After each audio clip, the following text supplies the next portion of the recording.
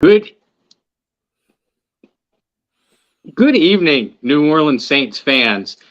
Happy Thursday. Happy draft day. I am Bob Rose. I'm one of your co-hosts for the Bayou Blitz NFL Draft Show. I'm joined by my partner, by my friend, Brendan Boylan. Brendan, you and I have been doing this draft together. I think this is our fourth year. 4 or 5. You lose count after a while. It does. Yeah, you do lose count. It's been, as every year we say it to each other, it's been a pleasure working with you. I am looking forward to this draft show. Folks, if you've never joined Brendan and I for a draft show, I hope you're in for a treat.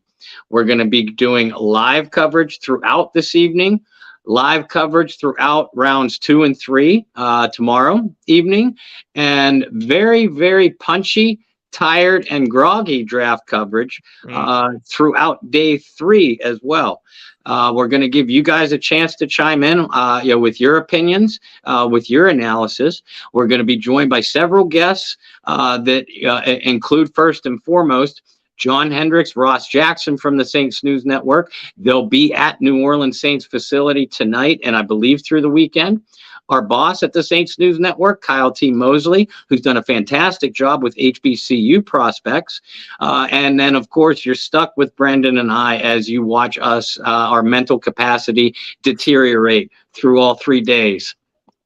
Yeah, that's accurate. I was going to say, by the time you get to the undrafted free agents at the end of day 3, Bob and I are pretty much gone. And day 3 is a lot of punching in and out too. You're literally clocking in and clocking out every so often. Yeah. Because at the end of the day too, we don't want you guys to lose your mental capacity going through, especially the third day, because picks, it's rapid fire picks. Mm-hmm. It's a lot of quick analysis of some guys that you might not know, might not have a whole lot on. But at least for tonight, it's a lot of fun.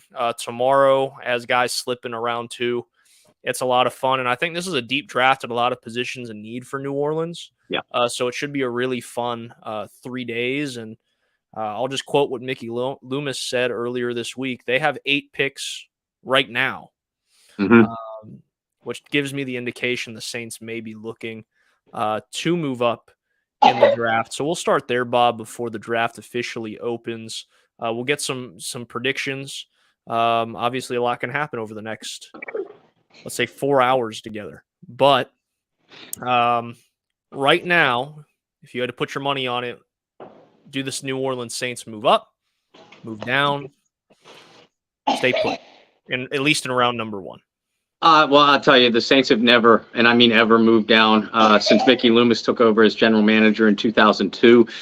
In fact, in those 21 drafts, and really 20, because you can't count the mess that was 2012. In 20 drafts, the Saints have traded up 9 times. So if you're a betting man, I'm thinking that I agree with you. I think Mickey Loomis, Jeff Ireland, Dennis Allen, they're burning up the phone lines to see what they can move up to, what it takes, what kind of prospects they have in mind. Because here's the thing that separates the Saints from a lot of NFL teams. They don't move up for a certain position. They will target a specific player to get in position for. And if they can't get in position for that player, then it's more likely they'll stand pat. We've heard some different speculation during the course of this week. A lot of it has been smoke screens, as we see with every NFL organization. But I think of the 3 scenarios, the least likely is that the Saints move back. Sorry, Saints fans. I know some of you want to see that, so you want to see them pick up more picks. Ain't going to happen. This is a pick that they weren't even supposed to have. They weren't supposed to be in the first round. They got this pick because of the trade of Sean Payton. So I think if they were to come out of this draft with no first-round pick at all, there would be a portion of the fan base that would be ready to storm Airline Drive. The most likely scenario, of course, as we've seen many, many times through the years, has the Saints moving up again, for a specific player, I wouldn't anticipate a far move up because it just burn. The further you move up, as you know, Brendan, you burn more assets. And this team is getting old in different spots, and they need a good draft to bolster what I think is a pretty talented roster going into 2023. Yeah, I tend to agree with you. I'm trying to pull up the exact quote from earlier when it came to the New Orleans Saints moving up, moving down, and their trade history. And he did a great job of kind of going back and your memory bank and pulling out 9. I wanted to say it was 10, but I think you're right. I think it's 9. It could very easily be 10 drafts for the Saints trade up. And this is the quote I wanted to pull. This was from earlier this morning with Mickey Loomis. He said, "I don't lie. I just withhold things." Accurate. That is one of the more accurate things we've heard from Mickey Loomis. And looking over the years that you and I have done this show, Bob, think about it. Last year, I don't know if you and I are ever going to top last year because both of us had the picks correct. Yep. Which made up for the other 3 or 4 years we did the draft together, and we weren't even remotely close. But last year we knocked it out of the park. So, guys, if you last year was your first show with us, like temper the expectations a little bit because Bob and I are not going to hit like that ever again. But we did really well last year. But you go to the drafts before, and you talk about the Saints targeting certain players. I mean, go all the way back to what I think may have been the first draft we did together. It may have been the year after, but the Marcus Davenport draft was one where the Saints smoke screen. Everybody thought it was going to be Lamar Jackson, who got paid today. We'll talk about that a little bit later. But they went up and got Davenport. You look at the Cesar Ruiz year. Yeah, they didn't trade up, but that was their guy. You look at Peyton Turner, another defensive end, a guy who had a round 3 grade by a ton of analysts, but that was the Saints guy. The Saints target people in these drafts. It's not just positions. And there's been a couple names that have been thrown out as if the Saints were to trade up, who were they targeting? You did a great piece on one earlier today with the defensive end from Iowa, the Hawkeyes, who have actually produced more talent than I'd given them credit for. I didn't realize as of 2 years ago. So numbers are even wrong from 2 years ago, but 2 years ago, they had like 37 players in the NFL. So they've produced a lot of talent. But that's a guy you're looking at. You're looking at both the Clemson defensive linemen. Are they going to fall? They've been mocked all over the place. Is that a guy that the Saints may be looking at in Murphy or Breesy? So there's a lot of ways the Saints could go. But knowing the New Orleans Saints, we're all thinking defensive line, right?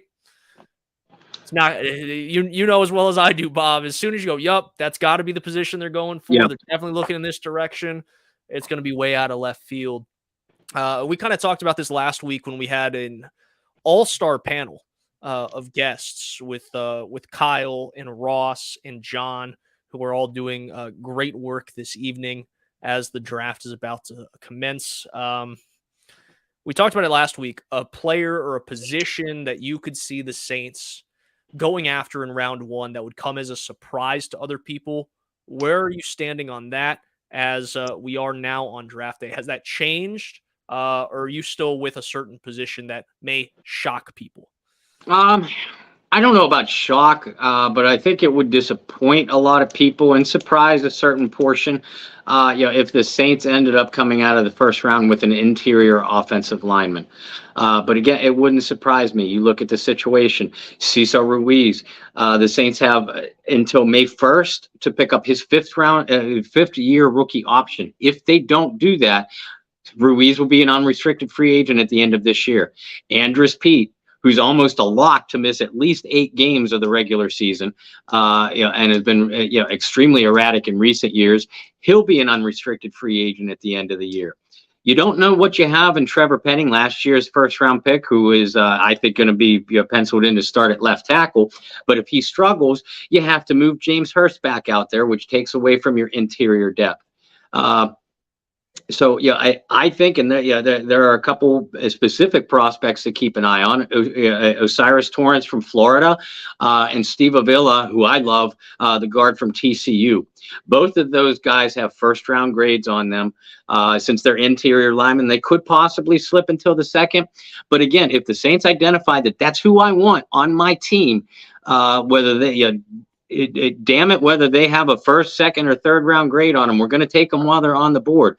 That's what wouldn't surprise me if they came out of this first round with an interior offensive line. I realize it would disappoint some people. The shock value would be if a Hendon Hooker or a Will Levis or an Anthony Richardson, a quarterback, falls to them at 29 and they pull the trigger on that. I don't think that it'll happen. I could see a tiny bit of logic behind it, but I think that that position holds the biggest shock value for the New Orleans Saints in round one.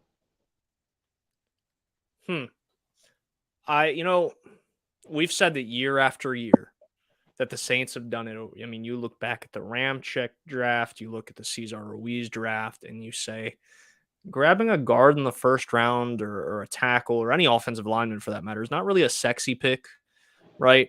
You wait all year for the day. And we got on before we went live. You said, "Hey, Brendan, happy draft day." I mean, this is the most exciting day of the year for you and for a lot of people. It's a national holiday for some people. I know here in Charlotte, everybody's going mad right now because the Panthers have the number one pick of the draft. I mean, it's been a party all day long. But when you wait all year to have this party and your team goes offensive line in the first round, it kind of sucks the wind out of the party. So I'm with you on that one. Well, consider this too, Brendan. Consider this. The Saints have drafted 5 offensive linemen in the first or second round in the last 8 years. That's a lot.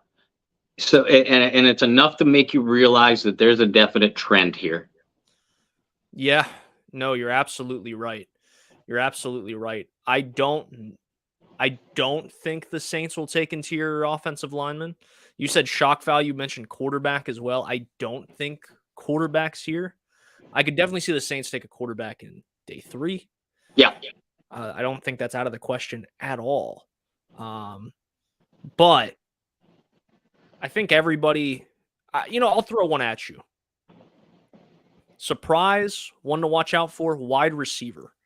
If the right wide receiver falls, and we kind of talked about this last week as well, you look at the Saints wide receiver depth, right? You have Mike Thomas, question marks with his health still. Olave proved he could be a top receiver in this league. I mean, we knew what Chris Olave was coming out of Ohio State. Rashid Shaheed had a really strong end of the year last year, and you're seeing promise.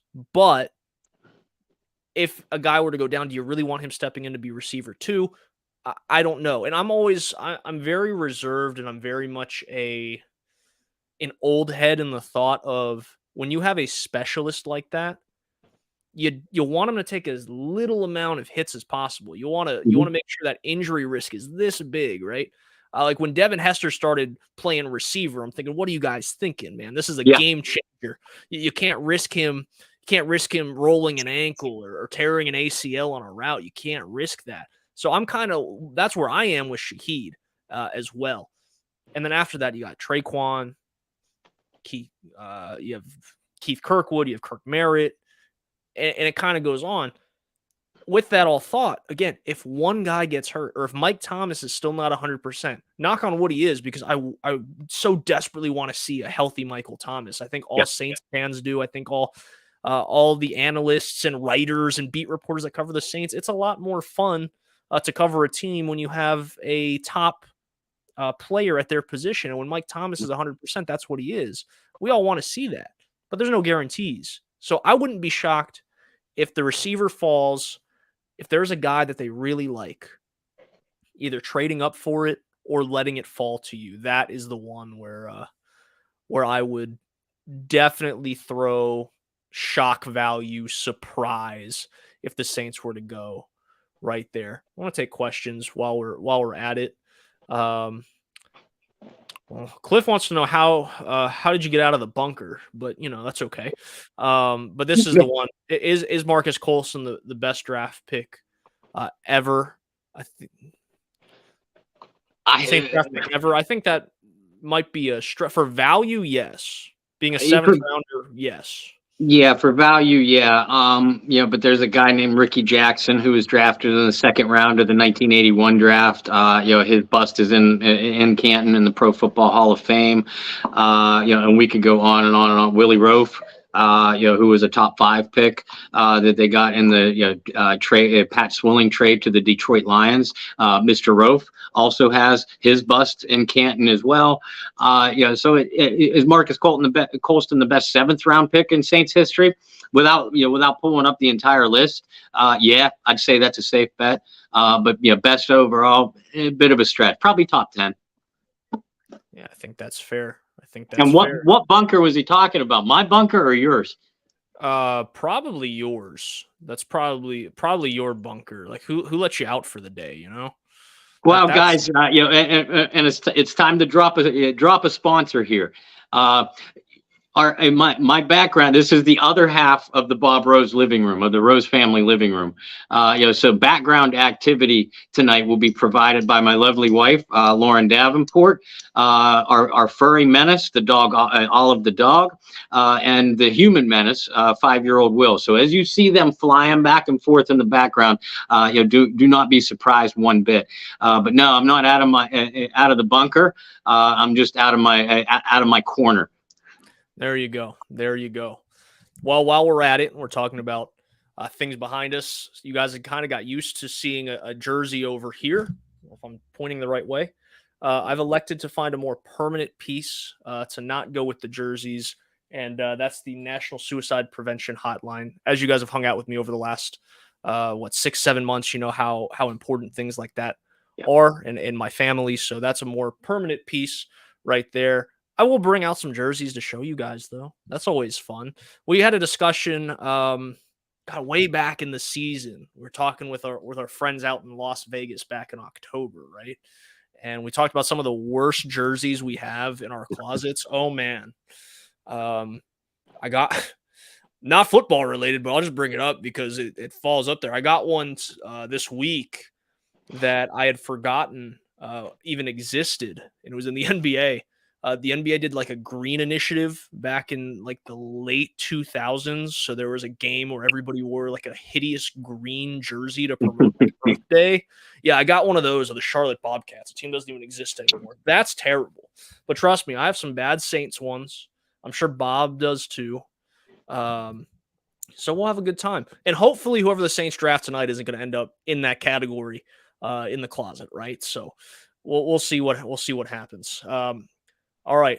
Let's talk about this because we do have the Panthers on the clock right now. Mm-hmm. And folks, we will be announcing the picks as they happen. Spoiler alert, Brendan and I oftentimes will get notified a couple of minutes before the pick is official on TV. So we might ruin some things for you during the course of, not only this evening, but the entire draft process. But we will announce the picks as they come. Yeah, how about that? I remember the first year I worked with John Hendricks on the draft. My goodness, was that a wake-up call? You guys know him from Twitter and Living in the Future on game day. I didn't realize that this man lived in the future every day of the week. We were finding out picks like 3 picks before they happened. I was like, John, wait a minute. We're still on pick 12. How are you on pick 15? This doesn't make any sense. But it is what it is. So let's talk about this, though. With the Panthers on the clock, there was a lot of rumblings over the last couple of days of quarterbacks and where quarterbacks fall in this draft.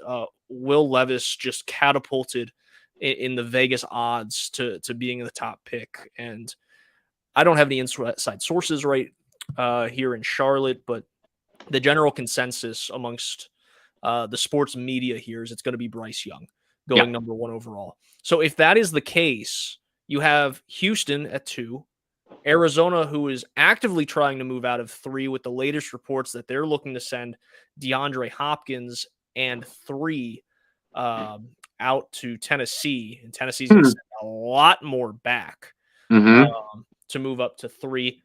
That if that happens, we'll get more into that. But Bob, if it's Bryce Young number 1, do you see a string of quarterbacks getting drafted here early in the first round? One of our favorite guys in the draft, especially because he met with the Saints early on with Hendon Hooker, has been projected super high in this draft in the first Mm-hmm. round, super low in the first round, and some people even have him falling to round 2. So how do you see the quarterbacks of this draft kind of playing out? Well, like you said, I mean, yeah, the Carolina Panthers are going to take a quarterback with their first overall pick. I believe, just like most, that it's going to be Bryce Young. Whether that itself is not going to trigger a run in quarterbacks. What happens at 2 and 3? With what Houston does. Whether Houston takes a quarterback, if they do, there's going to be a whole lot of scrambling for the Cardinals pick at number 3 because the Colts at number 4 need a quarterback. So I think if Houston takes a quarterback, whether it's Will Levis, C.J. Stroud, whomever it is, that's going to trigger a lot of activity over the next 4 or 5 picks to try to get the quarterback that other teams want. If Houston sits pat, it sits at 2, takes a defensive player, then you might see a couple of these quarterbacks slide. Again, with the Cardinals trying actively to trade out of 3,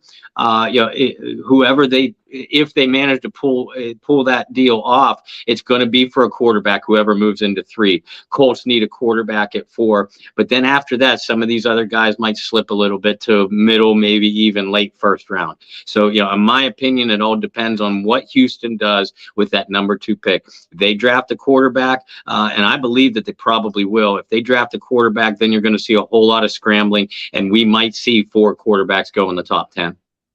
Well, I was going to say, you have Houston, Arizona, Indianapolis, and in all actuality, and then you have Seattle that closes out the top 5, that pick coming in the Russell Wilson trade. Mm-hmm. Really, 3 of your top 5 need quarterbacks, right? Carolina, Houston, Indianapolis. Seattle locked up Geno, and then you have Arizona, who, though he's going to be hurt and miss majority, if not all of next season, they have Kyler Murray. They have their guys moving forward, right? So I'm with you. If Houston decides to pass, which in my opinion, I don't know why they would pass. They are Houston. That is right. That is right. You have Indianapolis. Somebody's going to fall in Indy's lap. And then you go down the list and it's like, well, they don't really need a quarterback. They don't really need a quarterback. They don't really need a quarterback. And you could see some guys sliding. I think that's more likely that you're going to see quarterbacks slide in this draft. If Tennessee's able to trade up to 3, and swap with Arizona, 2 things become interesting to me. Is one, is Houston going to select whoever they're trying to trade up for? They're going to try to wait this out as long as possible to make sure Houston doesn't get C.J. Stroud, Will Levis, Mm-hmm. be. And then the second part of that is, remember, Malik Willis had a first-round grade on him last year. Not by us, but yeah. For a lot of people. A lot of people had Malik Willis with a first-round grade. And there were reports even last month that the Titans were ready to move on already from Malik Willis. So what happens there? Is there a team that could potentially use somebody to sit over the next couple years behind their starting quarterback that tries to make a move for Willis on draft night if Tennessee's able to go up and select whoever they want? It's an intriguing prospect. I even said that in last year's draft show. I think he's a really intriguing prospect. That isn't all well-rounded and definitely needs some time to grow. And I thought Tennessee would be an interesting spot with Tannehill, and obviously that has not worked out. So Tennessee in a mode, it looks like at least they're trying to get their guy for the future right now. Bob, I'll ask you this. You're up there in the Northeast as well. We're waiting for the official confirmation of the Panthers pick. You're up there in the Northeast. It's Stanley Cup playoffs. You watching any of it? Anybody up there going nuts? I love watching NHL hockey, especially NHL playoff hockey. I've been a longtime fan of not only the Pittsburgh Penguins, but the Colorado Avalanche as well. But this time of year, we get so busy with draft coverage. Yeah. So tell them how many profiles you've done, Bob. Tell them. I have published profiles on 53 different players. 37 draft related pieces.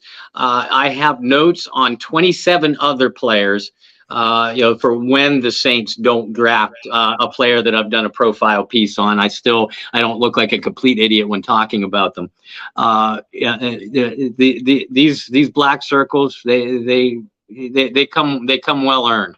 I watch a lot of college football. I don't watch a lot of college football during the season because I watch a ton of college football as soon as the NFL season ends or as soon as the New Orleans Saints season ends, because that's how I watch these players. I don't watch highlights.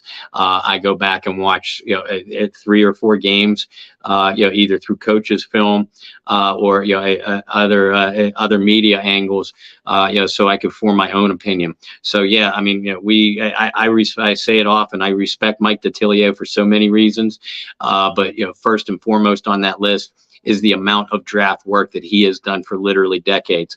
I have done this now for 5 years to this extent, and it's aged me horribly. Well, let's go ahead and talk about this. The Eagles and Cardinals have settled a tampering investigation involving the hiring of Jonathan Gannon as Arizona's head coach with a trade of draft picks. This is coming just a few moments ago. In the trade, the Eagles will send a 3rd-round pick, number 94, in this draft, and a 2024 5th-round pick to the Cardinals for a 3rd-round selection, number 66, in this year's draft. So we have our first official trade of the night. And, yeah. kind of. It's just happened to be before the first pick of the draft, but the pick is in for the Panthers as we await what's going on with all of that. Let's go ahead. Bryce Young's only 5'11". Yeah, that's a concern, but remember the Saints had a short quarterback as well. Bryce Young might be shorter than that, but listen, I think anybody that competes in the SEC at the level that Bryce Young did and was as successful as he was, I think he's going to be a fine pro. And I do have to applaud Carolina. Carolina's had a really good offseason, kind of retooling their entire coaching staff and also bringing in some weapons. I think Bryce Young, if he goes number 1, will be fine. And he does. That's official. Officially official. Bryce Young. Officially official. Bryce Young, the newest member of the Carolina Panthers. And I mean, listen, Panthers fans that may be watching this stream, you had Sam Darnold, Baker Mayfield. Before that, you had the Cam Newton experience again. It's got to be nice to at least have some security at quarterback moving forward. And it's going to be just like any rookie quarterback. It's going to be rough to start. But I believe this has been the guy for months for the Panthers, right? Or they would not have moved up from 9 where they were to number 1. They wanted this guy from the jump. And it looks like they went and got their guy. Yeah. If you're the Carolina Panthers, if you're any team, you don't make the monstrous move up to the number 1 overall pick like they did unless you have a specific player in mind. They didn't sit there saying, oh, we want a quarterback, so we're going to move up to number 1. No, it was obvious that we want Bryce Young, so we want to move up to number 1 because nothing guarantees your guy more than the 1st overall pick in the draft. And I'm like you, Brennan. I'm not concerned at all about Bryce's height. He moves around extremely well. You mentioned the Drew Brees comparisons in height, and not only is that accurate, Bryce reads defenses better than any quarterback in this draft. It's obvious if you break down the film. And again, he moves around well from pressure. The 2 things that concern me here. Number 1 is his build. Again, height doesn't bother me, but he has a very slight build, and we saw him take a little bit of a beating, and it physically affected him last year. NFL quarterbacks, even in this day and age of Goodell flag football, they do take hits. So, will Bryce Young be able to add the necessary upper body bulk to take the punishment that even a current NFL quarterback takes? Second, the Panthers starting from the middle of last year at the trade deadline, they've traded Christian McCaffrey and they've traded DJ Moore. Those are not only 2 Pro Bowl caliber players; those were two of the best pass targets on the team. Now, the Panthers in Cam Newton's waning years, they had a sieve for an offensive line. Almost got that man killed. The Panthers have done a great job of rebuilding their offensive line. I like the direction they're headed there. But you got to believe that the Panthers, and they brought in Adam Thielen and a couple other older wide receivers. But you make a move like this to draft your franchise signal caller, the face of your team for the next, hopefully 10 years if you're them. You got to surround them with the weapons to succeed. And right now, on paper, the Panthers don't have enough weapons to put their young quarterback in place. So the slight build and the lack of weapons around him are the two things that concern me about Bryce Young right now. Well, and that was the biggest knock of what they gave up, right, to move up, was how do you trade your number one receiver if the plan is to go get a quarterback? And that was a big problem. Because you look at it and you go, well, this is not as talented of a team as they were just a little bit ago. Now, at this point, I don't think Bryce Young is totally like a Lamar Jackson where you have to completely strip and rebuild your offense around a guy. No. But he is talented enough and mobile enough on his feet to where you can be creative and you can see something, maybe Jalen Hurtsy, another Alabama quarterback, where you can draw up and toy and make sure you get the pieces around him that are going to make him the most successful. And I think that's kind of what the Panthers did. They didn't strip it all the way down, but they've definitely done enough to make it flexible to where they can surround Bryce with the guys they want to surround Bryce with, and vice versa. We're not even an hour in, and you've already, we're going to do this multiple times through all 3 days, folks. We're going to recreate the English language. And Brendan Boylan, less than 1 hour in to 2023 draft coverage. The term Hurtsy, is now applicable for an NFL quarterback. So, applaud Brendan. If you have Brendan Boylan down as the first play on English language, you won your bet tonight, folks. God, what were the betting odds of that? I want to know. I want to know if you were the favorite or if I was the favorite going into today. We'll have to ask Vegas. We'll have to get our friends in Vegas on the phone and see what the Vegas will on that. Yeah, absolutely. But I think it's a good pick for Carolina. But the biggest thing is, and I can't believe I actually have to say this out loud, but there was a lot of people that coming into this draft and coming in past the offseason and past free agency, at least, were saying, well, Tampa probably not going to compete. Atlanta might. Carolina's got a good chance, and there's New Orleans, and you kind of have this weird, out of those three, who's it going to be? I still don't see Carolina being a team that's going to really compete for the NFC South. Even with it, and a lot of things can happen, a lot of things can change. But they do not have a solidified team enough to where you could go, they're just a quarterback away. And guess what? A lot of teams picking number one, and I know they were initially going to pick 9, but a lot of teams picking number 1 don't. They just don't have a team where it's like, oh, they're just a quarterback away. They've done a lot of good things this offseason. I applaud them for that. But they're still 2-3 years away from being a team that you can go, yeah, they should be making the playoffs this year. I realistically, again, looking at things on paper, I agree with you. I like what Carolina is doing. I like what Atlanta is doing too. Both teams have been extremely aggressive. But a rookie quarterback, with so many roster changes, especially on offense, you got to believe it's going to take at least a year or two. And we have our second pick, our second quarterback off the board, C.J. Stroud, quarterback Ohio State, goes to the Houston Texans. And there's a lot of people that were saying he was going to drop in the draft.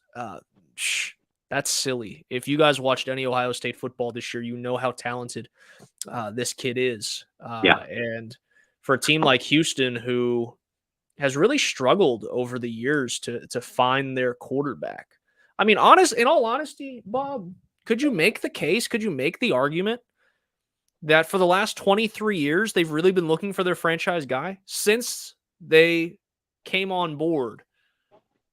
Has it always been one of those, yeah, he might be a good placeholder, but I don't know. And that's excluding and David Carr excluded, because I don't care who the number 1 pick was going to be that year. Nobody. You could have handed them Peyton Manning, Drew Brees, Tom Brady. No one was succeeding with those Texans teams. And that's not a knock on anybody that played for those teams, but they were not well constructed. They were extremely young. And it was essentially like, all right, David Carr, go be the savior, but we're not going to help you at all. Yeah, and I don't feel sorry for many millionaires, but I felt sorry for that one. And going back to what you were saying, the Texans had a franchise signal caller in Deshaun Watson. Before his, I don't even know where to go with this, but if you followed the is questionable morality, we'll call it that. I'll keep it PG early on. But outside of Deshaun, I think you can make a real case that that David Carr was the second best quarterback in franchise history, certainly from a skill level. Outside of Deshaun, who played for Houston, 4 years? 3 years, 4 years. Outside of that, the other 2 decades that they've been in existence, they haven't had an answer at the quarterback position. They were in position to get one in this draft, which is why I felt all along that they would be foolish to pass on a quarterback at number 2. If the one that they liked was there, and you said it at the onset of the show too, that you didn't see any reason for the Texans to pass. To watch CJ, listen, I get the stigma of Ohio State quarterbacks that they've never done well at the NFL level, but CJ Stroud is a different animal, man. CJ, and I had this conversation with somebody the other day, I believe it was Jordy Hultberg, that if you take CJ Stroud and put him in the Alabama system, or put him in the Georgia system, put him in the TCU system, not much changes. He is that good. That he could be a difference maker. It's not the system with CJ Stroud. It's not all the talent necessarily around him. It's just that he is that darn good. Yeah, I tend to agree with you on that. I mean, I think the biggest thing, and I said it, like you said on the onset of the show, I mean, there's too much talent there, right? A guy who was, I think, the consensus number 1 pick for a lot of people at one point during the season. Why would you let him pass at number 2? This isn't a Texans team that has a quarterback waiting. It's not like their quarterback got hurt and that's why they finished with the second worst record in the league.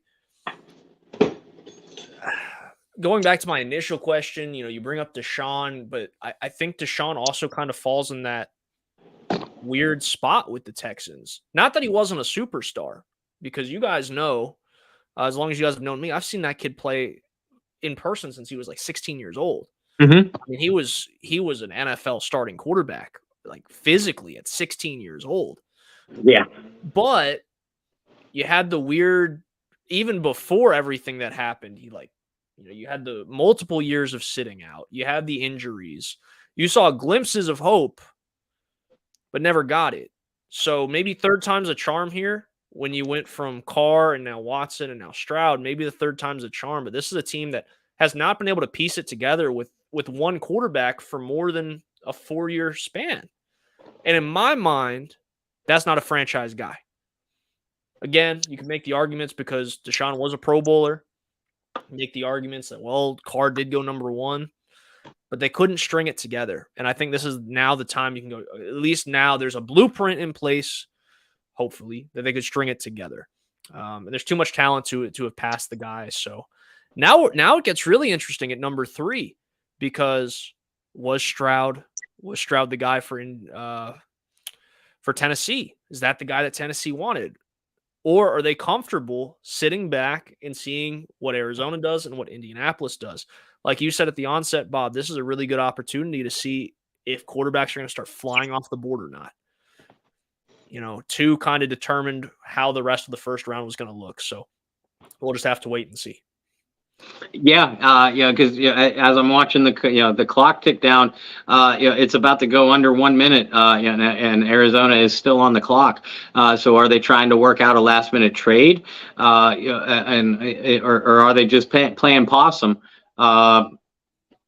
Obviously we're going to see here in about 50 seconds or so, and as I say that, we just get a trade alert that the Cardinals have traded their pick.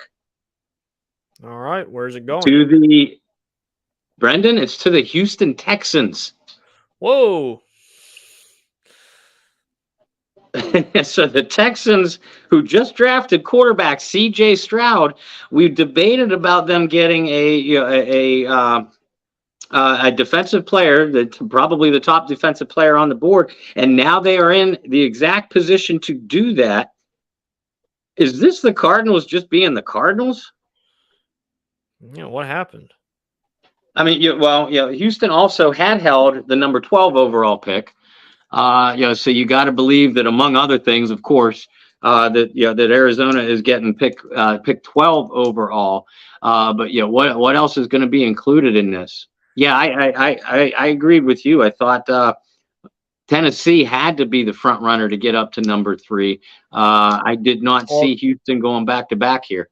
That tells me that Stroud was the guy that they were targeting. And when Stroud came off the board, they either pulled out or Houston had a haul to offer, which honestly, outside of picks, it's not like they're, it's not like they're floating around a whole lot of young talent. Right. Houston, right? That's really Damian Pierce is the only one that comes to mind for me. Exactly. And you're not trading him. You just drafted him. He had a good year. He had a really good year. That's going to be Stroud's best friend, right? So where are they going here? That's going to be the interesting thing. They need needs all over the place. So yeah, they do. And again, just like we talked about with Carolina, you need two things with a young quarterback. You want your offensive line to protect him, and Houston has already been down this road with David Carr. And you need receivers for him to throw to. Do they go one of those two spots here? At 3 is way too high for a receiver of this draft. But do they go offensive line? I have your compensation right here. All right. Cardinals receive 12, 33, a first next year, and a third next year. Texans receive number 3 and number 105. And Will Anderson, the edge rusher from Alabama, is the pick for the Texans. Well, there you have it. Well, honestly, you could look at a lot of offensive linemen to help protect your young guy, but Will Anderson was a consensus top 3 pick. Yeah. And so to land him at number 3, and honestly, like looking at that, Bob, and I'll say it one more time for you guys at home, the Cards get 12, 33, a first and 24, and a third and 24. Texans receive number 3 and number 105. I don't think they gave up a whole lot. It could have been a lot worse in my mind. Because you basically moved up 9 spots. Top 3 in an NFL draft is the most coveted, spot to be in for obvious reasons. And you didn't have to give up that much, future assets, to do it. So yeah, I do agree with you. I think certainly on paper, you never know how these things are going to play out. But on paper, Houston has won this trade. And the Cardinals, once again, if you're a Cardinals fan, and I low-key am, I've always liked to see Arizona do well. If you're a Cardinals fan, you got to scratch your head and wonder what the heck is going on in this organization yet again. They weren't going to go quarterback at number 3, as you and I have said all week long, all month long. That the Cardinals made it no secret that they were trying to trade out of number 3. So by doing so, they devalued that pick a little bit. But if you're trying to improve your team, I don't see how you were able to do it in a big way. This year, certainly. Well, now with the Indianapolis Colts on the clock, 2 quarterbacks already off the board, is this a position where Indianapolis is really looking quarterback, or could you see them going somewhere else? Indianapolis needs a quarterback. They'll overdraft one, because I love Hendon Hooker, but I don't know that he has number 4 overall value. I don't have a first grade on Will Levis at all. I don't have a first round grade on Anthony Richardson at all. Richardson is not a quarterback that's ready to play in year 1. At least with Hooker and potentially Levis, you could get that. So yeah, I think Indianapolis has no choice but to go quarterback here because they don't have one on the roster at this point. Richardson, Levis, just naming quarterbacks right off. It's really Richardson, Levis, and Hooker, your guys at this point. And I'll be honest with you, Bob, this is not a draft where I look down the board and go, okay, that is a borderline first or second round talent. Like there is quite a drop. Yes. After Hooker. And just off the top of my head, I mean, you have the kid from Purdue, you have the kid from Stanford, you have Bennett from Georgia, TCU's Max Dugan, and it's just there's such a drop. Yeah, great college names, guys that could be lifelong backups in the league, but nothing that's going to really like jumpstart your franchise. And then you look at the board too right now, and you go, okay, who would you put as the best player available? And in my mind, because we talked about earlier, going offensive lines is not really sexy. Sometimes going defensive lines is not really sexy. Bijan Robinson's probably the best player on the board, but you talk about a team that absolutely doesn't need a running back, right? Because they have Jonathan Taylor. So, if anything, did the board play really bad for Indianapolis here? If CJ Stroud or Bryce Young were their guys, then yeah, it absolutely did. And the reality is, again, if they were on board with Stroud or Young, it was they were playing Russian roulette with a loaded pistol anyway, because you were never going to be able to trade up to Carolina's spot once they traded into that spot. You were never going to be able to trade up to Houston's spot because that's an in-division, a divisional rival. You don't see trades like that happen in the draft very often. So maybe the Colts were Will Levis guys or Anthony Richardson guys all along. Either or. Again, in my opinion, I think the pick has to be quarterback here because Indianapolis has no choice. They'll say the right things and they'll say, oh, the board played out how we wanted because that's just how NFL teams do. But again, I mean, only time will tell. There've been, especially at quarterback, there's been many throughout the years, that people thought were a slam dunk blue chip value that turned out to be busts, or the opposite. People thought, these guys are never going to make it in the NFL, and lo and behold, they put together a perennial Pro Bowl career. So, I mean, you don't know, especially at this position, but on paper, the Colts are not in an enviable position. No, not at all. And the pick is in as we wait. We are looking at Anthony Richardson, it looks like. Yep, official. Anthony Richardson, the quarterback from Florida, going number 4. I think out of all the quarterbacks in the draft, he had the most mystery to him. Yeah. Showed a lot of arm talent, showed decent running ability, but certainly, at least in my eyes, was not a guy that was going to be a day one starter. It was going to take some time, which isn't a bad thing. I think that's one thing, Bob, and we can kind of rant on this a little bit as we've had a stretch of quarterbacks, is you can be a first-round quarterback and not be a guy who's ready to start day number 1. I mean, look at the list of Hall of Fame quarterbacks or great quarterbacks that were not day one starters. The first couple that come to mind, Eli Manning wasn't a day one starter. Mm-hmm. Phillip Rivers was not a day one starter, right? Patrick Mahomes was not a day one starter. Yeah. Roethlisberger. Aaron Rodgers was not. Roethlisberger was not. I mean, the list goes on. Go all the way back to Dan Marino. Dan Marino was not a day one starter. Exactly. I mean, the list goes on and on and on of guys that were not day one starters. So just because you're not a day one starter doesn't mean you're not going to end up with a good career. Doesn't mean that, it's a wasted pick or anything. It just means that, hey, you have a little bit more work to do. And there's nothing wrong with that. I think Richardson, like I said, has the most mystery, has maybe the most upside. But he might have the highest ceiling and the highest floor or lowest floor in this draft. You don't know. You don't know where he's going to be, but you take him there at 4. And for Indianapolis, you see what happens. If you can go land a veteran guy, I'm not, honestly, off the top of my head, I don't even know who's in their quarterback room at this point because it's been a revolving door. It's been a revolving door of quarterbacks lately. But if you can get a veteran guy that's going to start a couple games or what have you, it's going to be really, really productive for him.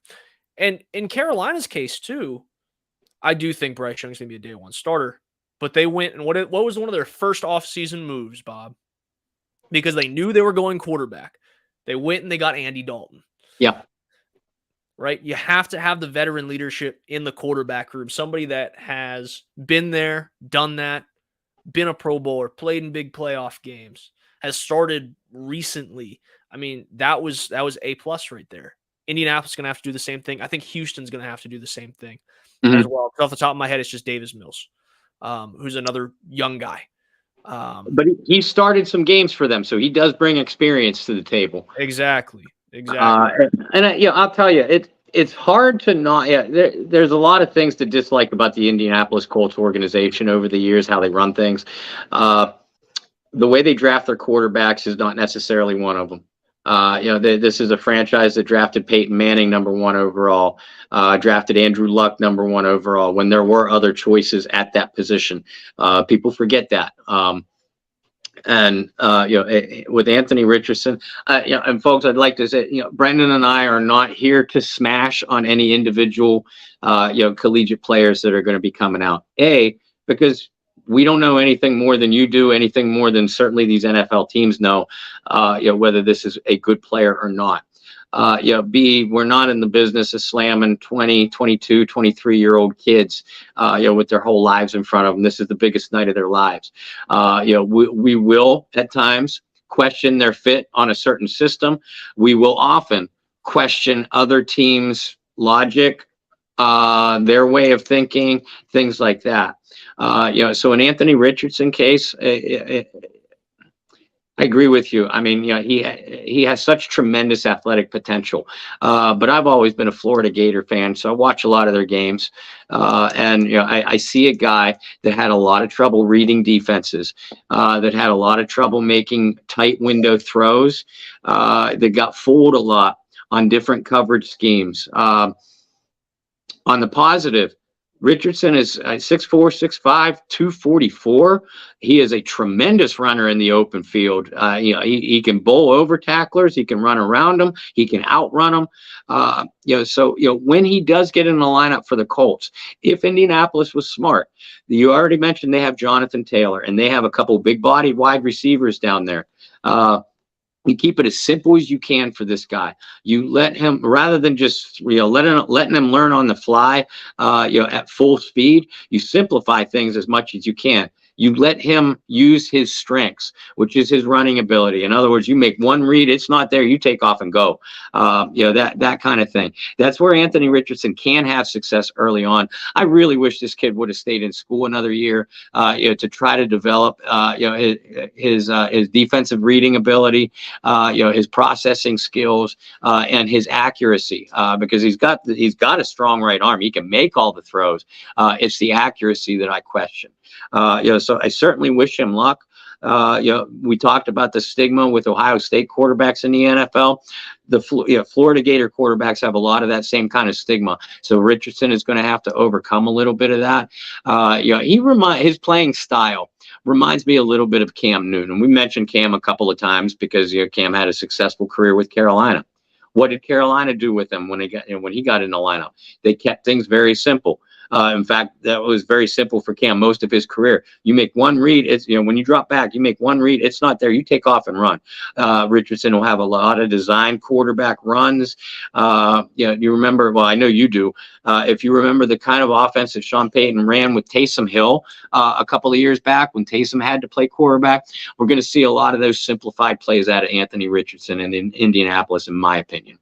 Well, you also, Cam Newton, former Florida Gator, even it might not count to a lot of people, but former Florida Gator. Chris Leak, some athletic ability there. Obviously didn't work out in the NFL. Then Tim Tebow, another guy that when he was at the peak of his powers, and you watch a lot of Denver football as well. When Tebow Mania was at the peak of its powers, it was one read and go. Very simple stuff. And one name you didn't mention with the Colts, because it's not sexy to mention linemen, Quentin Nelson's one of the best interior offensive linemen in the league. So when you have guys like that in front of your young quarterback, it's going to be really helpful. It's going to open up holes for Richardson. It's going to open up holes for Jonathan Taylor. It's going to be a smash mouth type of football for a little bit if they start Anthony Richardson from the jump. They got to ease him into it. I got an update. Phones are ringing in Seattle. We could be seeing another potential swap here. Well, I tell you, it wouldn't surprise me, because I was just going to ask you where you thought Will Levis might slide. The Raiders are sitting here at 7. They don't have much of an answer. They don't have any answer at the quarterback position.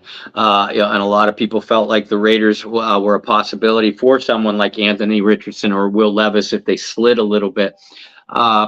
Seattle has the luxury of 2 first-round picks. We know that Pete Carroll likes to trade back and stockpile additional picks. This is certainly an opportunity to do exactly that. If they manage to pull it off. If not, Levis could slide all the way to 7 with the Raiders. Outside of that, possibility he could go 8 to the Falcons, but we're hearing that they like Desmond Ridder. He's not going to go 9 to the Bears. He's not going to go 10 to the Eagles. Maybe 11 to the Titans, or maybe the Titans are going to trade up to 5 where Seattle is. Seattle will be making the pick. So now we were just waiting to see. The phones were buzzing, but I guess they didn't get the offer that they wanted. I love wasting my breath. It's the best. I mean, you want to talk about the perfect night to waste your breath? It is this one, because it happens. Yeah, I know, but I'm a heavy smoker. I'm getting up there, and I don't have as much breath to waste anymore. I guess I'll have to waste breath for you today. Hey, while we're sitting here talking about trades, here are the last 13 trade ups for the New Orleans Saints. You guys ready? 2016, they traded up for Von Bell and David Onyemata. 2017, they traded up for Alvin Kamara. 2018, Marcus Davenport. 2019, Eric McCoy and CJ Gardner-Johnson. In 2020, they traded up for Adam Troutman, Zach Bond, and who could forget Tommy Stevens. In 2021, Paulson Adebo and Landon Young. Last year, Olave and Trevor Penning. So not all of those were first rounds, but the Saints have done a lot of wheeling and dealing over the years. And we have our first cornerback off the board. Pete Carroll is trying to recreate the Legion of Boom with very talented cornerback Devin Witherspoon from Illinois. I like this kid a lot. Yeah, I actually saw, I think the last mock that I read before we went on air had him going to number 6 to Detroit. So he goes 1 pick prior. And here's the thing, man. It's weird because I think sometimes there's a trend in the NFL where we see smaller DBs. Sometimes there's a trend where we see bigger defensive backs. But in my mind, Bob, the perfect defensive back stands right around 6 foot. And this kid Witherspoon, he's lengthy. He attacks the ball. He's actually a pretty good tackler, which is one of the biggest knocks on kids nowadays coming out into the draft. Just DBs that can't tackle. He's a good tackler in open space. I wouldn't call him like a ball hawking safety, obviously, because he's not a safety, but he has some of the intangibles to go find the football and go get the football. I think the biggest thing is, and you mentioned Pete Carroll and the Legion of Boom. What was the one thing about that Legion of Boom outside of Earl Thomas, because he was short? All those guys were stocky, lengthy dudes, and he kind of fits that profile really well. Of like Shermans.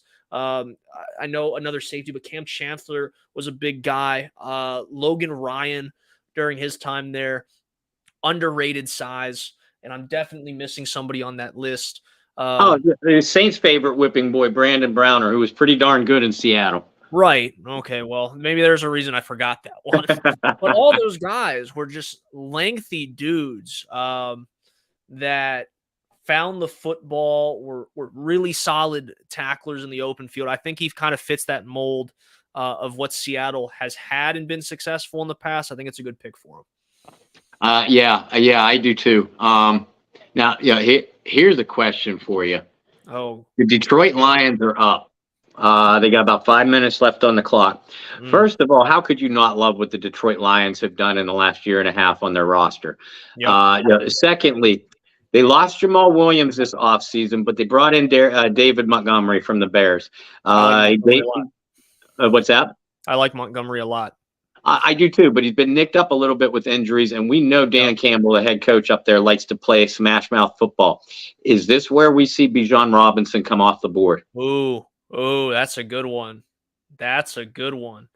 I don't know. I think that's I'm not a fan of, and you and I talked you and I talked about tight ends that haven't worked out as first round picks. Running backs right up there too. Especially running backs taken in the top 10. Yeah. They just have not panned out. Now, this kid Robinson is a different beast. He's a different animal. He absolutely is. I think he's going to have a really good NFL career, and I hope that they don't throw a ton of miles on him early like they did with a guy like Ezekiel Elliott, who also was like a generational, this kid's a monster type of running back. Yeah. And I'll the Lions tell you, have other glaring needs, though. I really they do. They do. I could see cornerback being a pick here. Too early to pick a wide receiver, and they have some nice young ones, so I don't think it'll be that. Defensive line, guys that get quarterbacks off on the ground. I'll echo Mike Detillier's statement. You can never have enough of them. But Detroit has all kinds of holes in their secondary, especially at the cornerback position. I got to believe that the pick here, if it's not Robinson, and again, it wouldn't surprise me if it is, if it's not Robinson, they got to go corner. But remember, the Lions pick again at 18. Well, let's hold on before you waste some breath. The pick has been traded to the Arizona Cardinals. Oh, of course it has. Of course it has. Yep. I was going to say, I'm not going to let you waste your breath this time because as soon as you're saying that they have another pick in the first round, the pick now they'll probably have a couple. Pick is going to Arizona. The Cardinals back in it. Talk about wheeling and dealing early. The Arizona Cardinals. Here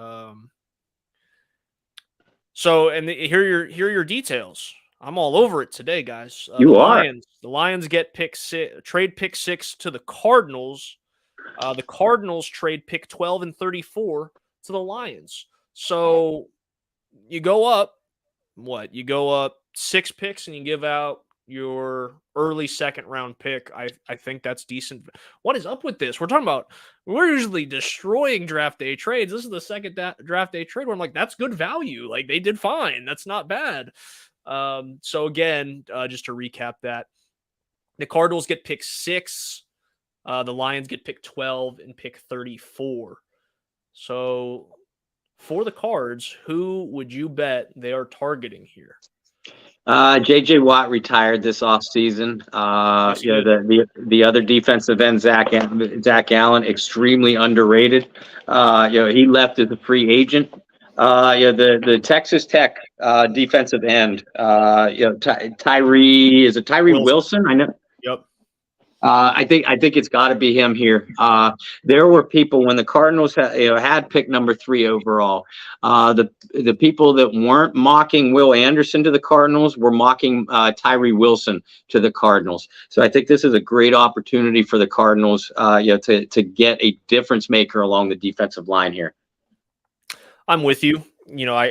Robinson is still there, and I think he's the guy to really watch here. But they have James Conner, who had a good year, and just to throw his name out there because it's draft day, and if you guys, this is the first hour of the draft, so you bettors that bet Brendan was going to bring up the name Eno Benjamin in the first hour of draft day.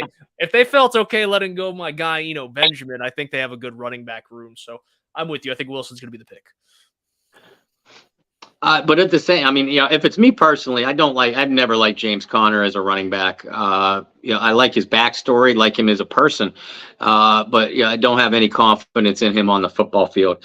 So, if I'm the Cardinals, I wouldn't mind going Bijan here. But I don't think there's any question that they go defense. Yeah, I think that's the smart move. And I think that's the way they will go as we await the pick here. We're kind of flying through the first few picks, and it also helps that we've had some moves, some trades, plenty to talk about. But we thank you guys for tuning in as we are approaching the hour mark that Bob and I have been live for year 4 or 5 together on the NFL draft. Gets crazier and crazier. Well, I mean, if we've done this since 2018, since the Davenport draft, it's year 6 for us then. Oh, don't make me do math, Bob. Now you're asking too much. I mean, we might as well get the math out of the way, because if we try to do math later, like on Saturday, brains are going to be fried. Can't do that. Yeah, it gets humorous at that point. At that point, the show is brought to you in part by coffee. It doesn't even matter whose coffee it is. There you go. Paris Johnson, offensive tackle, Ohio State. The Ohio State.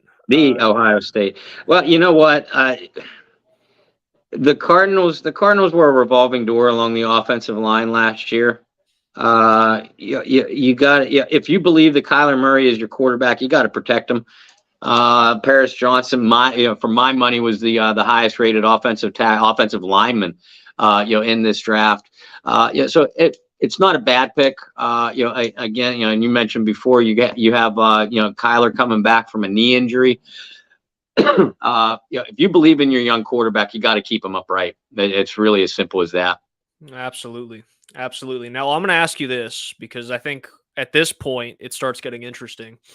With Bijan Robinson, is you have the Raiders here, who have had a really good running back over the years in Josh Jacobs, who's due a payday.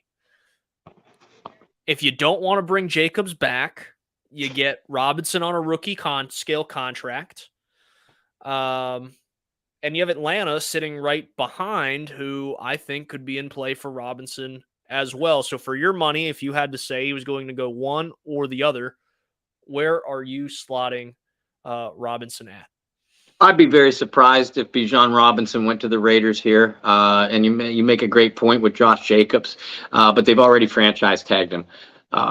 And I don't see them being able to draft Robinson and be able to recoup some of their value by trading a franchise tagged Jacobs at this point.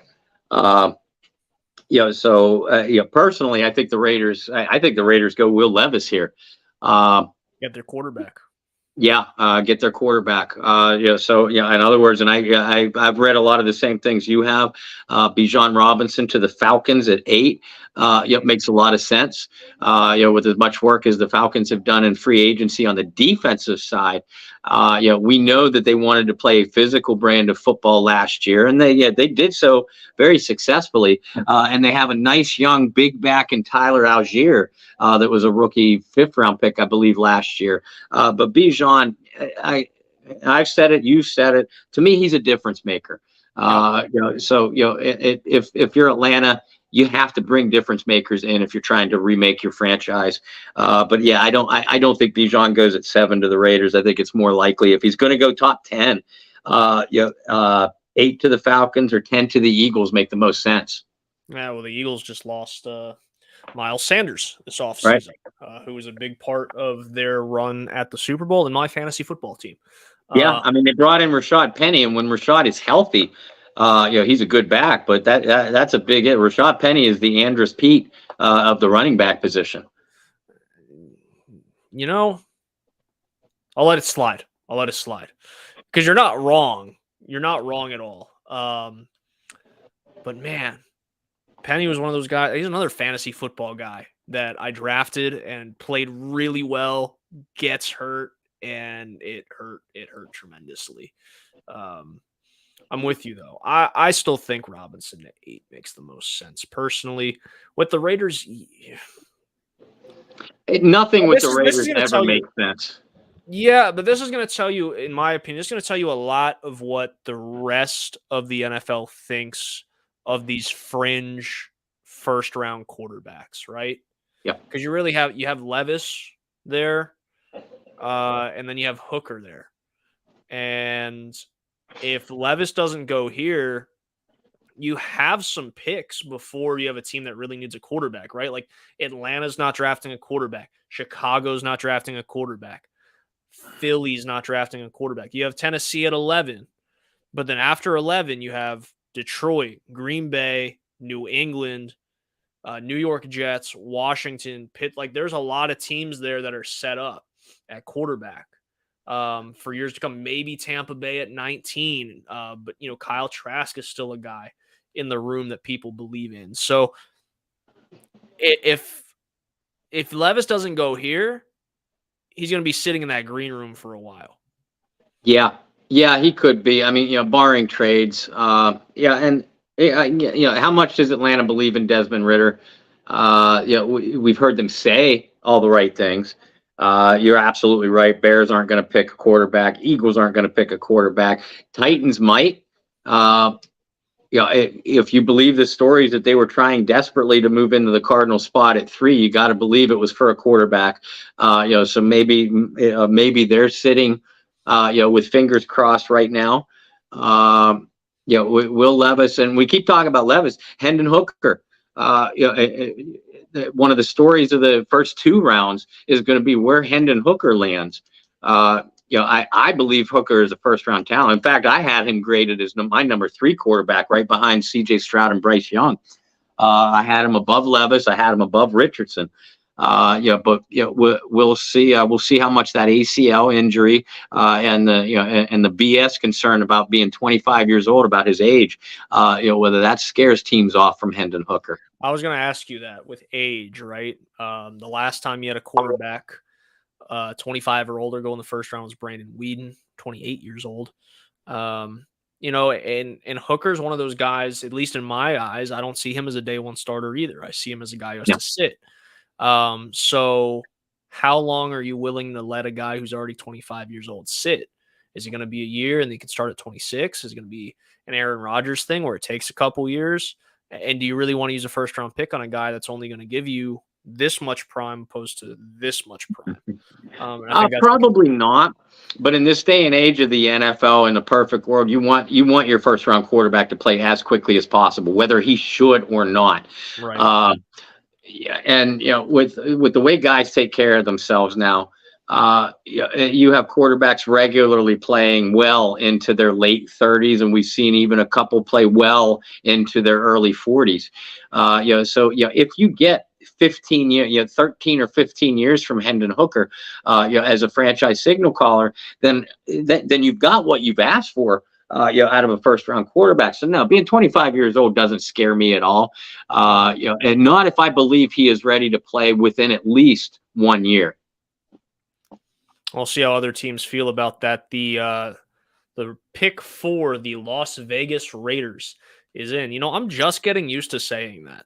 Not even going to lie to you. Just now getting used to saying Las Vegas. We'll see. There's a lot of talent left on the board. I mean, we were talking about quarterbacks there for a long time, but we talked about Wilson a little bit. He's still there. Jalen Carter from Georgia. You have the quarterbacks. You have some offensive tackles though as well. There's a lot of guys with a lot of talent, but obviously the biggest need for the Raiders, you're looking at quarterback. They could use some defensive line help though as well. They could. I mean, Max Crosby is as good as anybody, but they don't have much outside of that. I'll have to see where they decide to go. And I think this is the one part of draft night, Bob, where it just seems like the picks defensive end Tyree Wilson, Texas Tech. There you go. I was gonna say it seems like the pick is in for much longer than the clock actually gives. Like if we're only supposed to have 10 minutes to pick, the pick's in for like a solid 10 minutes before it gets announced. But there you go. We talked about Tyree Wilson a little bit, just a little bit ago when the Cardinals traded back, and you talk about tapes of guys that can truly rush the passer. I mean, this is a big dude. This is a big dude. And honestly, you talked about J.J. Watt retiring. It's crazy to make comparisons of very young kids and J.J. Watt, who's one of the greatest to ever do it. But in terms of physical stature and size, there's a lot of comparables there between Wilson and J.J. Watt. Athleticism too. For my money, I'd have taken Tyree Wilson over Will Anderson if I'm running a 4-3 scheme.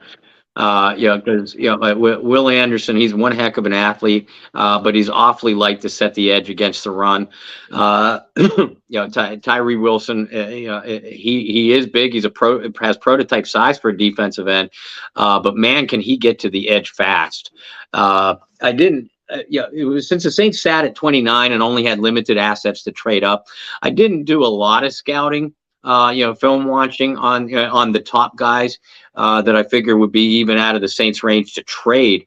But Tyree Wilson is a guy that I had just heard too much about to not watch some film on. And there isn't an aspect of this guy's game that I don't like a lot. Yeah, I think that he's a guy that is you talk about this a lot, right? And this isn't just top 10. You talk about first guys just in general. You want immediate impact guys, whether they're starters, whether they're rotational pieces of the defensive line. You want an immediate impact guy if you're drafting a defensive lineman in the first round, regardless if they're top 10 or not.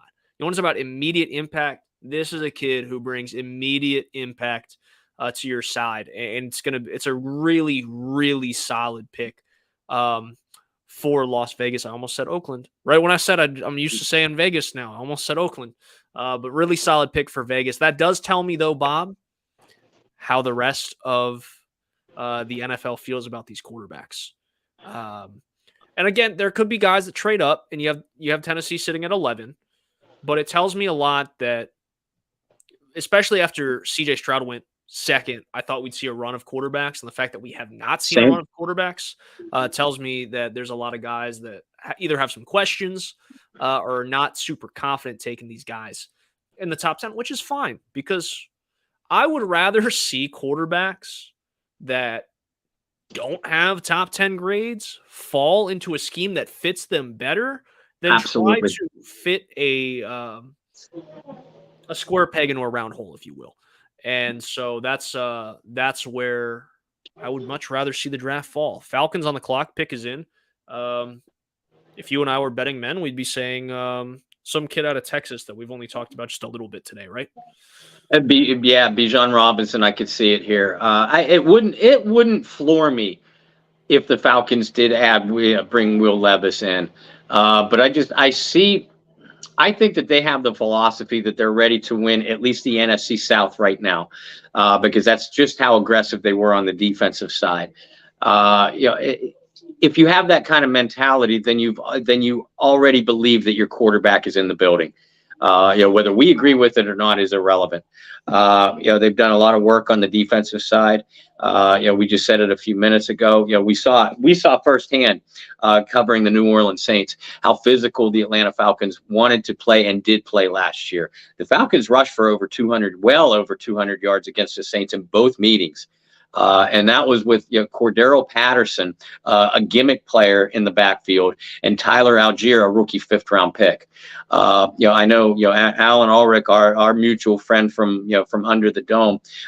He loves Bijan Robinson as much as we do, and he absolutely does not want to see Bijan land with the Atlanta Falcons, because just as he put it, he has seen too many years already watching the Saints of Gerald Riggs, Jamal Anderson, Steven Jackson, those kind of guys just running rampant through the Saints defense. And he doesn't want to deal with Bijan Robinson, and I could see why. I mean, Frank, even with Alvin Kamara and Jamal Williams on the roster, if Bijan was there for me at 29 and I'm making the pick for the Saints, I pick Bijan Robinson.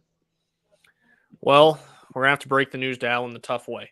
The Atlanta Falcons are taking Robinson at number 8. He will be joining Drake London and Kyle Pitts in what is a young, talented Atlanta offense. Yeah, I mean, they have a lot of questions at the receiver position, but when you can run the ball like they did last year, and you have a tight end, a mismatch weapon at tight end like Kyle Pitts, it's obvious what kind of football that you want to play. The Atlanta Falcons have made no secret about that. Well, up next, the Chicago Bears, who held the number 1 pick of the draft, right? They get DJ Moore and a whole lot of picks from the Carolina Panthers. They made it clear that they're sticking with Justin Fields, who I really liked a lot even before he transferred to Ohio State, when he was a commit to the University of Georgia. He had a lot of talent coming out of high school, and it has certainly proved that he could be a young face of the league moving forward. I think the ideal one here, and we kind of alluded to it earlier with some of these other teams, is what's the best thing to do when you have a young quarterback, and that's make sure to protect them and grab some offensive linemen, the non-sexy picks of the first round. I think there's a couple here that would suit really well. I look at a guy like Broderick Jones out of the University of Georgia. He might not be the highest name tackle on the list, but in terms of just size, stature, and of course, winning some national championships along the way as well. He's a little short compared to other offensive tackles at 6'5". I know that's crazy to say short at 6'5", but I think the ideal world, if you're going to the combine, you're taking measurables, you want a guy around like 6'6", 6'7". But I like Broderick Jones in this spot. I think that would be a really good pick for Chicago, who had a terrible offensive line a year ago. Yeah, and because of that, I don't think there's any question that the Bears go offensive line here. Broderick, I had him as my second-rated tackle on the board. Protected, played very well, for a multifaceted Georgia offense in college. Skoronski, the Northwestern tackle, who's projected to be a guard in the pros. If you're talking about a player that's probably going to convert positions, that to me, I'm not going to call it a red flag, but that gives me a little bit of pause as far as immediate contribution goes. So because of that, if I'm the Bears, and I have Justin Fields who I'm trying to keep healthy for as long as possible, I'm going to go with the more experienced tackle in Broderick Jones.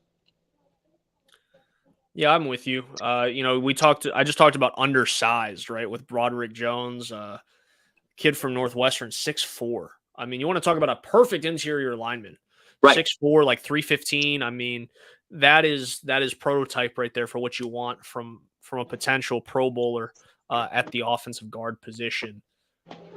At this point, does it really matter how you address it? I think that they had so many holes on the offensive line, it really doesn't matter if you go one way or the other. But obviously, there's so much value at tackle in any draft, right? They made a whole movie about it, Bob. It's the second highest paying position in football for a reason.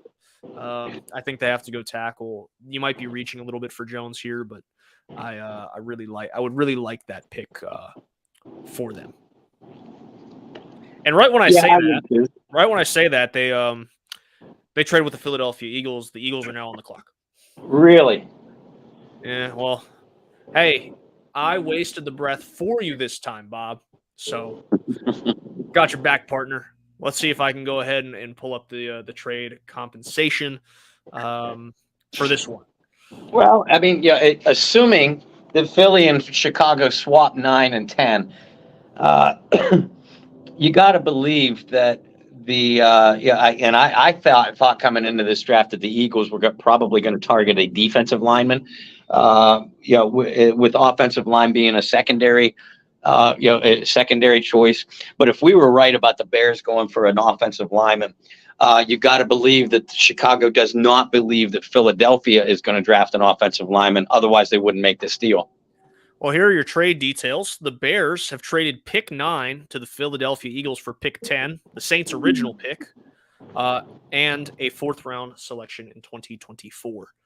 So trade up one spot, give up a 4th-round pick in next year's draft, and that's where we land on that. I think Philadelphia Eagles GM Howie Roseman is the only general manager in the NFL more aggressive than Mickey Loomis on a year-to-year basis.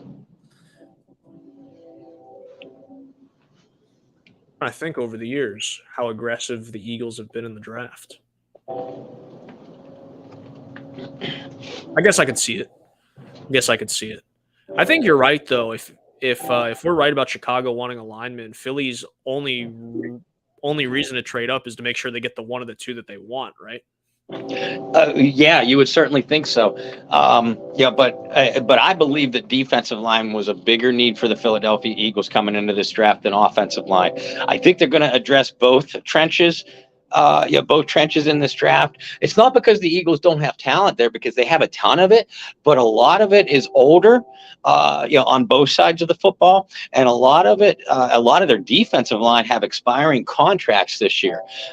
So I believe the Eagles made this trade specifically for a defensive lineman in mind.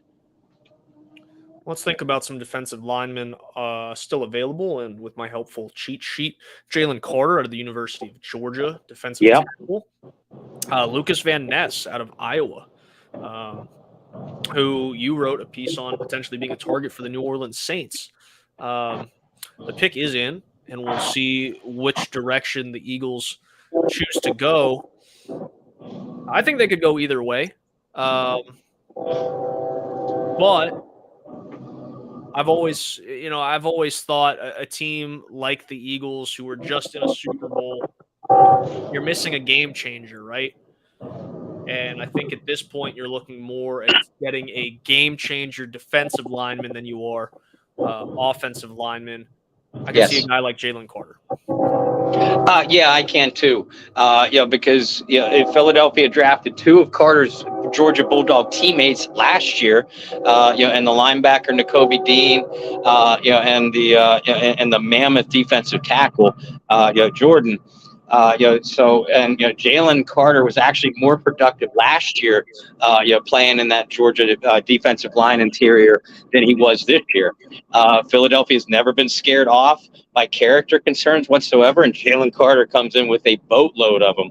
But I think this is where Carter's draft slide stops. And it looks like you are going to be right. Twitter telling me that the Eagles are going to be taking Jalen Carter, reuniting him with Davis and Dean.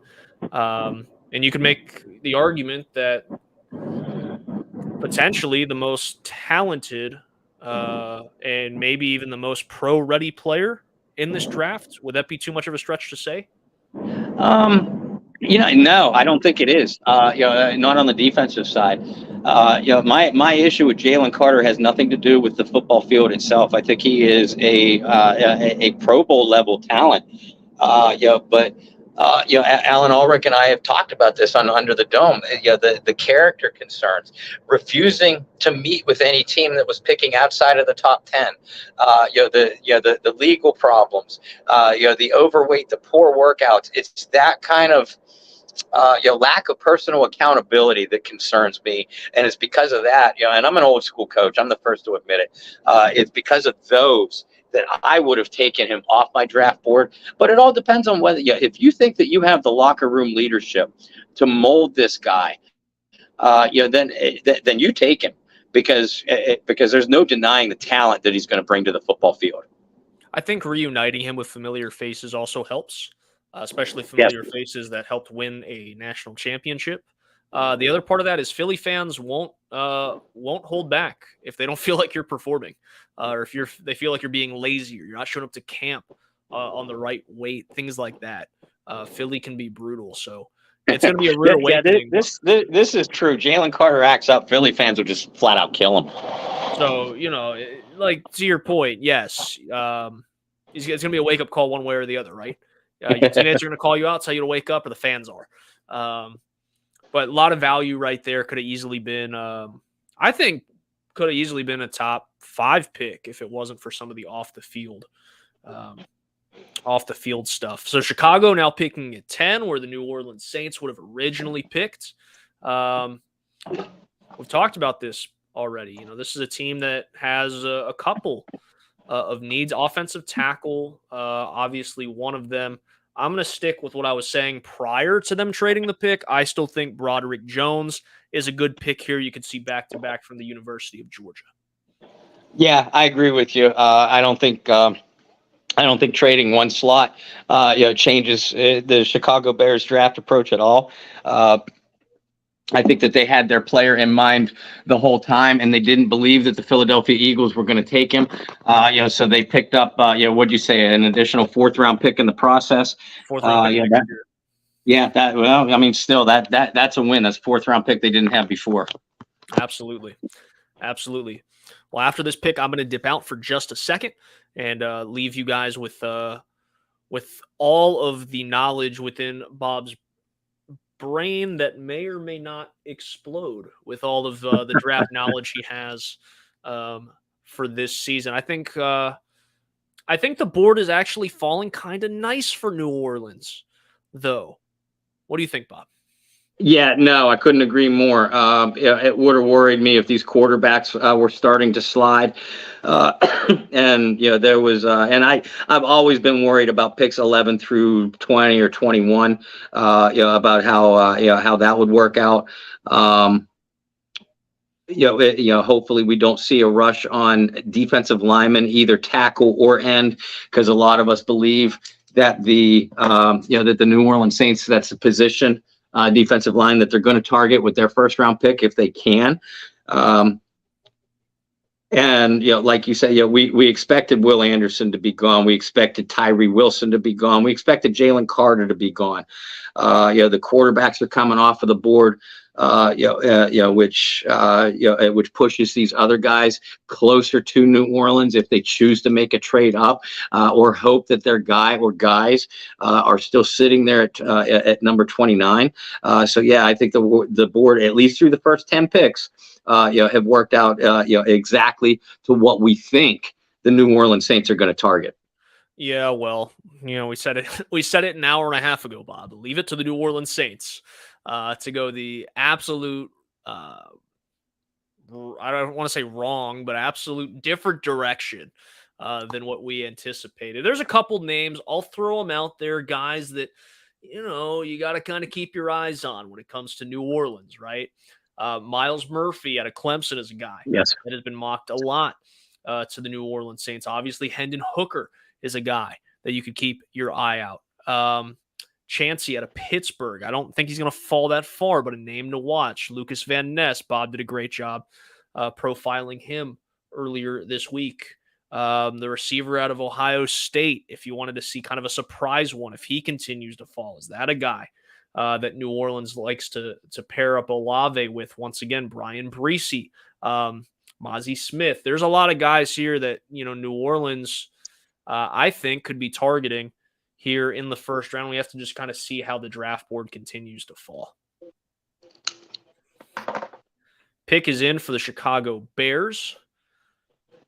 And we'll see if they go offensive line like we anticipated.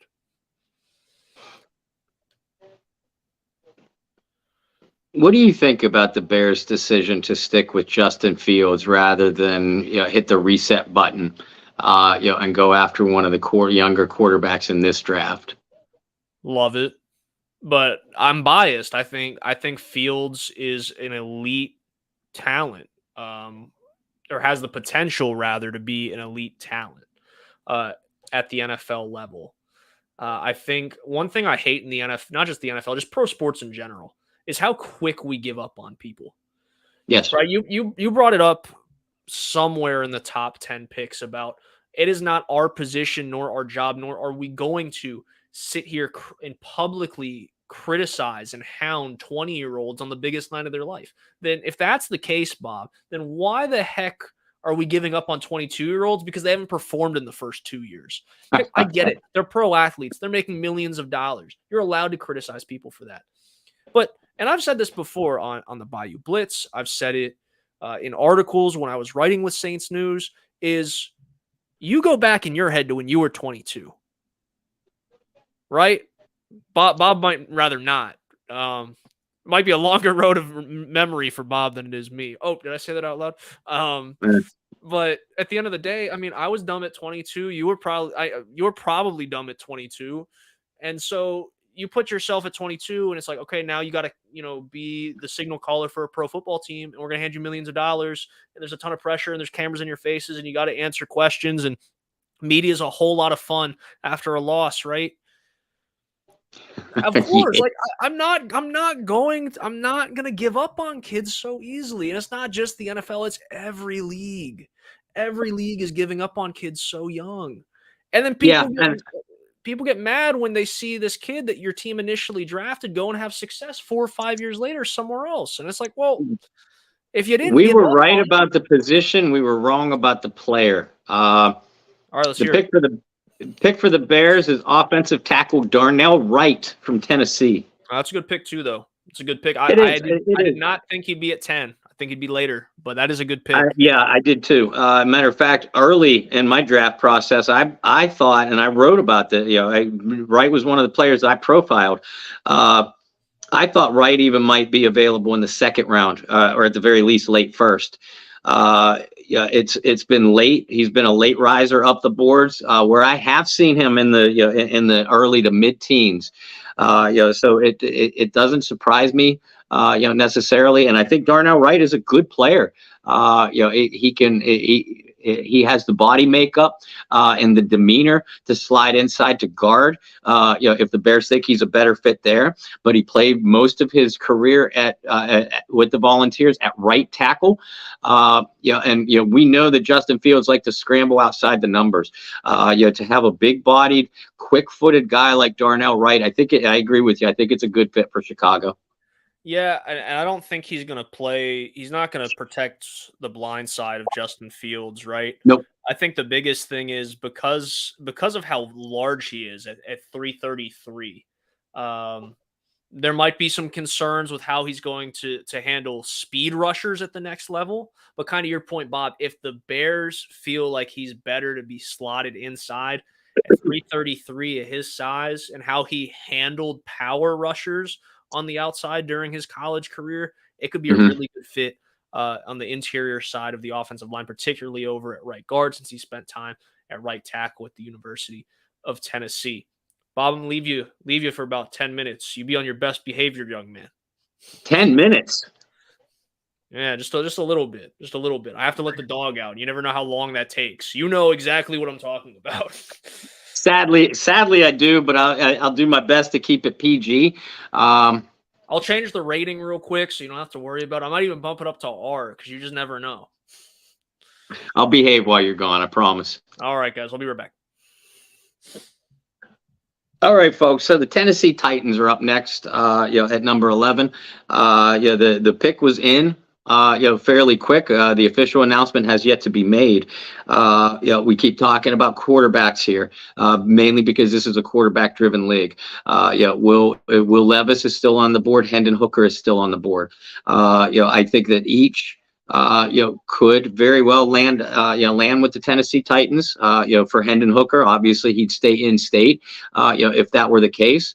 The Tennessee Titans coaching staff seemed to sour on every quarterback in that room that they had last year. They don't have confidence, in the ceiling. Of where they want their team to go. They don't believe that Ryan Tannehill is the man to lead them there. At Malik Hooker, it was very apparent last year that they lost faith in him. There were a lot of rumors during the draft process, that Malik might even be on the trade block, during this draft. So we'll see how that plays out. Outside of that, Tennessee drafted a wide receiver in the first round last year, but still, outside of Derrick Henry, they don't really have any proven weapons for whoever does play quarterback. The Titans defense had some uncharacteristic struggles last year.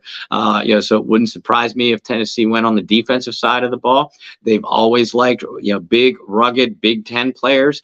So Lucas Van Ness, still on the board. And this is about the spot where you've started to see Van Ness, mocked in some national and local mock drafts.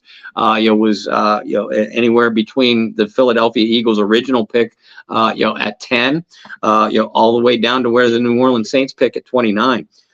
So Van Ness could certainly be a play here. Bottom line is, if it is a quarterback, the Tennessee Titans under Mike Vrabel, they have a fairly conservative offensive scheme. That offense is still running through Derrick Henry and everything that he can do for them offensively. Don't believe any of the rumors that you heard this offseason about Derrick Henry being on the trade block. I don't think anybody with a shred of sanity believe that for 1 second. Because Derrick Henry is the Titans offense. And I think that he will continue to be regardless of who's behind center. But as you folks know, with the NFL, it's all about who you have playing quarterback. And right now, if you don't think that Ryan Tannehill is the answer, and realistically throughout his career, with the Miami Dolphins and with the Tennessee Titans now, Tannehill has always had a limited upside.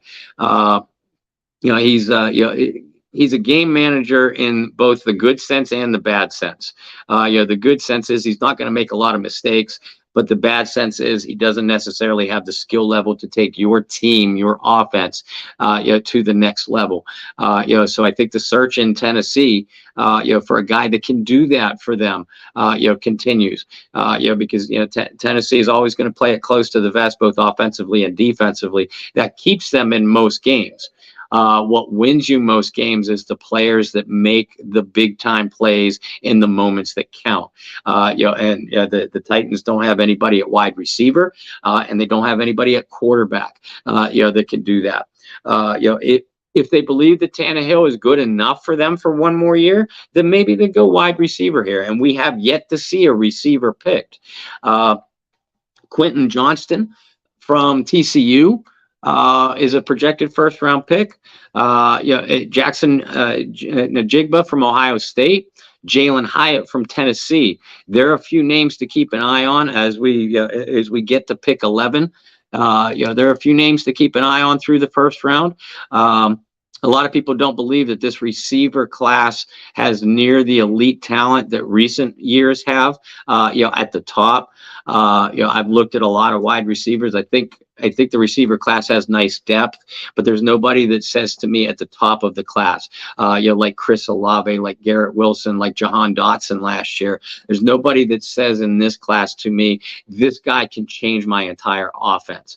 So that's why I expect some receivers to drop a little bit, later in the first round, than what we have in the past.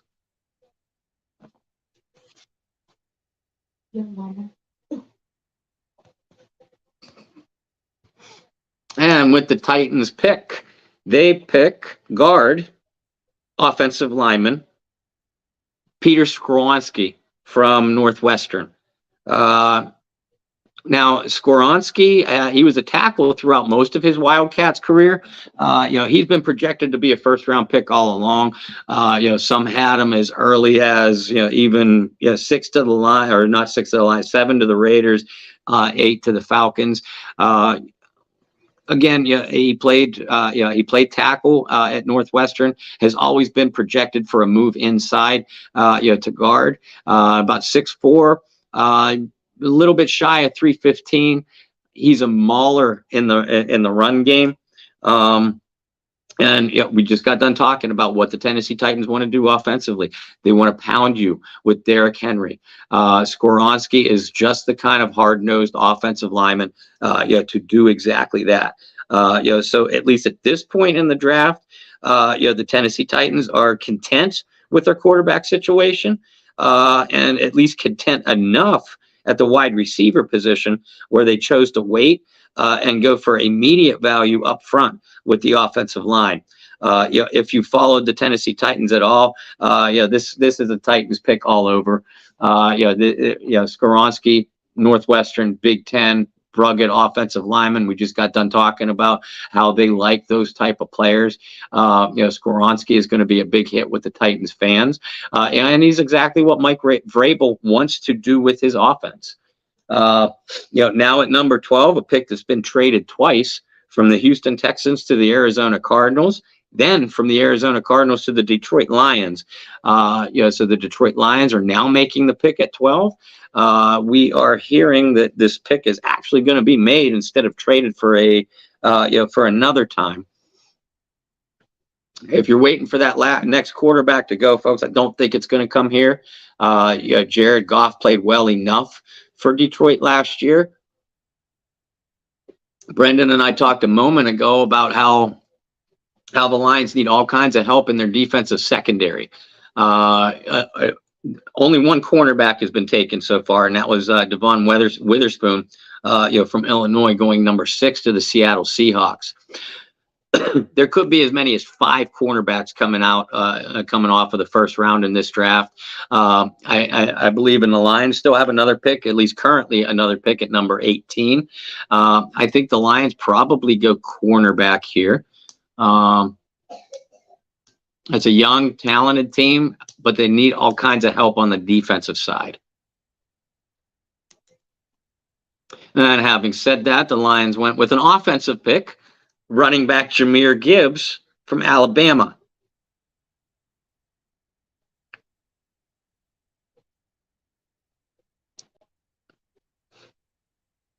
When the Lions were sitting at pick number 6, Brendan and I kind of wondered out loud if that would be the spot where Bijan Robinson, the Texas running back, came off of the board. That was before, of course, the Lions traded out. Now, Detroit, and if you're a Saints fan, you know this, Detroit lost their top back last year. Jamal Williams signed it with the New Orleans Saints in free agency.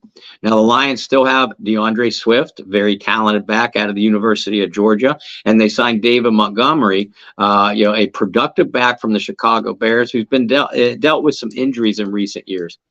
Gibbs is not that kind of back, though.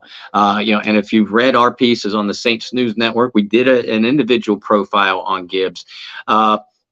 Some pro comparisons about Gibbs were made to, again, if you're a Saints fan, a name very familiar, to Alvin Kamara. And that's because of the receiving ability that Gibbs brings out of the backfield. He's not a guy that you're going to run between the tackles very much at all. Maybe when you spread the defense out and you go 4 wide, you can hit him between the tackles. But Gibbs' best attributes are in space. His speed, his elusiveness in the open field. He's a wonderful receiver, not only out of the backfield on screen passes and wheel routes, but he's talented enough and runs the precise routes, almost like Kamara, of a wideout. And Alabama did use him on the perimeter a lot. They lined him out in the slot. They even motioned him out wide at times.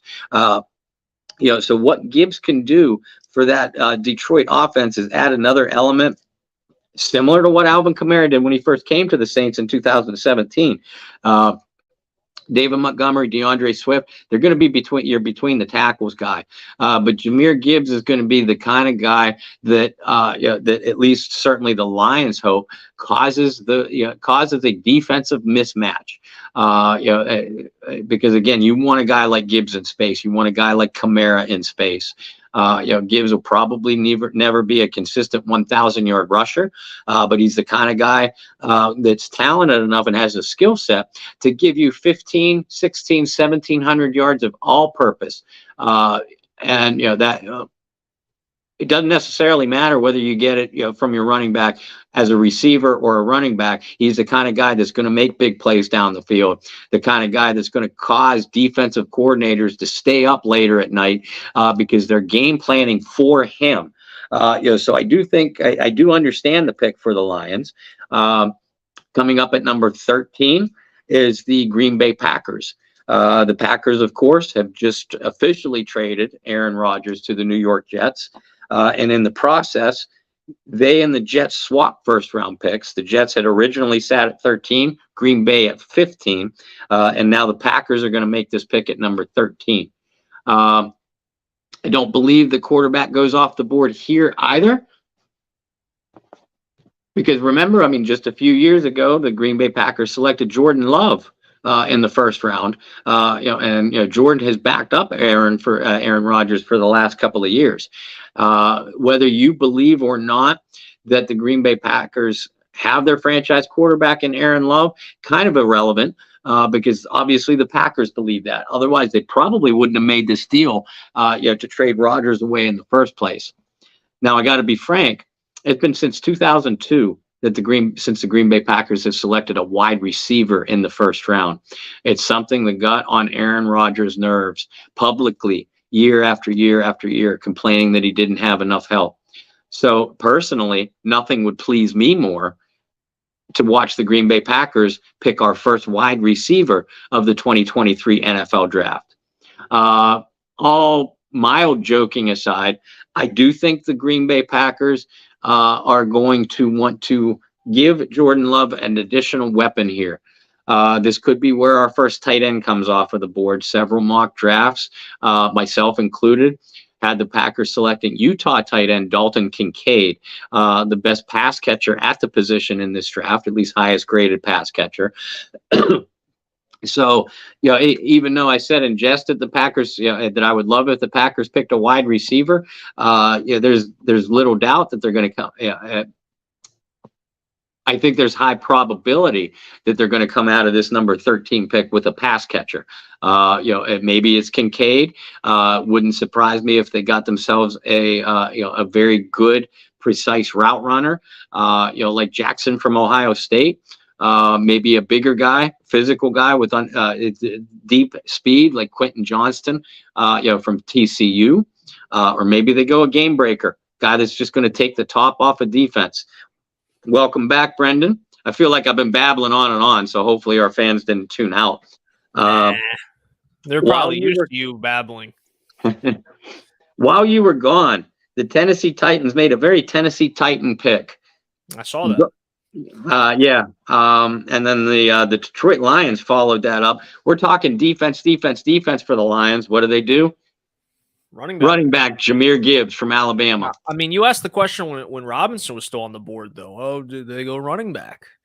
Did not expect Gibbs to go that high, but I mean, look, they've tried to fit that mold before up in Detroit, right? Think about recent memory, the guys that they've brought in, right, to play running back that can be a guy like that. One of them is a good friend of the New Orleans Saints, and Reggie Bush was there towards the end and put up some productive years for them, right? DeAndre Swift, another guy that could fill that role.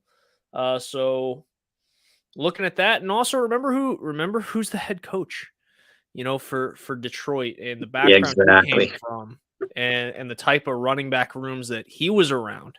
With Sean Payton. So it makes sense. A little surprised to see it at number 12, but yeah. Because of my personal spite, for the man known as Aaron Rodgers, I was rooting hard for the Green Bay Packers to draft a wide receiver here. It's a little high. Yeah, I agree, but I was still rooting for it. They didn't. Lucas Van Ness, the defensive end from Iowa, is the pick for the Green Bay Packers at number 13. I'm okay with it. I think it fits something that they needed. Van Ness out of Iowa, I mean, he brings a lot to the table, and you probably could do a better job of talking about what he does bring to the table, considering you kind of covered him a little bit. Listen, I mean, you talk about a guy who has all that combination that you want as a pass rusher: speed, power, size, length, especially the power. I think that's the one thing that really stood out about him when you watch the tape. He's there's parts of it that are a little raw, right? He still needs to have a counter move, if you will, on the pass rush and not rely so much on the power. But you talk about a Midwestern college guy from Iowa going to a place like Wisconsin. I mean, it just makes a lot of sense. And I think it's a pretty solid fit for them. It is. And we just had another trade. The Patriots have traded the 14th overall pick to the Pittsburgh Steelers, who jump up 3 spots. Yes. That's another team that has a lot of needs. Yeah, they are. But you know what? The Steelers found their quarterback last year in Kenny Pickett. At least appear to have found their quarterback in Kenny Pickett. They have one of the more underrated running backs, as far as workhorse backs in the league in Najee Harris. They have a couple really, really good wide receivers. Pickens out of Georgia, Deontay Johnson. I love the kid out of Memphis that was injured all of last year. So they have some depth at receiver. But the Steelers are getting old in their front seven, and they don't have any true road graders on the offensive line. Everybody every single year wants to mock draft the Steelers, a cornerback for the Pittsburgh Steelers. While that very, very rarely happens, there's a young man by the name of Joey Porter Jr., whose father, Joey Porter Sr., had a long and productive, in my opinion, a little overrated, but nonetheless, he was a Steelers fan favorite. Joey Porter Jr. played in the Pittsburgh area in high school, played at Penn State. I think it could be a very, very real possibility that that the Porter family stays, and the Steelers pick is Broderick Jones, offensive tackle, Georgia. I was going to bring that up. I think that made a lot of sense too. It does. And, frankly, it makes more sense than a cornerback for the Steelers at this point. Again, you have a young quarterback that you want to protect. You've had issues on your offensive line for years, even in the waning years of Roethlisberger's career. And you have a running back who you want to be the bell cow. A guy like Broderick Jones makes a lot more sense, from a scheme aspect than what Porter or any defensive back would. Absolutely. And while the Joey Porter thing would have been a fun story, just like, the Saints a year ago with J.C. Horn, if that would have happened, that would have been a cool story. Sometimes it just doesn't play in your hands. And just looking at the board and the way it was falling, I mean, if that was the guy they were trading up for, I think that would have been a poor move, because I feel like Joey Porter would have been available at 17 for where they were. Mm-hmm. So I think they see some of those offensive tackles get off the board and realize, hey, we need to make a move. And Broderick Jones, a guy that was slipping a little bit, I figured that he would have been selected a little higher. Go ahead and get your guy, because there are not a lot of offensive tackles after that that have some first round grades. So Broderick Jones was a really good pick for them. Like I said, Bob, and I'll say it again, and I'll look through the rest of it. The Jets have a quarterback. Washington has a quarterback, kind of. Do they though? I was gonna say kind of. Yeah. New England, kind of. Detroit does. Tampa, kind of. I don't know. I don't know where these quarterbacks fall. Like, obviously, I was going to say San Diego. Los Angeles Chargers and Baltimore obviously have their quarterbacks. And then Minnesota's got their quarterback. Jacksonville's got their quarterback. Danny Dimes is back in New York. You see what I'm getting at? Like, I do. I don't know where Levis and Hooker would fit if they end up going in the first round. No, let's see. We got the Jets now on the clock. This is the pick from Green Bay in the Aaron Rodgers trade. So for the first time, at least while I've been on, I don't know what you rambled on about. You kind of mentioned Aaron Rodgers a little bit there in spite. But we can talk about Aaron Rodgers for the first time in his trade to the New York Jets. It's something that was a long time coming. We knew it was going to happen. Yeah. It was just about working out the details of it. It was a long negotiation process, it appears, between the two front offices. But it opens the door for Jordan Love in Green Bay, and opens the door for Aaron Rodgers to continue in the footsteps of Brett Favre. Sure. Before you know it, he's going to be a Minnesota Viking. Yeah, look, every single year I root for Aaron Rodgers to have an emotional meltdown and, more importantly, keep it out of the public eye. So, again, as far as picks I'm rooting for the New York Jets to pick quarterback Will Levis. They have a young guy there. Nothing, and I mean absolutely nothing, would entertain me more, than that. But I think the Jets go. I think the Jets go wide receiver here. I know they drafted a wide receiver or tight end, a pass catcher for Aaron Rodgers. The Jets had one of the better young defenses in the NFL last year. It almost carried them into the playoffs. They have a nice running back tandem that's going to be led by Breece Hall, and they do have one very good wide receiver in Garrett Wilson, and another one, another young guy in Elijah Moore. What they don't have is a big physical guy, though. The kind of guy like, Rodgers like to go to, like Greg Jennings, Jordy Nelson, a possession guy. Maybe a Quentin Johnston from TCU here might make some sense. Maybe you go Dalton Kincaid, the Utah tight end. Perhaps. I think you're on to something there, though, when you talk about just kind of bigger, more physical guys in terms of what's missing out of New York. Getting a guy like Zay Flowers wouldn't make a lot of sense. It's a lot of clash with what you already got. Right. Even Jackson out of Ohio State, though taller, still clashes kind of with what you got. Mm-hmm. I think tight end makes a lot of sense. I know that there were moments last year where the Jets seemed to have found some success at tight end. I think the one thing that the Jets could do out of kind of just spite to the Green Bay Packers is going and getting a receiver in the first round for Aaron Rodgers, because Green Bay just couldn't do that for him. I'm just afraid, looking at the board right now, there's not really someone that fits that's not a reach. Now, at the end of the day, reach is a weird term, because if it's Right. really your guy, it's never a reach, right? Jackson makes the most sense out of Ohio State. Like I said, Zay Flowers doesn't make a lot of sense. Jordan Addison doesn't make a lot of sense.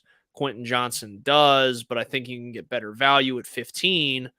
So that I guess that's where it's kind of like, well, there's not any linemen left that really fit into this role. I think for them, it's just kind of a weird spot, because a lot of the things that you need look like it would be a reach. It certainly, at least to you and me. But I think the Aaron Rodgers factor here is big.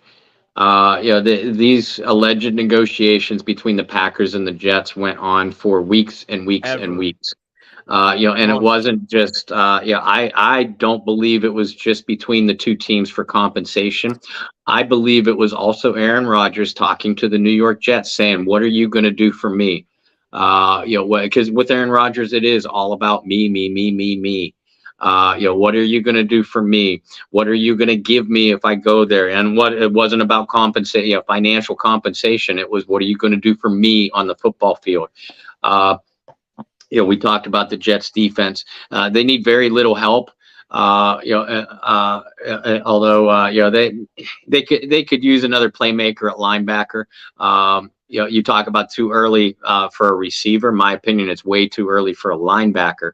I believe behind the scenes that Aaron Rodgers said to the Jets, you get me a receiver or a tight end, you get me another pass catcher with what you already have on your roster, and I will happily come there for a year before he turns into Aaron Rodgers again. So, again, whether you or I believe it's a reach or not, it's a pass catcher here for the Jets. It's tight end, probably Kincaid, or it's a wideout, one of two or three guys. I firmly believe that. Yeah, like I said, I think the hardest thing for me is just kind of value. Could they potentially look to trade back? If there's a guy that they think is there. I kind of liked what Mickey Loomis said about trading back earlier this week, though, is, if your guy's there, like, the last thing you're going to do is trade back. Right. You're just going to go get your guy. I'm just kind of at a loss of who's on the board. Is who could that guy be? Well, how about Nolan Smith, another edge rusher? This one from the University of Georgia. How about that? Didn't see that one coming, right? We talked about linebacker. Yeah, but I guess you could classify him as an outside linebacker, right? So, I guess. I was with you, though. I felt like, well, you got to get Rodgers some help, right? But me, Aaron Rodgers. You're not giving me enough help. You're not giving me enough targets to throw to. And Mike Greenberg literally just said those exact words on the ESPN coverage. And I quote, "What are you going to do for me?" And the receiver. I said this while you were out. The receiver class, in my opinion, from what I've looked at, and I've looked at a lot of them, it doesn't have the top of the class elite talent, but in my opinion, it has very, very good depth. Through day 2 and into day 3. So while the Jets, Saints, many other teams with receiver needs, regardless of how big, you're going to get some nice talent. Nolan Smith is considered one of the better edge rushers in this class. Built a lot like Will Anderson. He's not going to be a hand in the ground defensive end. And while titled as an outside linebacker, he's not going to be back and cut. This is a guy you're going to have go get the passer. You're going to design ways. Robert Saleh, the Jets head coach, former outstanding defensive coordinator. He's going to be able to design ways to get Nolan Smith into ideal situations to rush the passer. And again, you have to go back to what our friend Mike Detillier said, what the legendary Mike Detillier says. You can never have too many guys to get the quarterback on the ground. And this is just one more for the Jets.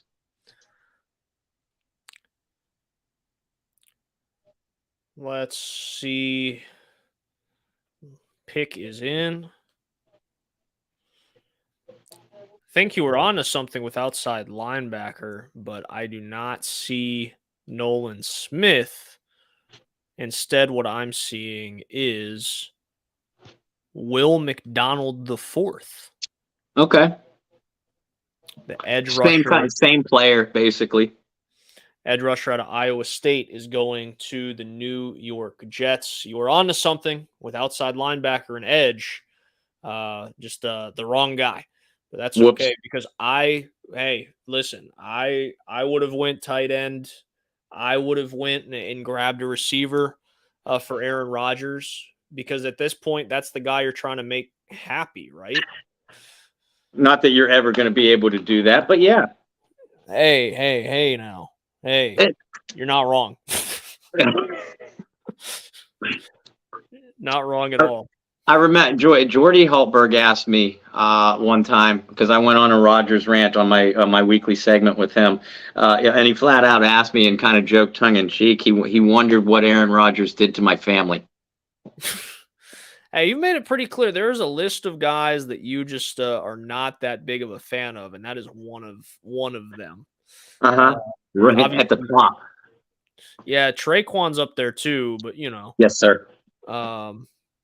That is Aaron Rodgers has been one over the years as well. I've gotten very used to being a member of the dislikement club of Bob Rose. Dislikement. That's two. Dislikement. I don't know. Listen, I had to go get coffee after I let the dog out too. I was like, that's not good if the young guy's already sipping on coffee at 10 o'clock at night on a Thursday, right? The old guy's working on his second pot of the day. Second pot? Yeah. Okay, well, I don't feel bad then. No, you shouldn't. But I mean, I always have a pot in me by noon. You should feel privileged that you and our Bayou Blitz family deserve the second pot. I'll have to keep that in mind next time I come up to your neck of the woods. If I need a cup of coffee, just stop at the Rose residence. Don't. Oh, absolutely. Don't head anywhere else. All right, Washington's on the clock, and this is an interesting one because we mentioned, they kind of have a quarterback, maybe. They have some needs, right? Offensive line, which has, I don't want to say depleted, but there's not any first-round talent really sitting on the board at this point. Tight end might be a need. That's a place where you could see Kincaid go. Christian Gonzalez has slipped in this draft, Bob. What do you like about him out of Oregon? Gonzalez has a lot of nice coverage skills. He's a physical guy. He's not going to get overwhelmed by the bigger receivers in the NFL.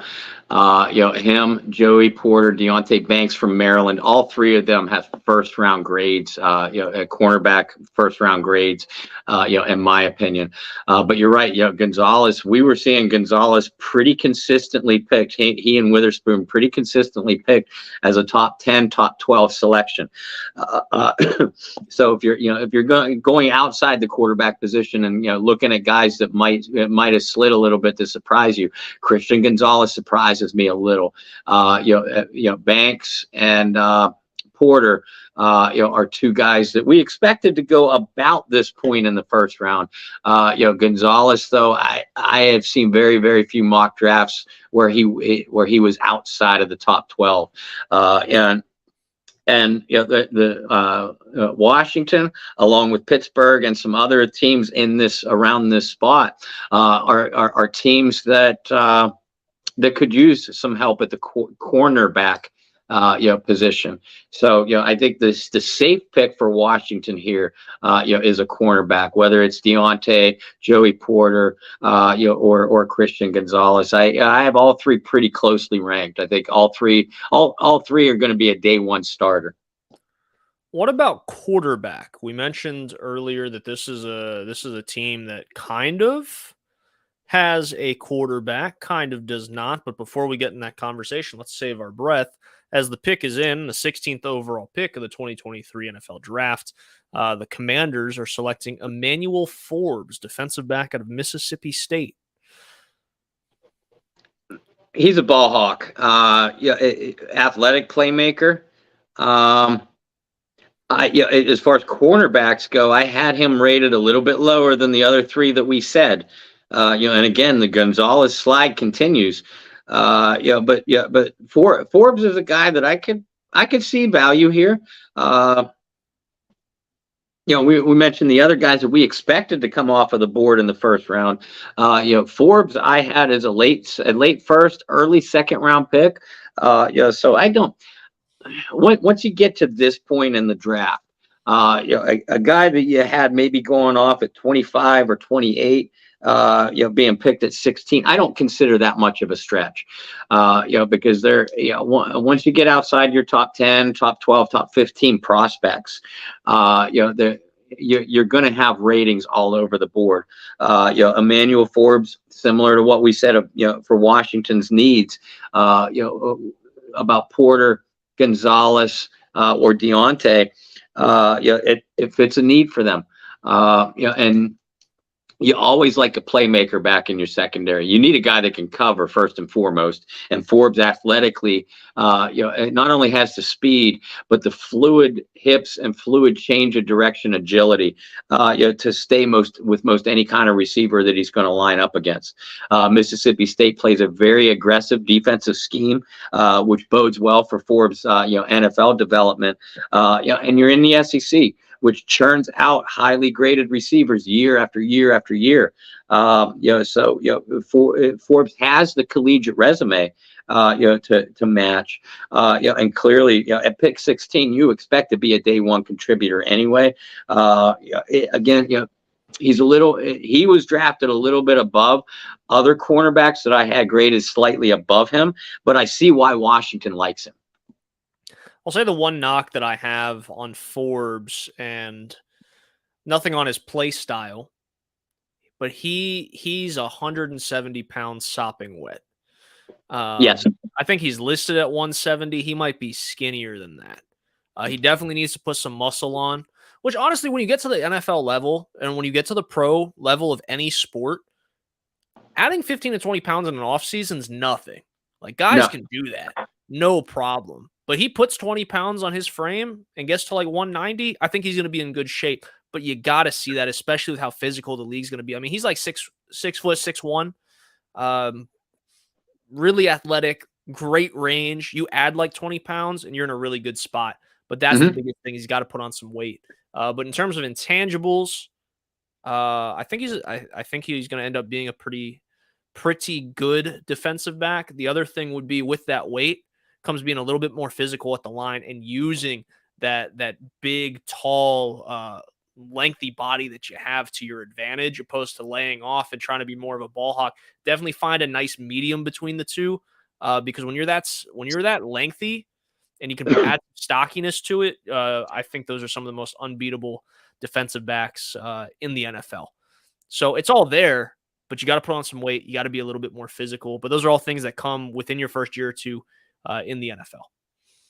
Yeah, I couldn't agree more. Yeah, and yeah, if you told me that that's your knock on a prospect, that they just need to add a little bit of strength, yeah, but everything, yeah, he checks off all the other boxes. That's the kind of player that I want in, because, like you said, that's the easiest thing to fix. Hey, dude, get a little bit fatter.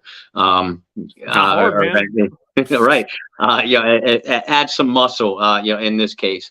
And again, I've watched Forbes a lot. I love scouting cornerback. I didn't scout a lot of them this year because it's not a major need for the Saints, but I love looking at film on them. And with Forbes, I see a really feisty guy that isn't going to back off of a physical challenge. So once he does develop that, that strength to deal with the bigger physical wideouts, he's already got the ball skills. He's already got the covers, the natural cover skills. So I think that this guy has a lot of upside. We'll see what goes on. I want to ask you this, Bob, especially as the Saints pick is slowly but surely approaching. Plenty in the Houdat Nation would like to see the Saints continue with that pipeline with Ohio State and draft JSN to reunite with Chris Olave. In your eyes, does that make sense? And if you had to put some probability to it, what are the odds that actually happens today? Saints fans, I see what you're saying, and JSN is a very talented receiver, but he brings all the same skills to the table as what Chris Olave does. He's not going to be a physical difference maker in the intermediate zones. He's a fine slot receiver, with the athleticism to line up and make plays outside. But he's not going to be that unstoppable unguardable force that a player like Michael Thomas is in the intermediate zones. And I think that if the Saints go for a pass catcher, be it tight end or wide receiver in this draft, especially early on, it's going to be that type of receiver.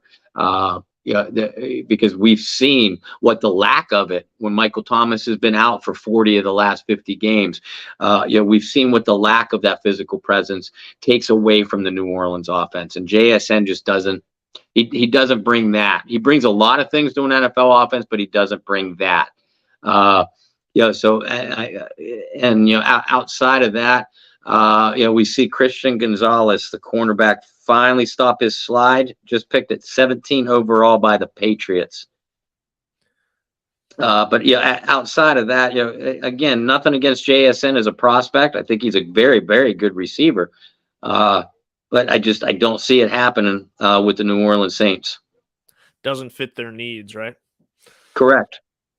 And that's basically what it comes down to. A guy like Quentin Johnson might fit the Saints' needs a little bit more if they do want to go receiver in the first round, right? A big 6'3" target, has some good speed to stretch it, but certainly has the size to play more of that physical intermediate route runner role than a guy like JSN, Zay Flowers, Jordan Addison. Exactly. I think that's one thing. I mean, in college, you can almost get away with having two receivers do the same thing. Yeah. In the NFL, you can't, because it's I'm trying to think of a good comparison. But it's just two guys occupying the same space is what it boils down to. It's like having 2 point guards. Both of them, neither one can shoot the three extremely well. Right, you're just clogging. You're making it easier for the defense to read, clog up the right areas of space, and take away things. At the end of the day, you want guys that complement each other, not guys that do the same exact thing. That was a really good example, Bob. Having two. Appreciate it. I have my moments. And as far as physical receivers, two guys I love, and frankly, I have them graded above Quentin Johnston. Cedric Tillman from Tennessee, who remember played for Cody Burns at for the Volunteers back in 2021. And A.T. Perry from Wake Forest. These two guys are among my favorite receivers in the draft, regardless of physical body type. And admittedly, they would be a stretch for the Saints at 29. They're more second, third round value. But like we keep saying, we've seen the Saints pick a projected third round pick in the first round several times in the past. And we keep saying it over and over again. If they're on your draft board, who am I to tell you how I have them graded? It's your football team. Exactly. That's why we're sitting here and not in the war room, right? Precisely. Facebook draft experts, take a note. Uncalled for, but necessary. It's okay. You go back. There's going to be worse things said over the next however many hours, so it's okay. Oh, truly. I think we've been on extremely well, other than Aaron Rodgers slander, I think we've been on extremely well-behaved rants tonight. Yeah. You got to love how this draft is playing out for the Saints, though. If you want your Saints to get a defensive lineman, really the only guy that I thought might be in play for the Saints along the defensive line was Lucas Van Ness, who went 13 to the Packers. And even I acknowledge that Van Ness was probably a player that they'd have to trade up to get. There's several prospects, whether you like it defensive interior or defensive end. Several prospects still on the board for the Saints.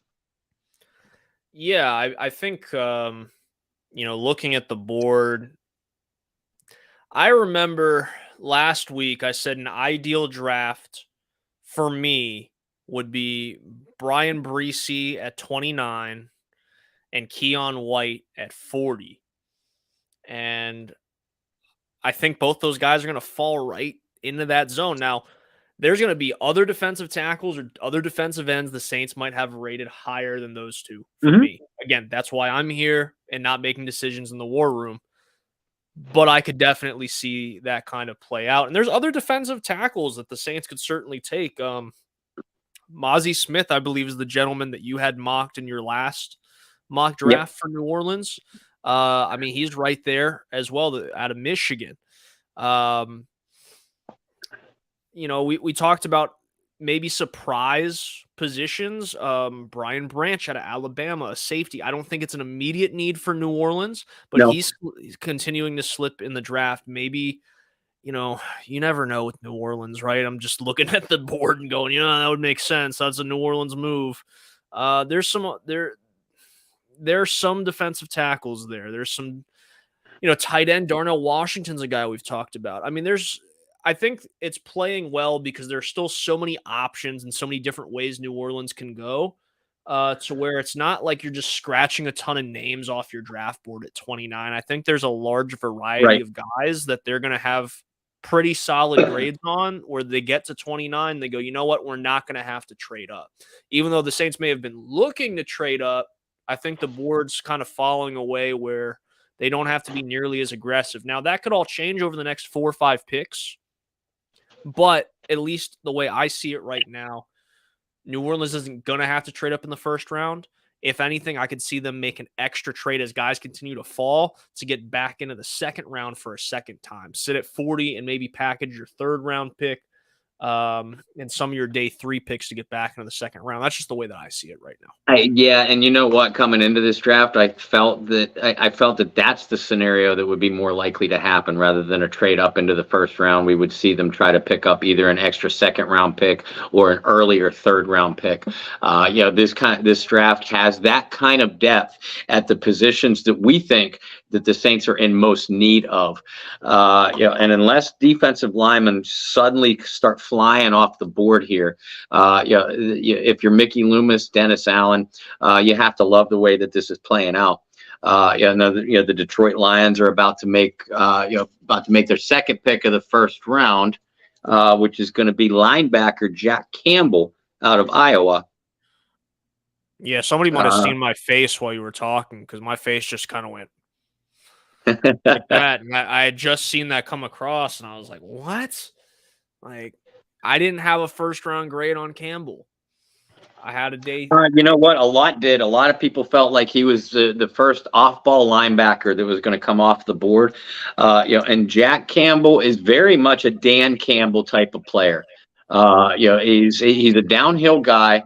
He doesn't have a lot of athleticism and space. He tests well, but his film didn't show me. I didn't see a guy that moves around with a lot of agility and pass coverage. He has great awareness in zone, but he doesn't have good change of direction at all when he's matched up man on man against an athletic tight end or a back coming out of the backfield.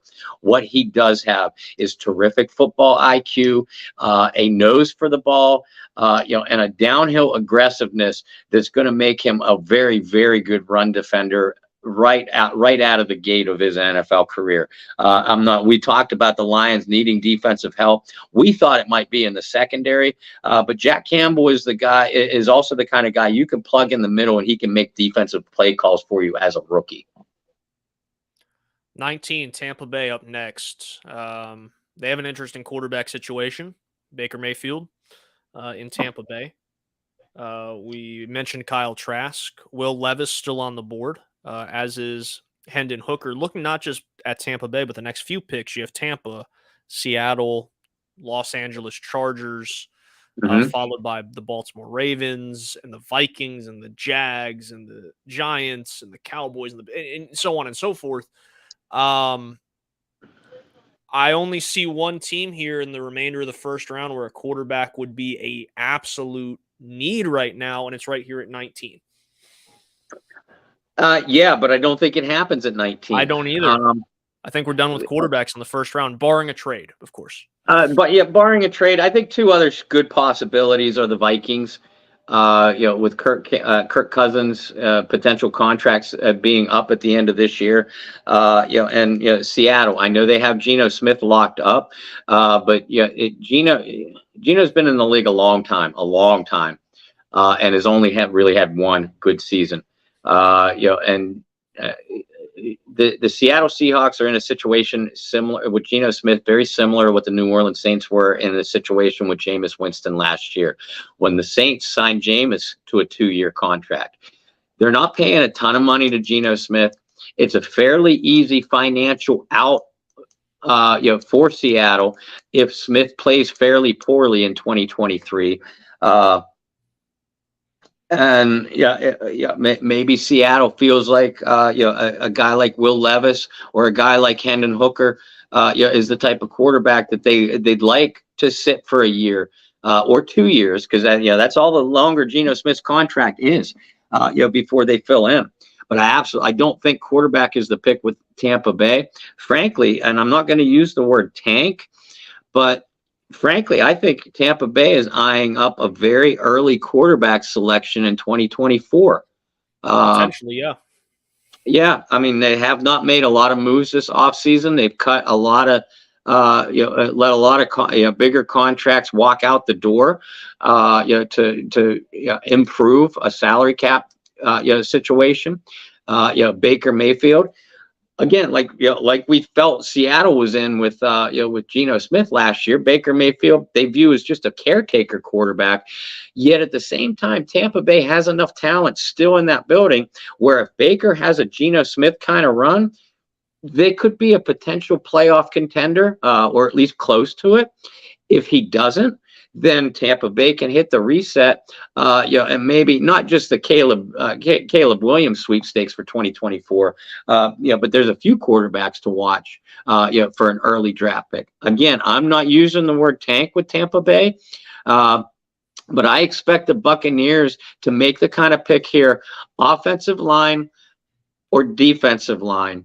Or maybe a young wide receiver. I think it's too early, but maybe a young wide receiver, so they can cut some of that, contract, high money, with Chris Godwin or Mike Evans at the end of this year.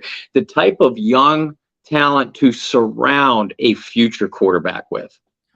Well, they're going to go defensive line, and they're taking Kancey out of Pittsburgh, the defensive tackle, a guy that you really liked, Bob, in your own backyard. I do like him. I like his effort. He's a very explosive player. I know a lot of people were concerned about the shortness of his arms. The easy comparison, I know, I'm not going to say it, the lazy comparison that a lot of people were making, about Khalid, to Aaron Donald, because Aaron Donald was an undersized, defensive tackle coming out of Pitt. Folks, the two are completely different players. Aaron Donald is pure power, and yeah, and he might have been 280, 285 coming out of college, Donald, but there was not an ounce of fat on that body. Cansey, I'm not going to call him a finesse player, but Cansey is an explosive player. A very agile player. A player that gets skinny. He's going to beat double teams by slicing in between them, not by pushing them back, into a quarterback. It kind of. And I said this about the Saints defensive line too, about why Cansey would be a fit for the Saints defensive line, because New Orleans brought in a lot of bigger bodies, Kalen Saunders, Nate Shepard, Malcolm Roach already there.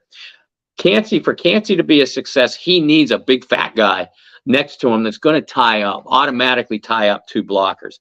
He already has that in Vita Vea with Tampa Bay. So I think Cansey with the Buccaneers, it's a good fit. For either, if they stay in a 4-man front, Vita Vea is going to tie up, multiple blockers inside, leave Cansey in some stunt or twist situations. If they go to a hybrid 3-man front, which is frankly what oftentimes they do anyway, you can move Cansey. Cansey all of a sudden becomes, goes from an undersized 280-pound defensive tackle to a prototype 280-pound 3-4 defensive end. So again, the comparisons to Aaron Donald, they're flat out lazy, because the two of them are completely different styles of players. But I see the fit with Khalid Cansey in Tampa Bay. Well, let's take a fan question. We haven't done that in a little bit. Here we go. If a QB falls to 29, should the Saints take a quarterback? We're already in this one because quarterbacks are falling. I have a very simple answer, and the answer is no. No. I think where the Saints are, and Bob and I have talked about this a little bit too, is, I think the only reason you take a quarterback is if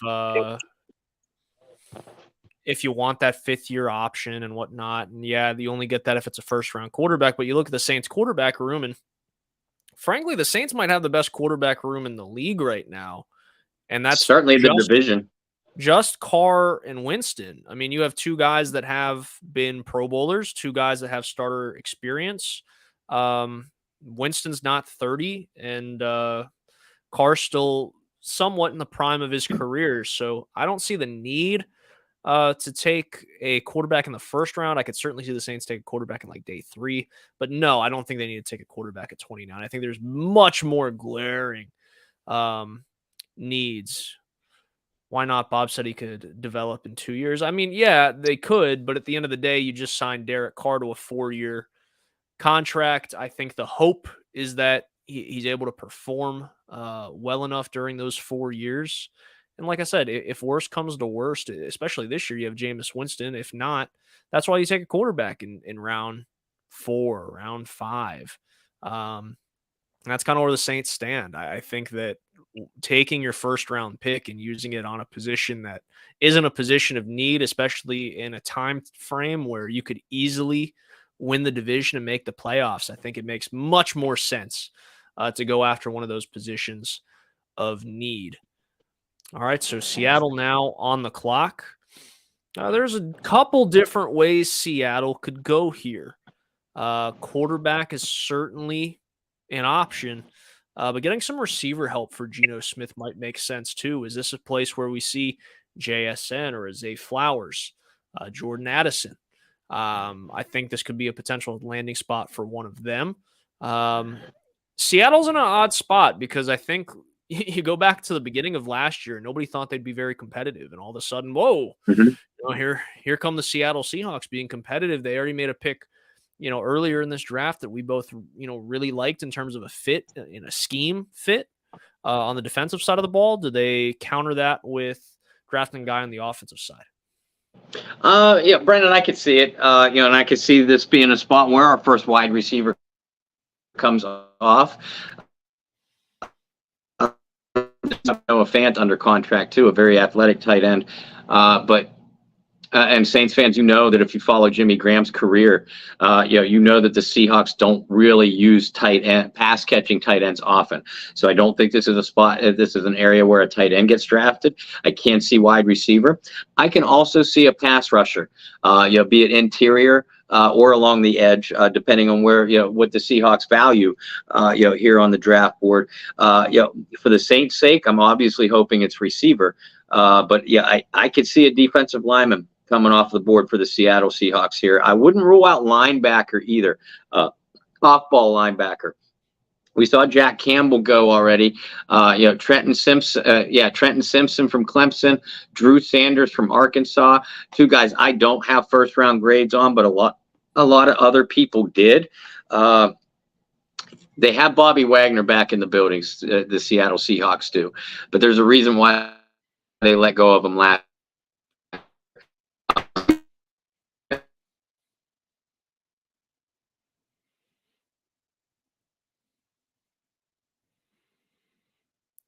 Looks like some technical difficulties.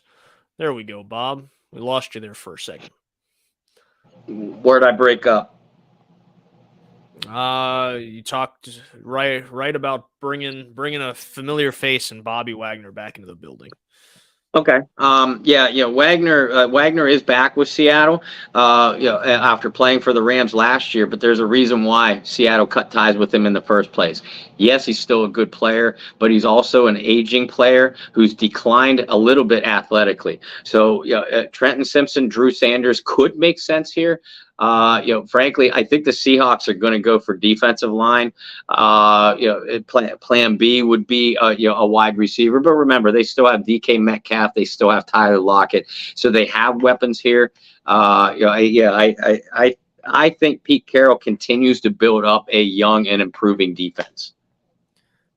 I think that would make a lot of sense. I think having another receiver in the room makes a lot of sense as well. And for the same reason we're talking about the Saints, right? Like outside of Lockett and Metcalf, there's not a lot of depth there. That's why I say I think it would make some sense. But what made Seattle so successful over the years? It was running the football and being solid defensively. And I think getting back to, you're not going to recreate the Legion of Boom, right? That was just a special group with some freak athletes and guys that in any other world, in every parallel universe outside of this one, those guys were not playing defensive back, right? They were playing some other skill position. So I could see them certainly try to not recreate the Legion of Boom, but definitely get back to some of their roots under Pete Carroll. I mean, going along that same thought, maybe Brian Branch, the safety from Alabama, comes off the board here too. Seattle has had they had an absolute draft steal in Tariq Woolen, the cornerback last year, who I think is going to make a great tandem with Devon Witherspoon now. I just, as we sit here talking about it, I'm just thinking more and more that the pick here for the Seattle Seahawks is someone up front defensively that's going to add some dynamic. Some dynamic plays to that defensive line for the Seattle Seahawks. Well, Bob, I hate to do this to you, but I was a little more on the right side than you are. First receiver off the board, going to the Seattle Seahawks. It is JSN at 19. He'll be joining DK Metcalf and Tyler Lockett in Seattle. So just another weapon for Geno Smith. Well, they're giving Geno Smith all the tools to succeed. No doubt about that.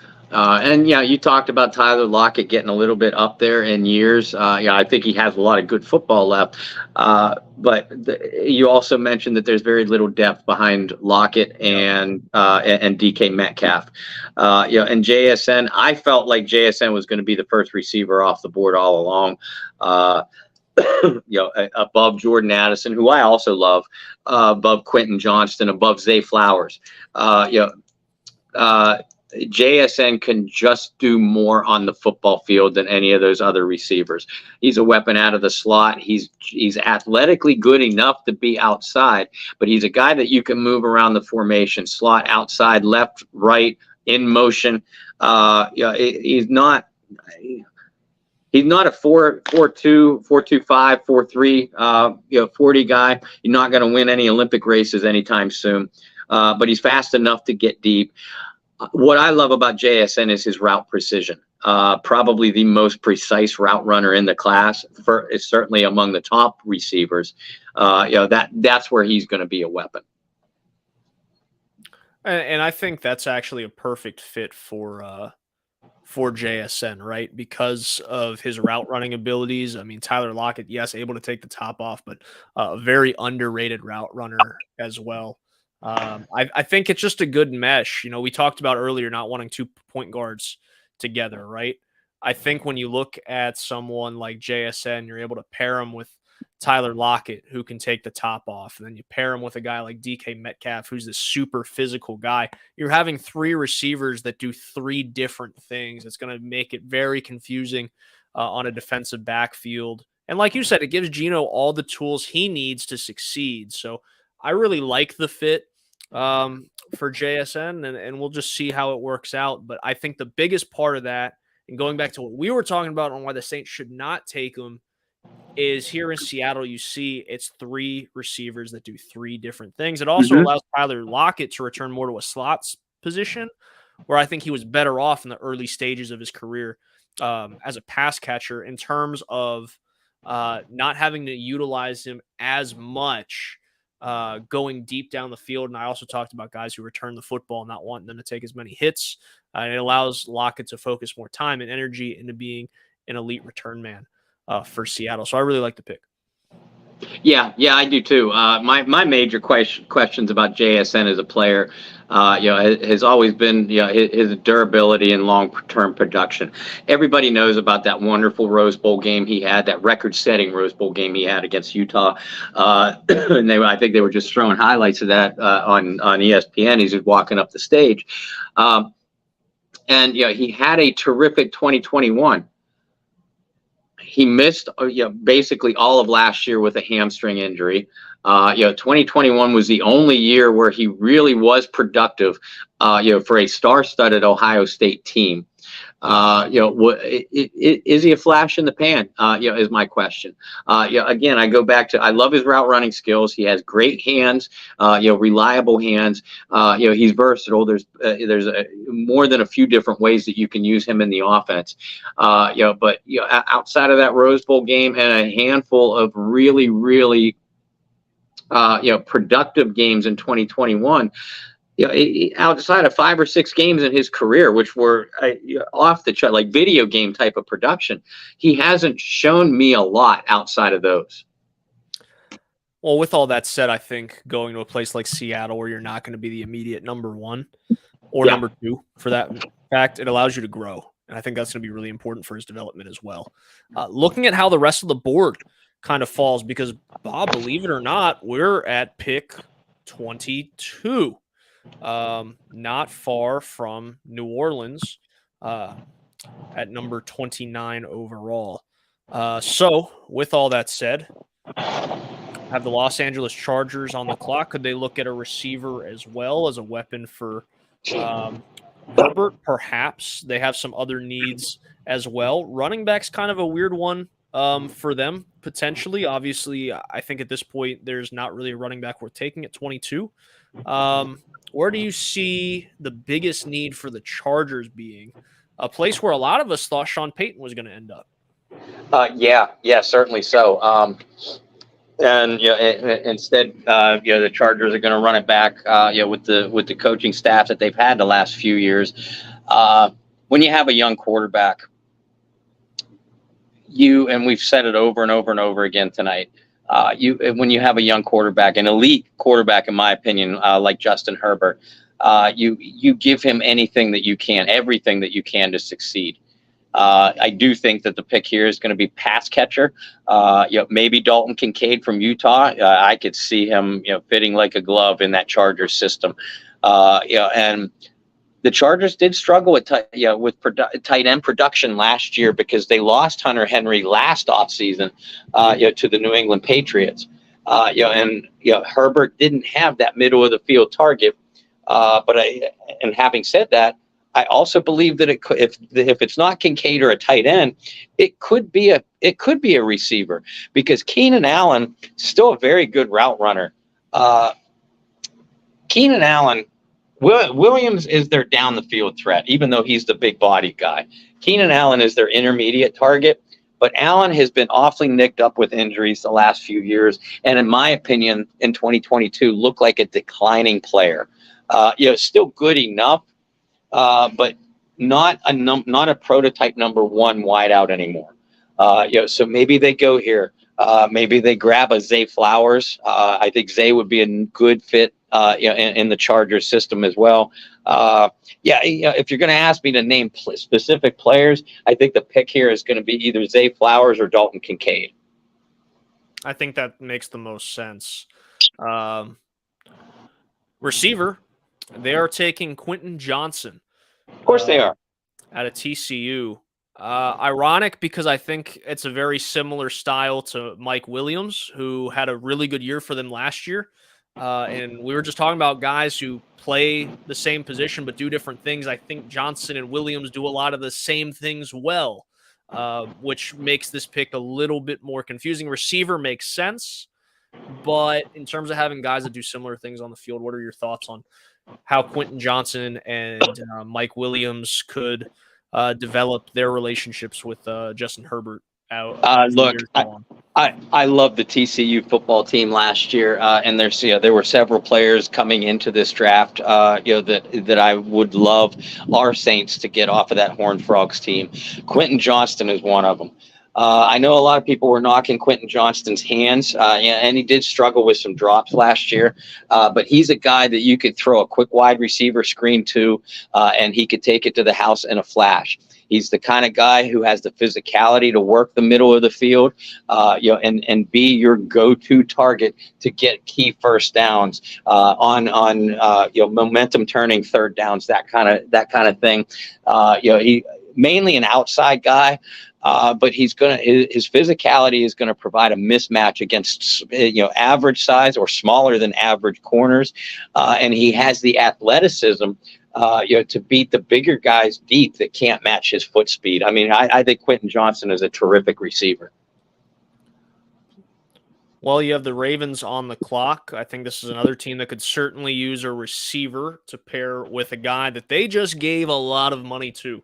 And that's Lamar Jackson becoming the highest paid player in the NFL. One of the biggest knocks on the career thus far for Lamar has been the lack of talent around him. Yes.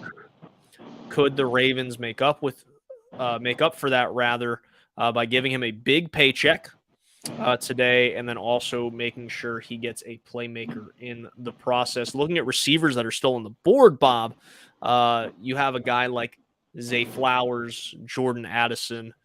You have your Tennessee receivers that you both really like. In terms of the best fit for a guy like Lamar Jackson, who do you like out of that group? I like Jordan Addison for Lamar Jackson. Listen, first, I never thought Lamar Jackson was leaving Baltimore for a second. Things got a little bit hairy, I realized, with contract negotiations, but Lamar is staying put, like most of us thought that he would. Odell Beckham Jr. is a nice addition for them. It's a flashy addition, but they need a guy that's going to be there long term. And I think at this point in his career, Odell Beckham is more of a mercenary, more of a short term solution. Rashad Bateman, their first round pick a few years ago, they like him. They like how physical he is. But they need a guy that can work the slot. A guy that's fast enough to take the top off a defense, but can also make a play after a short reception. This pick has Jordan Addison written all over it. Zay Flowers is a possibility too. But I mean, it's the Baltimore Ravens.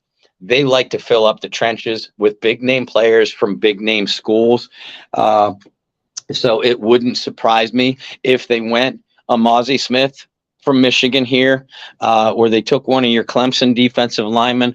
That's more the Baltimore Ravens style. But if you want to surround your newly paid quarterback with more weapons, and prove to the world that Lamar Jackson is a thrower, not an athlete at the quarterback position, you got to give him another wide receiver, because this wide receiver position is one of the worst in the National Football League, even with Odell Beckham. It has been for years. It's not like this just happened either.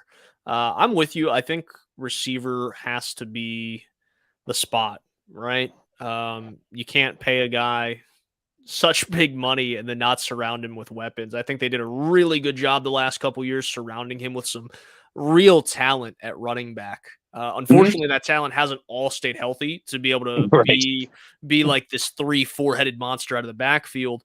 So you already have that locked up. You lock up your quarterback. How about you get him outside, like you said, outside of OBJ, who past his prime at this point, flashy signing.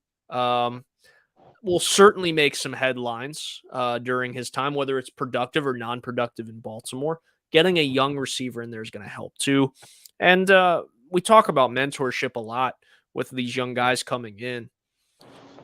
Take the personality and the flair of OBJ as you will. At the end of the day, super talented receiver, great route runner. And if you get a guy like Flowers here, a guy that can learn a whole lot from Odell Beckham Jr.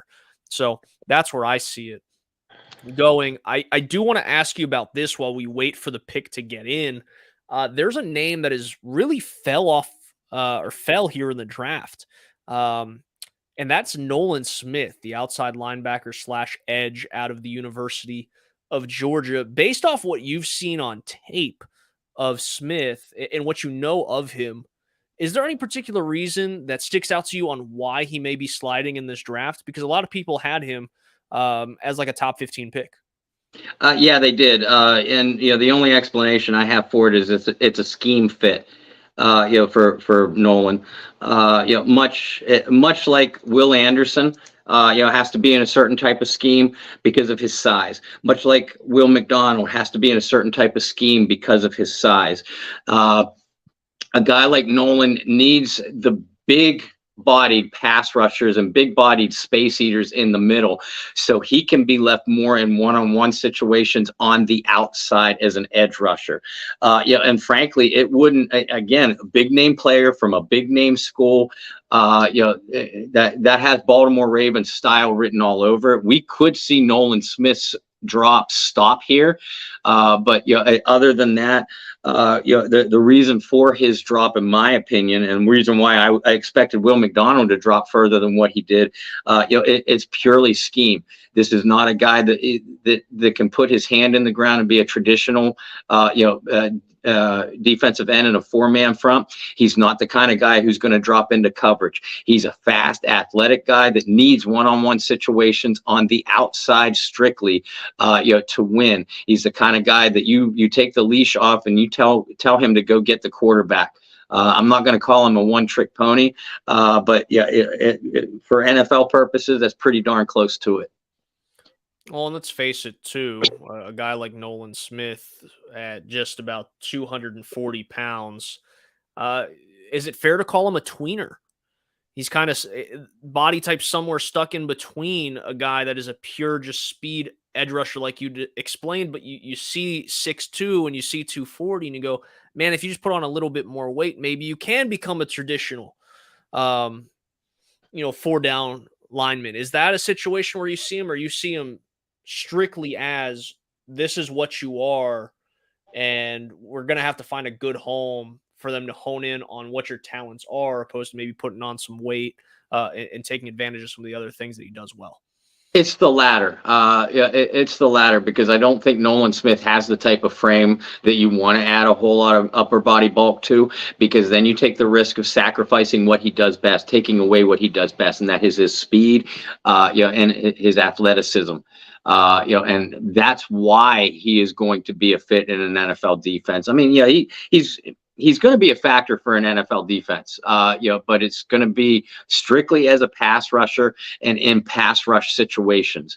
So, whatever team he ends up going to, for him to be successful, again, I talked about the big bodied space eaters that are going to have to be present, but it's going to have to be in a defensive line rotation too. Something that the Baltimore Ravens have loved to use through the years. Is a defensive line rotation. But having said that, the Ravens they get their quarterback, their now millionaire quarterback help. The pick is Zay Flowers from Boston College. And we were both talking about how much sense that makes. And yeah, I want to bring in a friend of both of ours, Alan Ulrich. Welcome to the party. How are you, sir? I'm doing fine. I'm really intrigued how this draft is unfolding, because a lot of the guys that the Saints want are still there on the board. Mm-hmm. And then you've added drama. If Will Levis gets past the Minnesota Vikings, do the Saints take him at 29? No, we had this conversation with someone who asked maybe 10 minutes ago, Bob, and the answer was flat out no. Like it does not make sense at that point. At least to me, to take a guy. Yes, the 5th-year option super intriguing and this and that, but you got Derek Carr locked up for 4 years. God forbid something happened this year. You got Jameis Winston in the wings. I think it makes more sense to draft a guy and on day 3 if you're still looking for a quarterback. I don't see them using that. I agree with all that. I think the reason why it was intriguing to me is if you look at the Saints board, I'm sure it's stacked. I'm sure Will Levis is going to be the most or the highest ranked player left on their board, because that was a projected top 10 pick. And if you really go by, I'm drafting best player available, and I know that Nick Underhill talked about this, that best player available that fills a need is the other part of that sentence. But it's just really intriguing to me to see a player of that caliber slide this far. The only player I've seen go that far, that fast, that's not a quarterback for the Saints was Deuce McAllister. Back in 2001, Deuce was projected to be a top 10 pick, and here he slid. I think it was 23 at the time, maybe 25. But he slid pretty far, and the Saints took him with Ricky Williams still on the roster, and Williams, who just got finished paying that draft capital off. So that's the only reason why it was intriguing to me. I still think the pick is going to be the defensive tackle from Cleveland. I think it's going to be the guy here.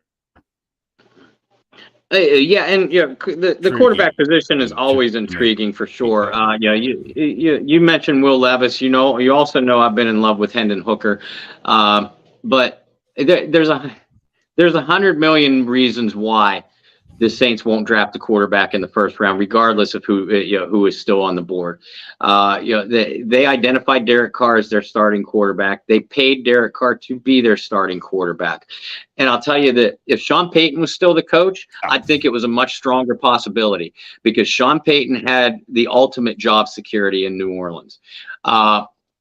Everybody is saying all the right things in the Saints organization right now. That Dennis Allen's job is not in trouble and blah, blah, this and that. But you're also replacing a legend. And you started replacing a legend with a 7-10, highly disappointing season.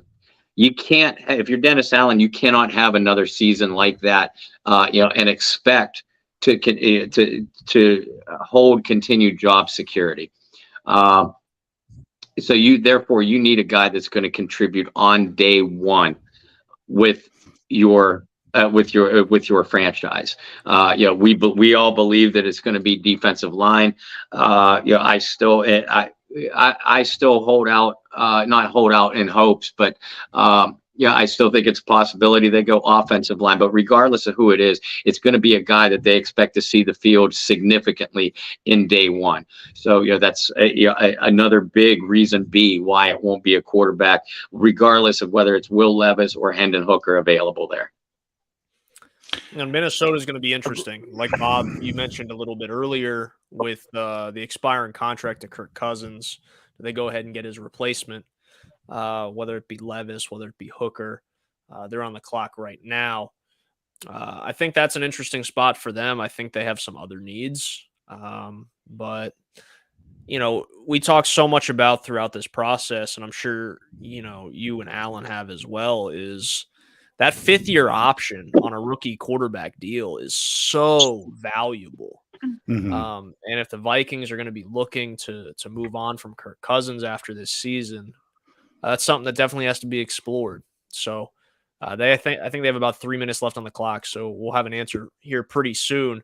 But I think this is really one of the last spots where you could see a quarterback taken between, here in the end of the first round, because you got the Jags, the Giants, the Cowboys, the Bills, the Bengals, the Saints, and then Philadelphia. And then Kansas City. I mean, there's not a whole lot of teams there that have a real glaring need at quarterback. No, not a single one of those teams are going to draft a quarterback. You probably at all, let alone in the first round. You're looking at possibilities of maybe a team like the Titans trading back into the first. Maybe the Lions, for the same contract reasons with Jared Goff that the Vikings have with Kirk Cousins. One of those two teams are examples of possibilities who could trade back up. But I think it's more likely that even those teams, would wait to see how things play out early on day 2 if either Hooker or Levis slides into that spot. I agree with you. If the Vikings don't take a quarterback here, I don't think we see one for the rest of the night. Do either of y'all think it's a possibility the Saints break tradition and trade back? It's certainly a possibility.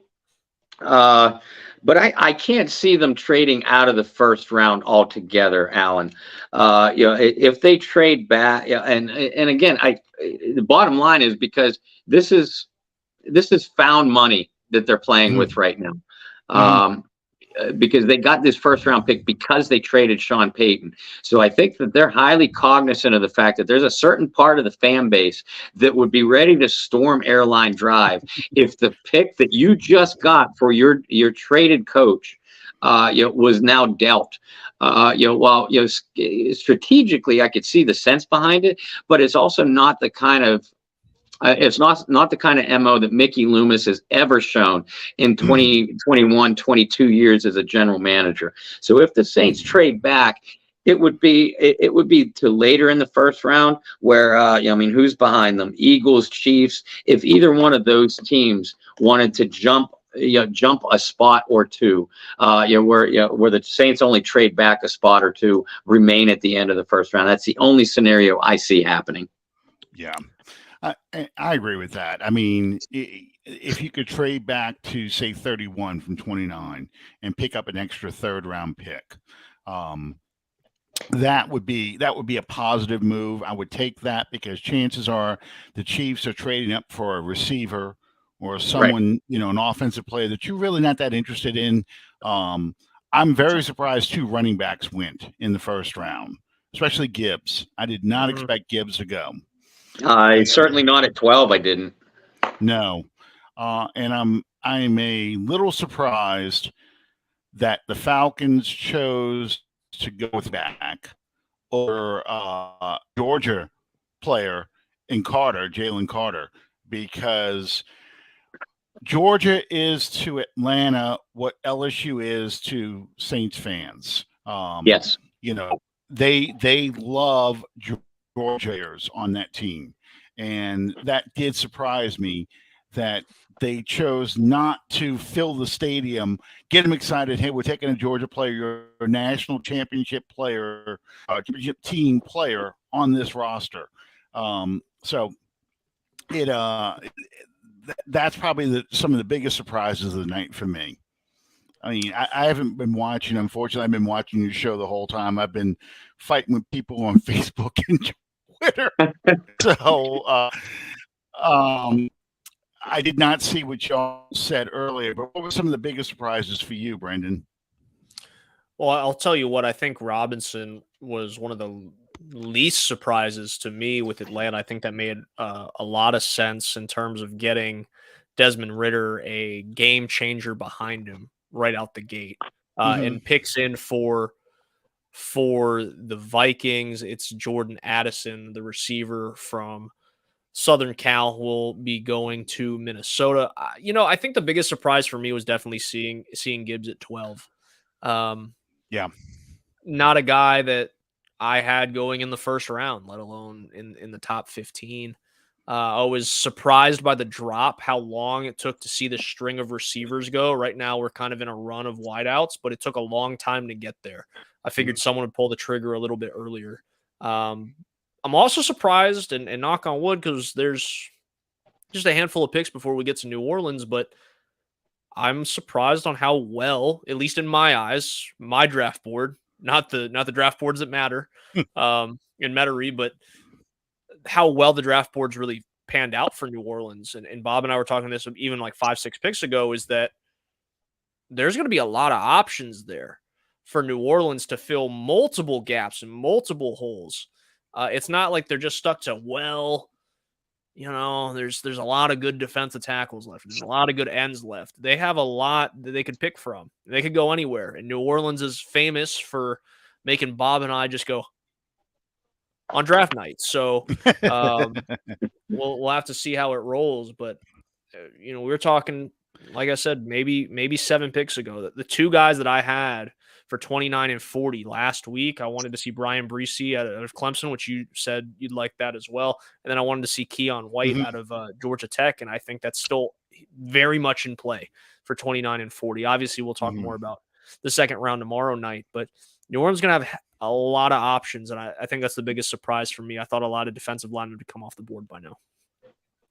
The Giants and the Jaguars just swapped picks. Hey, it's the second time it's happened tonight with teams. Why not? Yeah. So where do you think the Giants go, Bob? Brandon and I just got done talking about the Baltimore Ravens having one of the worst wide receiver rooms in the NFL. The reason why I said one of the worst in the Ravens is because I think the Giants might have the worst. We just saw the run on wideouts. I think the Giants go wide receiver here. Josh Downs from North Carolina, Jalen Hyatt from Tennessee. That's what I have. Yeah, they both make a lot of sense at this spot for New York.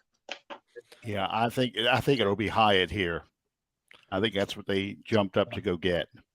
Well, here's your trade compensation real quick. The Giants trade up to 24. The Jaguars receive 25, 160, and 240.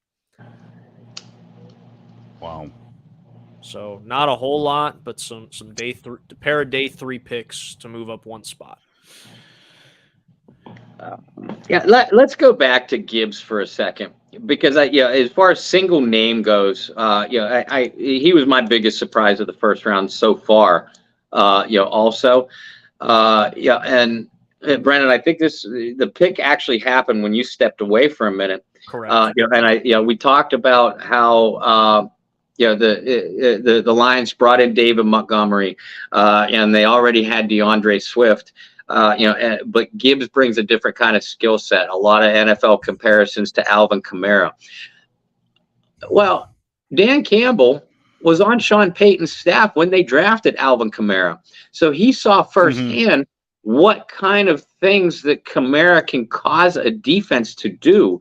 So I get, schematically, it may higher than I would have picked Jahmyr Gibbs for sure. I didn't have a first round grade on him either. But schematically, for what the Lions want to do, spread defenses out because they want to control the football. Gibbs is not going to be a 20 touch a game guy, but the 10, 12, 13 touches that he gets, they're all going to be in space. So I see the reason for the pick. I do too. I think it's just surprising the number, how high he got picked, right? And I really like DeAndre Swift, given I got to see a lot of him while I was at the University of Georgia. But I really think that's going to be able to those guys are going to be able to interchange and do similar things. They're not quite the same player. That's not what I'm saying, but they do similar things well. The fact that you could kind of mix and match those guys is going to be really helpful. I mean, for a New Orleans Saints comparison, given Pierre Thomas was bigger than both those gentlemen, but Pierre Thomas and Reggie Bush both did certain things similarly well. And the fact that they could play off each other made it really nice and convenient for New Orleans to get creative offensively. And obviously it led to a Super Bowl title. I'm not saying that's exactly what's going to happen in Detroit, but that's what I see when I look at like DeAndre Swift and now Gibbs, is they do a lot of things similarly. You're going to be able to, kind of play off of each other, and it's going to open up some things for that offense. And I think it's going to end up being a really good thing for Dan Campbell and his side. Giants are going cornerback Deontay Banks from Maryland. That's amazing. Joey Porter and Brian Branch are still on the board. Uh-huh. That just those guys must have interviewed terribly. That's the only reason why I can see those guys sliding like that. Yeah. I mean, it's certainly possible. And listen, I love Deontay Banks. I think he's going to make a fine pro. But yeah, I personally had a higher grade on Joey Porter. Porter was my second highest graded cornerback, in this draft. And again, I like Deontay Banks a lot. But they not only made the move, made the pick, but they gave up two later round draft picks to get him. So they, like you said, Alan, they must have seen something in him, that they liked exponentially more than what cornerback Porter or a safety like Brian Branch. And remember, the Giants have loved defensive players from the defensive backs from the University of Alabama historically. Mm-hmm. I mean, Porter, I just wanted to check his stats. He's 6'2", 200 pounds. That's a huge player that you could probably start him as a nickelback, and maybe even at that size, you could possibly even slide him to safety later on in his career, kind of like what they did with Malcolm Jenkins. But he has the speed of a corner. So it's really puzzling how, in an era where guys are going more to big nickel defenses, you'd want a big cornerback like that to match up with these big receivers and also handle these running quarterbacks like a Josh Allen. Yeah, it's really shocking to me. So I didn't see who's on the clock now. The Jaguars. Okay. So we're at 27, I think. I mean, 25th pick, but I think it's considered officially considered the 26th because of the forfeit by the Dolphins. That's right. Yeah. So we still have Dallas to go through.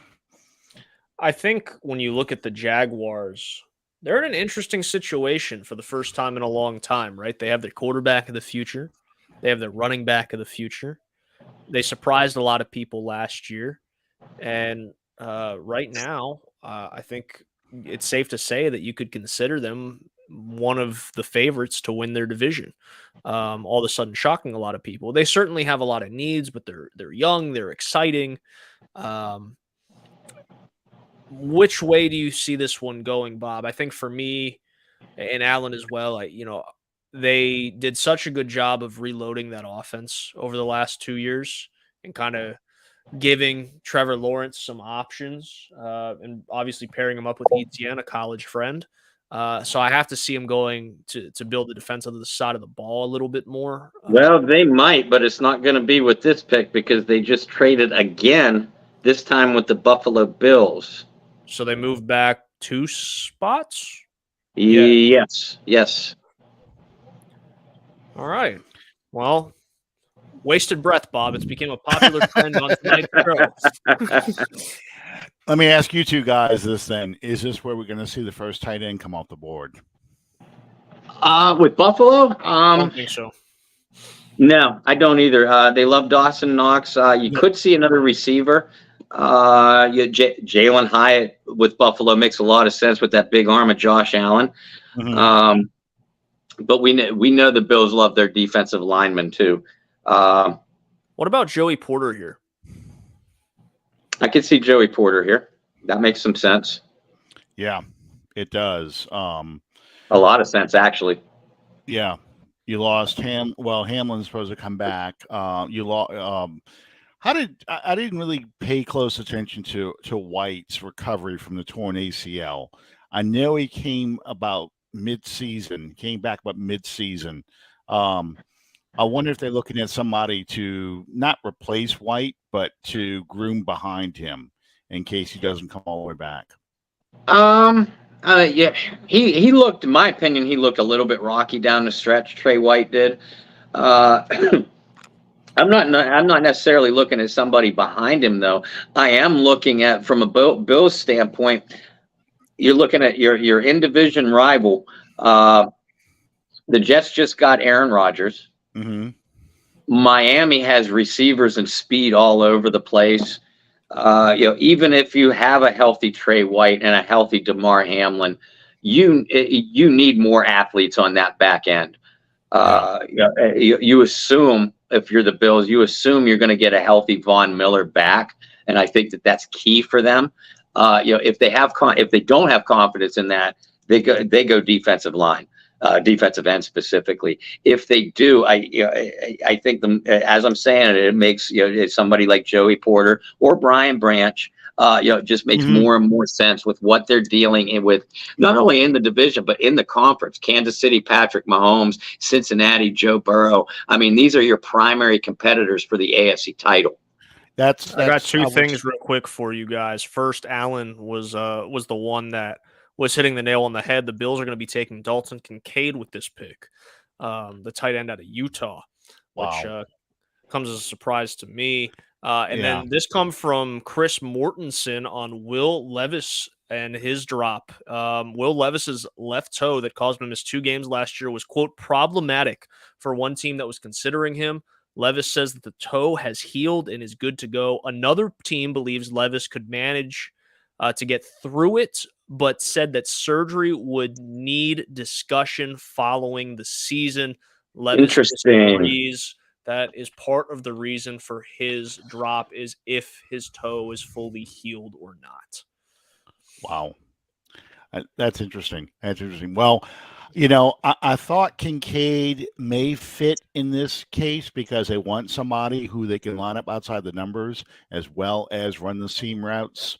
They're trying to give Allen more passing targets, but I would have thought that had Gibbs not gone at 12, Gibbs could have been an option there for Buffalo right there. Because I know Buffalo's looking for a running back. Well, what does Dallas do here? Another team that desperately could probably use a running back, a team that could use, well, frankly, a lot.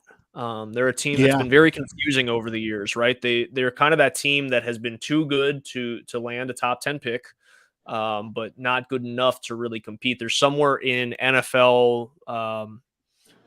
They're mediocre, right? They're somewhere in that kind of NFL range. So what can Dallas do to make, and I've said this a million times so far tonight, a player that makes an immediate impact on this football team? Where should Dallas go? We saw Dalton Kincaid just come off of the board. Dallas lost Dalton Schultz this offseason. So you could be looking at another pass catching tight end. May from Notre Dame makes a lot of sense for Dallas here. Give Dak Prescott more targets. They obviously believe in Tony Pollard. They just franchised him. So I don't think the running back value at this spot is here. I think I could see the Cowboys going defensive line, to tie up more inside blockers to free up Micah Parsons that much more. That makes some sense, but a tight end, even with Kincaid now off the board, I could see Dallas going tight end here. I think they're probably looking at cornerback as well, cornerback or safety. So this could be a spot where either Branch or Porter go. Branch especially. Yeah, mainly because they've got a lot of question marks in that secondary. And then you look at the teams that they're because Jerry Jones is always thinking about Super Bowl. So you got to look at the teams that are in the playoffs and who you're going to be competing against in the playoffs. And you'll be playing against the Eagles, who have speed receivers and a big receiver in AJ Brown. You know, you're looking at let's go ahead and throw the Cardinals and the Rams and the 49ers all out there. So, I think they'd be looking for a big safety or a big corner here. I would have thought that Kincaid would have gone right here too. And I think that's why Buffalo traded up the way they did. So it'll be interesting to see if they go secondary at the spot, because running back, that's a big need because they let Elliott go, but they're not going to take Zach Charbonnet or someone like that this early. I think when I look back at the mold of defensive backs that Dallas has drafted and has been successful with Dallas, a guy like Byron Jones is one that jumps up in my memory, right? A guy that could play a little bit, a safety, a little bit of corner, was uber athletic, a little bigger.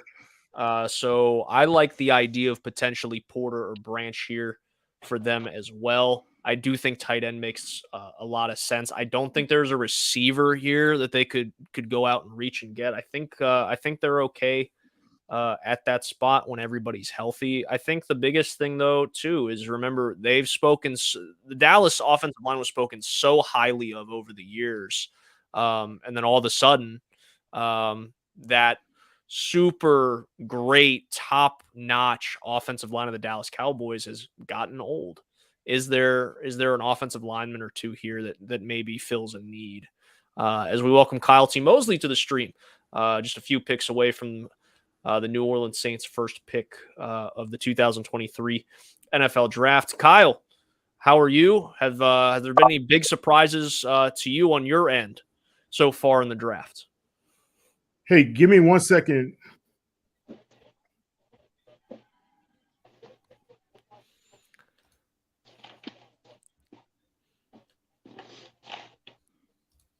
All right, guys. Sorry about that. I was hearing double. That happens. Happens to the best of us. And Better with than you, seeing how double. much you've got going on, you probably hear double, see double. See quadruple. There you go. What's going on, Alan? How you doing? I'm doing good. How you doing, Kyle? Good, man. Look, and I haven't seen you or talked to you, but it would have been great to have Sean here. So You're right about that. My condolences You're right about to that. you and your family over there with what you guys are doing, man. Okay. Thank you. Bob's been a big help. Yeah, it's been a pretty interesting draft, man. I don't know. I think the Saints have a lot of good options ahead. It's deciding what's going to be top on Mickey Loomis's board, right? And hey, what if the Saints drop down?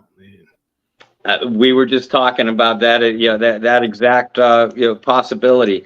I don't, and we've seen 2 or 3 trades happen tonight. 3 trades where a team has only hopped 1 or 2 spots. The Saints could make another deal with the Eagles and move only down only 1. Alan brought up a scenario. Maybe the Chiefs want to move from 31 to 29 to get an offensive playmaker. The Saints still stay in the first round here. I see Mickey Loomis being very hesitant to move all the way out of the first round because that's found money. That's the pick that they got for Sean Payton. Do you see that? Do you agree with that kind of mindset? Oh, I mean, it's logical. I mean, you have a first round pick, make a first round pick, and what you have to give up to be able to do so, especially last year, giving up those picks to the Eagles to get where they are now. So I could see that as well. But one thing that kind of was the takeaway from his press conference, to say, he was kind of coy, he's just sitting there like, we got 8 picks, but the Saints can always change that. That's what he's really saying. And I think right now, the New Orleans Saints, when you look at how some of these players are dropping in the draft, and no one has taken Levis yet, right? No. Mm-hmm. No. I mean, if he keeps saying there's no pressing needs for the Saints, but Levis is there, Is that a possibility? You see if Meyer is available. Has anyone taken him? I know the Cowboys need a tight end, right? No, they're on the clock right now, and that was something we were just talking about. Is Yeah. With Kincaid off the board as the Kincaid's off Bills the board. jumped, yeah, That's right. jumped the Cowboys. Do they get the kid from Notre Dame here? Yeah, that's who I think the pick's going to be. I think that's why Buffalo jumped Dallas to get a tight end, and Dallas lost Dalton Schultz this offseason. Brandon, correct me if I'm wrong. I think I've been wrong every single time. When I've said this kind of thing tonight, but Michael Mayer it makes the most sense to me. It's like every time you say that, like as you're like mid-sentence, I get the update. Oh, they drafted someone that's not even remotely close to the same position or anything. Well, Murphy, could he be available? But think about this. The Bengals also may be looking for somebody on the defensive end. Yeah. Yeah, and I think they are to complement Trey Hendrickson. I feel certain enough that I'd be willing to wager a 10 or a 20. That Jacksonville is going to go defensive line. That's why they've been willing to trade down twice, because they're looking at the same kind of board as the Saints are, and saying, you know what, all of our defensive linemen are still on the board, so we're going to get one of them. Why not trade down and pick up a couple later picks? So I feel Jacksonville is looking at defensive line. Agree with you, Kyle, that Cincinnati, could be looking defensive line here too. Yeah. So I think we're in a good spot. It's intriguing, compelling, and all those great adjectives. So let's just sit back and wait. It's really tempting to Alan, trade back. What's your thoughts, man? Well, I was going to say it's very tempting to trade back because you want to acquire as many picks as you can, and especially in the top 100. That was the key to the 2017 draft. You had 6 picks in the top 100. So I think Jacksonville's looking at doing that, and the Saints are in the same position. Like Bob said, all the guys they want are still on the board. They could be on the board. It's unlikely they're going to lose them all in the next few picks. So the option is there. Now it's a question of whether or not a team is willing to trade down with you. And I think unless somebody really wants Levis as their quarterback, I don't think there'll be a good trade partner for him, because Jacksonville's not going to trade with the Saints, because Jacksonville, like Bob said, Jacksonville and the Saints have pretty much identical boards. Cincinnati could be a possibility, because I think Cincinnati might be looking for, like you said, defensive help. Nolan Smith probably makes sense for them at this point. Yeah. So, that's Mozzie Smith goes to the Cowboys. Wow. Really? Yeah. Okay, so that's a name that's off the Saints board, because that's one I think the Saints were targeting. Yeah. And I definitely had Mozzie Smith fall into the second round based on the way this draft is unfold. So basically how I see things, I think Cincinnati's a logical trade partner. Philadelphia's a logical trade partner. It's just a question of what are they going to give up if the Saints wanted to trade back. Because I don't, like Brendan says, I don't think they're going to trade out of the first round. Bob, you're right. It's found money. You want that 5th-year option, even if you're not going to exercise it. You want to have that ability. That's surprising. Mozzie Smith to the Cowboys. Okay, so who's on the clock? Jaguars are back on the clock, and I truly believe they go defensive line here.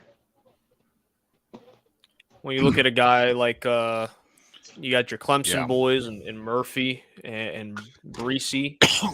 Remember, Bob, and I'll bring this up again, and Bob, you might remember this from maybe 2 or 3 weeks ago. I was talking to someone who watches a lot of Clemson ball, is close with some people down there, and they say that Miles Murphy has all the intangibles in the world, but there was some concern with how he reads plays developing, and it just it sounded, and you might remember me saying that, it sounded to me way too much like Stephon Anthony, as a guy that all the athleticism is there, all the intangibles are there, but there's just something missing in between the ears.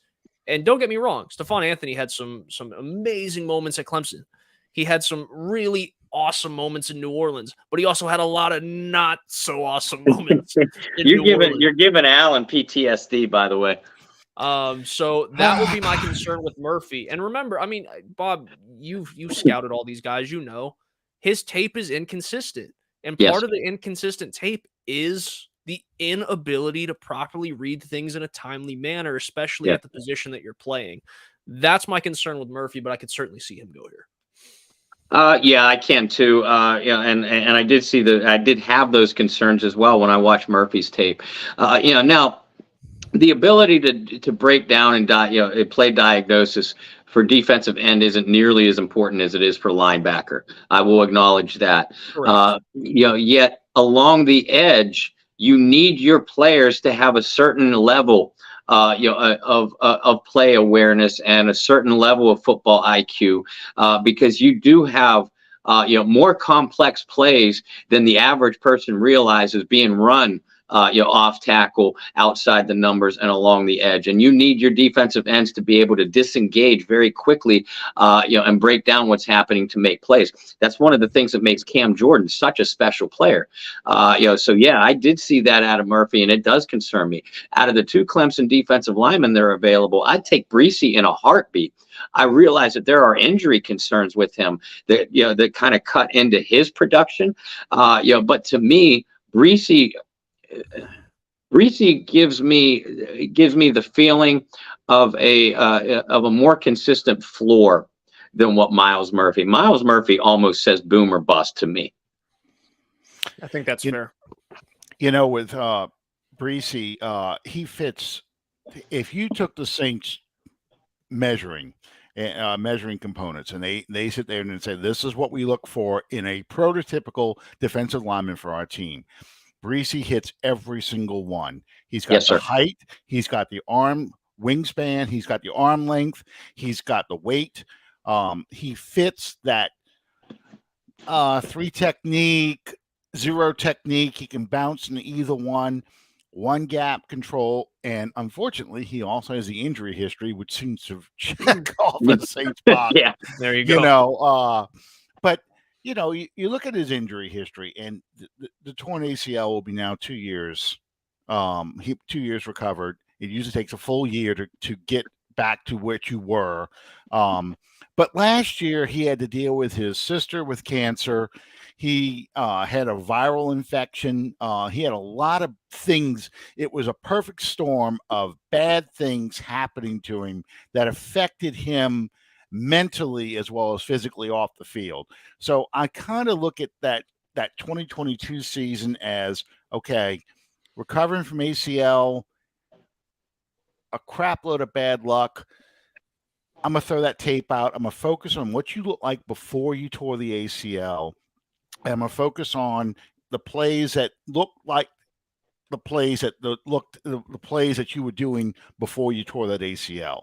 And that's why I really like this kid. I think he's got the size and the speed to really push that pocket in the middle. And with Bijan Robinson now in Atlanta, and Atlanta loves to run the football, you've got Young at quarterback in Carolina. You need somebody who's going to push that pocket and get in the quarterback's face and force them to either break containment where they cut the field in half, or that can help get him to roll out where your pass rushing defensive ends like Cam Jordan can get there and bring him down. Because last year we saw a lot of guys able to step up and slide up. Look at that Cincinnati game where you saw Joe Burrow just take off right through the middle and score that touchdown. I don't think that happens with Breesy. Yeah, Breesy also, remember, was the number 1 recruit coming out of high school. Mm-hmm. Well, the pick is in for Jacksonville. They don't go defensive line. They go offensive line. It's Anton Harrison, the tackle out of Oklahoma.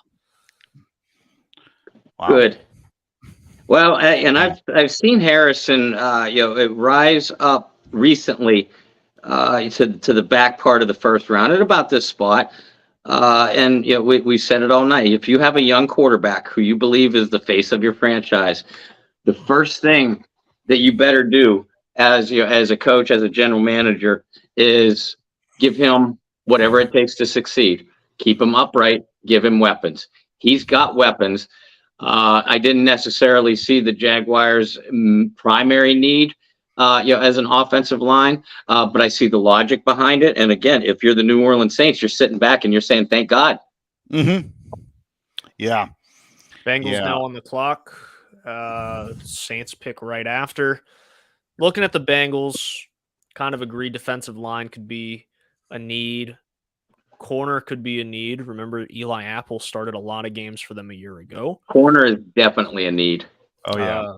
Joey Porter still sitting there at corner. Looking at the Saints and looking at what is going to be potentially sitting on your board, Levis and Smith are still two of the top-rated guys. Mayer, the tight end out of Notre Dame, and then you got some options at defensive line, whether it's Miles Murphy, who we were just talking about. Whether it was Benton out of Wisconsin, Breesy out of Clemson. There's a lot of options here. But, I think, Bob, one thing you and I have talked about is defensive tackle has a little bit more of a drop than defensive end in this draft. I feel like we can still get a pretty solid defensive end in round 2, to where defensive tackle, there's a little bit more of a talent drop. I know you and I have disagreed on that over the last couple weeks. I feel like it's a deeper end class. You feel like it's a deeper defensive tackle class. If the Saints had to make a pick by position, which one would you rather see? You're right. We have disagreed on that. And, clearly I'm right. It's fine. Whatever. You've done more of the tape than I have, so I'll give it to you. No, I won't say that there's a drop in talent, at defensive tackle between the top guys. I will say that there's a gap between round 1 value and say late day 2, early day 3 value. There's a gap there. Whereas edge rusher, defensive end. I do believe that that there's more similar guys that have late round 1, early round 2 value than there are at defensive tackle. Again, just from what I have seen, and based off of that, the two of the 3 defensive tackles that I think would have fit the Saints' wants the most. Real quick, Bob. The Bengals are selecting Miles Murphy at 28. Okay, well that takes one option off the board, and not at all surprising to any of the 3 of us. No, made a lot of sense. It does, but now, guys, I still think, and I would like Breesy, but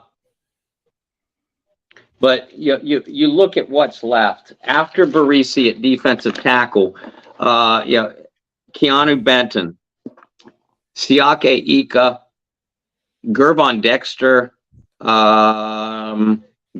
Zach Pickens.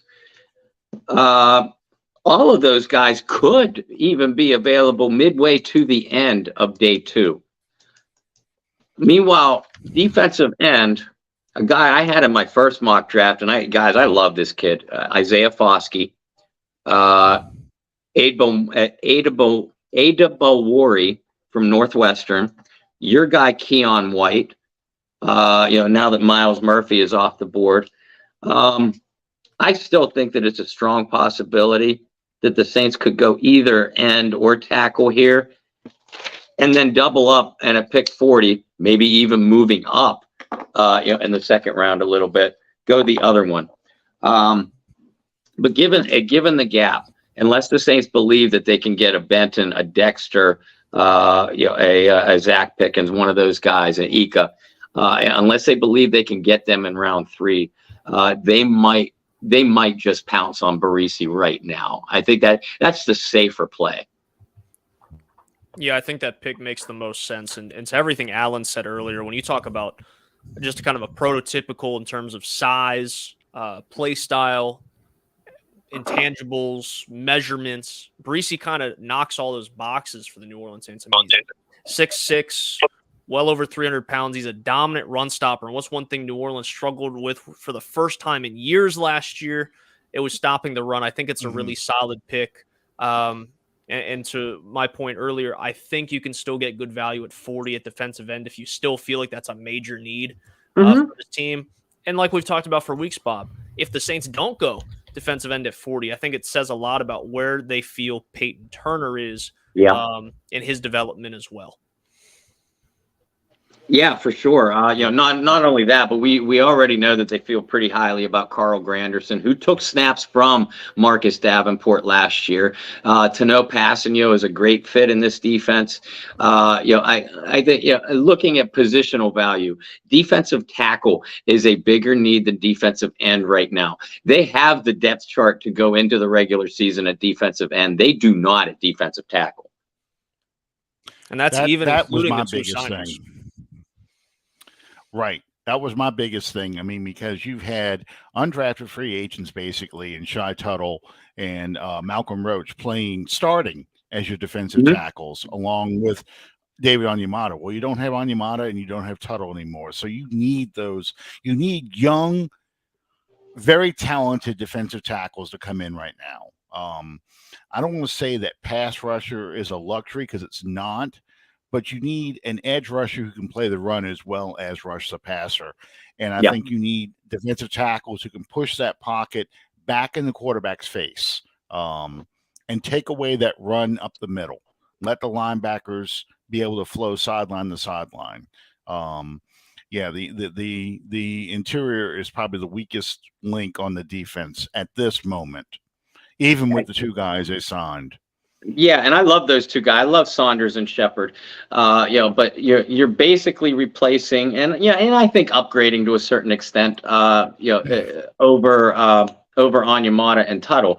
Other than that, you really haven't changed anything about your depth chart. And to your point, Alan, I think they lost Sheldon Rankins and Malcolm Brown, in back-to-back years, and those were guys that did exactly what you said. They pushed the pass pocket, they stopped the run, they clogged those gaps.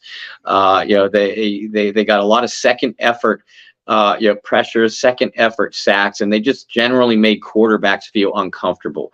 And while Saunders and Shepard both have the ability to do that, you need look no further than the depth chart. You have them, and then an undrafted free agent in Malcolm Roach.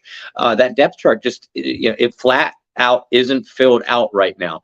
Meanwhile, at defensive end, you have the defensive ends to go into a regular season with. I agree. Cam's 34, 13th season. Granderson, passing, they aren't going to be mistaken for perennial Pro Bowlers anytime soon. So you'd like to get players there, but you need players at defensive tackle. Well, in defensive tackle, too, to your point, Granderson came on late. Peyton Turner, we still don't know what's in the tank for his NFL career. It's Parisi, guys. There you go. The pick that we were all hoping to hear. The New Orleans Saints select Clemson defensive tackle Bryan Bresee, who, again, was the #1 high school recruit in the country a few years back. It is Brees. He was also the ACC Freshman of the Year. To what Alan's points a little bit earlier, struggled with ACL injury and then a lot of tragic things last year for him. But the pick is Bryan Bresee. Guys, we've talked a lot about him for the last 10 minutes. Your thoughts, feelings on the pick and how he's going to fit into the New Orleans Saints? I'm extremely happy. I was going to bed every night looking at a picture of Lucas Van Ness. I'll be honest with you on that one. But Green Bay took my pick. So then my next man crush was Bresee because of the things I was talking about. I wanted a big guy who could really take the run away, because us not being able to stop the run, that has such a domino effect across the whole defense, because the secondary is built around man-to-man coverage. You want to have Lattimore, and you want either Jackson, a Taylor, or a Debo playing one-on-one with these receivers, and you want to have a big safety playing at nickelback to kind of, cover the tight end, cover the third receiver, but also be able to blitz off the edge. And if you can get a 4-man rush and put pressure on the quarterback with 4 players, that opens up so much things for your defense. It just makes coverage so much easier. You know, you can get that 2nd and 10, 3rd and 12, instead of what we saw a lot last year, 3rd and 4, 3rd and 3, where the offense's playbook is opened up. So I'm really, really happy with that. Yeah, and you now have 3 guys that can do that in the center. You know, in theory, you now have 3 guys who could do that in the center of your defense with Barisi, with Shepard, with Saunders. Really last year you only had 1, and that was Onyemata. And Onyemata, I'm sorry, he has not been the same since he came back from his 2nd PED suspension, and it was very clear. Offenses like you and I just said the other night, Alan. Cam Jordan, Granderson, even Davenport, they weren't as effective against the run. It didn't look as effective against the run because offenses were able to run up underneath of them because they were just blowing the defensive tackles off the ball. I've actually read some things that people had concerns about Barisi's weight. They actually called him a little bit. He came to the combine a little bit light. Again, that's a lazy and short-sighted analysis. You pointed out the viral infection that he's still recovering from. Not recovered. He is recovered, but he probably lost 25 to 30 pounds. This is a guy that plays at 310, 315, who is one of the most athletic interior defenders in this class, at that weight. So, I mean, that's why you said he checks off athletically, and those, precious RAS scores that the Saints value so highly. He checks off all of those boxes because he does play athletically at 310, 312, 315. He is strong. He sets a good base against the run. He is a disruptive pass rusher. While I love Mozzie Smith in this spot, if he were available, Barisi at this stage of their career, Barisi is a more accomplished and more advanced pass rusher than what Mozzie Smith would have been able to bring to this defense. Well, to your point, too, with that RAS score from our very own John Hendricks, 9.61. So to everything Alan said about measurables, everything, you throw that RAS score on there, too, and it's you just got Mickey Loomis in the front office staff just drooling. They throw those kind of stats out there. But, no, I think all in all, was it a safe pick? Yes. Was it something that gets people out of their seats, jumping up and down, like if the Saints took a flashy quarterback or wide receiver? No, but does it fill an immediate need? And that's something we've talked about all offseason. Does it fill an immediate need? Yes. Is it an instant upgrade or an instant playmaker added to the roster? Yes. And especially with defensive linemen, and Bob and I were talking this a few hours ago, it's not always getting a defensive lineman in the first round that's going to automatically be a day one starter, but can you throw them in the rotation? Are they going to find a role, and are they going to immediately help out your team? And whether he starts right out the gate or not, I think he's an immediate help to that run defense. And Bob and I talked about this earlier as well. When you talk about the weight, we're talking about that one kid out of Mississippi State, Bob, who's like 170 pounds maybe. I mean, the easiest thing in the world when you become a pro athlete and you're working with these nutritionists and these dietitians and this and that, easiest thing to do is put on 15, 20 pounds in an off season. It's not that hard for these pro athletes to do that, especially when they're that young in their career. In this case, a little different. You're not talking about a kid who's just skinny, hasn't put on the weight. He's obviously still trying to gain back some of the weight that he lost. But should be easy. Just being on an NFL nutrition plan, being on an NFL exercise plan where you're working out and you're replacing, fat, and there is fat in college, but you're replacing fat with muscle, that gives you the weight. Exactly. They have a nutritionist, like you said, that's going to design a program to help you become a better defensive lineman. I wanted to say this real quick because we're almost at the end of the first round. But, my last mock draft, I finally had Barisi fall to me because he was going up much earlier in every other simulation I've run. But I could not pick a defensive end. This goes to what Bob was saying earlier. I could not get a good pass rushing defensive end until the third round, which was kind of scary. I ended up getting Isaiah McGuire from Missouri in the third round because so many defensive ends were coming off the board in the second. So I think that's going to be something to watch tomorrow night.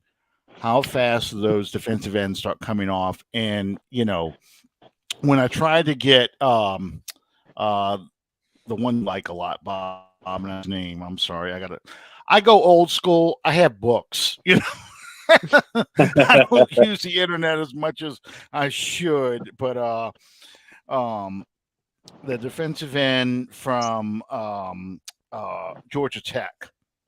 Keon. That's Keon Brendan's White, boy. my guy. Okay. Yes. Do you think he is going to be there at 40? I do. I do. Listen, Bob, I said at the beginning of the night that you and I hit both picks last year in the first round and not to count on it again. I'm halfway to the first two, right? I had Barisi and then I had White. So if the Saints want to bless me and make me look smart back-to-back years, that would be awesome. But that's what I had. I had Barisi at 29 and White at 40. Yeah. So that would be ideal. Some of these other guys, I know there's a couple guys out there that I've seen names come across as possibilities for the Saints at defensive end. I saw Nolan Smith out there a lot. People were hyping him up. I worry about his measurables and make sure they check the Saints boxes because the Saints like big guys, and if you're 6'2" and under, probably not going to make it on this defensive line. They want 6'4" and higher. Well, Nolan Smith just went to the Eagles, so thankfully we don't have to worry about that. I was worried too, Alan. Yeah. I like the player. Don't get me wrong, but there didn't seem to be a good fit with the Saints just because the way they're built. I couldn't agree with you more. My guy at the position, Isaiah Foskey. I think he could be there at 40. Keon White. I in my second mock, I had Felix Uzoma from Kansas State, who could add a little bit of bulk, but he comes in at about a little bit shy of 260, so that's close to what the Saints are looking for. Ada Mawari from Northwestern. You want to talk about another guy that checks off all the Saints boxes of what they look for in a defensive lineman. He's another guy. Isaiah McGuire, who I think should be there as late as the third round, I think could be an underrated pickup too. There's still definitely value there, but depending on if the Saints like any of those players specifically, that's where you could see the trade up from 40 to like 34, 35, that range. What about a guy like Michael Mayer at tight end? If the Saints are still looking at tight end, that's a spot that we've talked about a lot. Bob and I didn't feel like a tight end that could, run down the seams and stretch the field was an immediate need because of what Jawan Johnson was able to do last year. I've spoke highly of Adam Troutman in a role that fits similar to like Josh Hill, a guy that's a better inline blocker and can sneak out for some screens and whatnot. But if tight end's still a spot of need, is that a position where, if Mayer falls to 40, that the Saints could go and take? I like Mayer. I also like Donnell Washington for that very reason. Bob and I have talked about him a lot because I look at him as that third tackle when the Saints go to their jumbo package, but he's a third tackle who is basically a seam route or seam guy. and is a good receiving threat, a good red zone threat. I liked him a lot. I didn't expect to see Mayer last all the way down to round 2. I would have thought he would have gone earlier in round 1 to say Dallas or someone like that, and the tight ends just didn't come off the board. Like I kind of thought they might.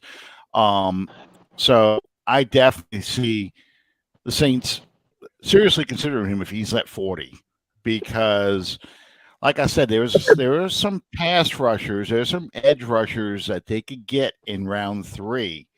It's scary to wait all the way to 71 to take a guy, but Trey Hendrickson was like 102 when they came in back in 2017, so it's not impossible.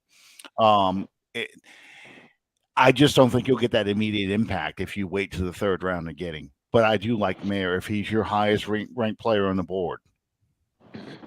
I like Mayer. I like Darnell Washington. Another guy I like if they draft a tight end is Sam Laporta from Iowa. I like those 3 guys better for what the Saints need, than I liked Dalton Kincaid or than I like Luke Musgrave, because they already have a guy like that in Jawan Johnson. They need a guy that can contribute as an inline player, as a blocker, and a guy that can also run pass routes. Now, of those 3 players, Musgrave, Mayer, Washington is by far the most unpolished receiver, but he's also by far the most dominant blocker. So I wouldn't have a problem if the Saints went any of those 3 players, at pick 40, and they decided to wait on a pass rusher and they decided to wait on a receiver, because we just mentioned 3 players at tight end. We mentioned 4, 5, 6 players at defensive end. And if you're looking for physical receiver value, you can get that late in day 2, early in day 3. So again, you have to love the way, not only for the first round, but so far leading into the second, the way we think the first handful of picks are going to play out early in the second round. You have to love the way this draft board is falling. I had Hooker and Levis both going in the first round because I thought it'd be 5 quarterbacks going in that first round. Same here. Because, there were so many quarterback needy teams. I mean, Washington, Atlanta, Tennessee, all those teams I thought were going to take at least one of those teams was going to take a quarterback. All 3 of them I thought needed one. And it didn't happen that way. So as a result, that makes round 2 possibly quarterback heavy. You could possibly see both Hooker and Levis in those first picks, which helps us at 40. What's crazy too when it comes to Levis, and Bob and I talked about this on the onset of the show almost 4 hours ago, was that Levis hopped up the betting odds to be the number 1 pick tremendously over the last couple days and came all the way to the second favorite in the betting odds behind Bryce Young to go number 1. Now the guy doesn't even go in the first round. You know what it reminds me of a little bit? Not only last year when a lot of people thought that Malik, Desmond Ridder, Matt Corral all could be first round picks, but a handful of years before that, people were talking about Geno Smith as being the first or second overall pick, and Geno wasn't picked in the first round at all. That's what kind of dropped that this reminds me of for Will Levis. Well, I think it's interesting that note from Mort that the toe injury of all things is what has had a couple teams cross him off the list. As we close out for tonight, guys, and we look ahead till tomorrow, as we await the Kansas City pick, as they got about 2 minutes left on the clock. Grading round 1 in years past, Bob, Alan, I know you know this is, excuse me as well, but Bob and I have been on the show together now 4 or 5 years, maybe 6. We haven't really figured it out how many years we've been hanging out on draft night, but it's became a tradition. So over the years, the Saints have really surprised us with their first round pick. I think tonight everybody was kind of on board with how the board fell. We all had an idea of that's where the Saints were going. If you guys had to grade the pick, though, what grade would you give the New Orleans Saints first round? And keep Alan? in mind that there was some rumors and thoughts that the Saints would trade up. So keep that in consideration with your grade. The Saints didn't have to trade up to get, a guy that may or may not have filled a need. I'm giving him an A just for not trading up, because I really thought that 71 pick was gone.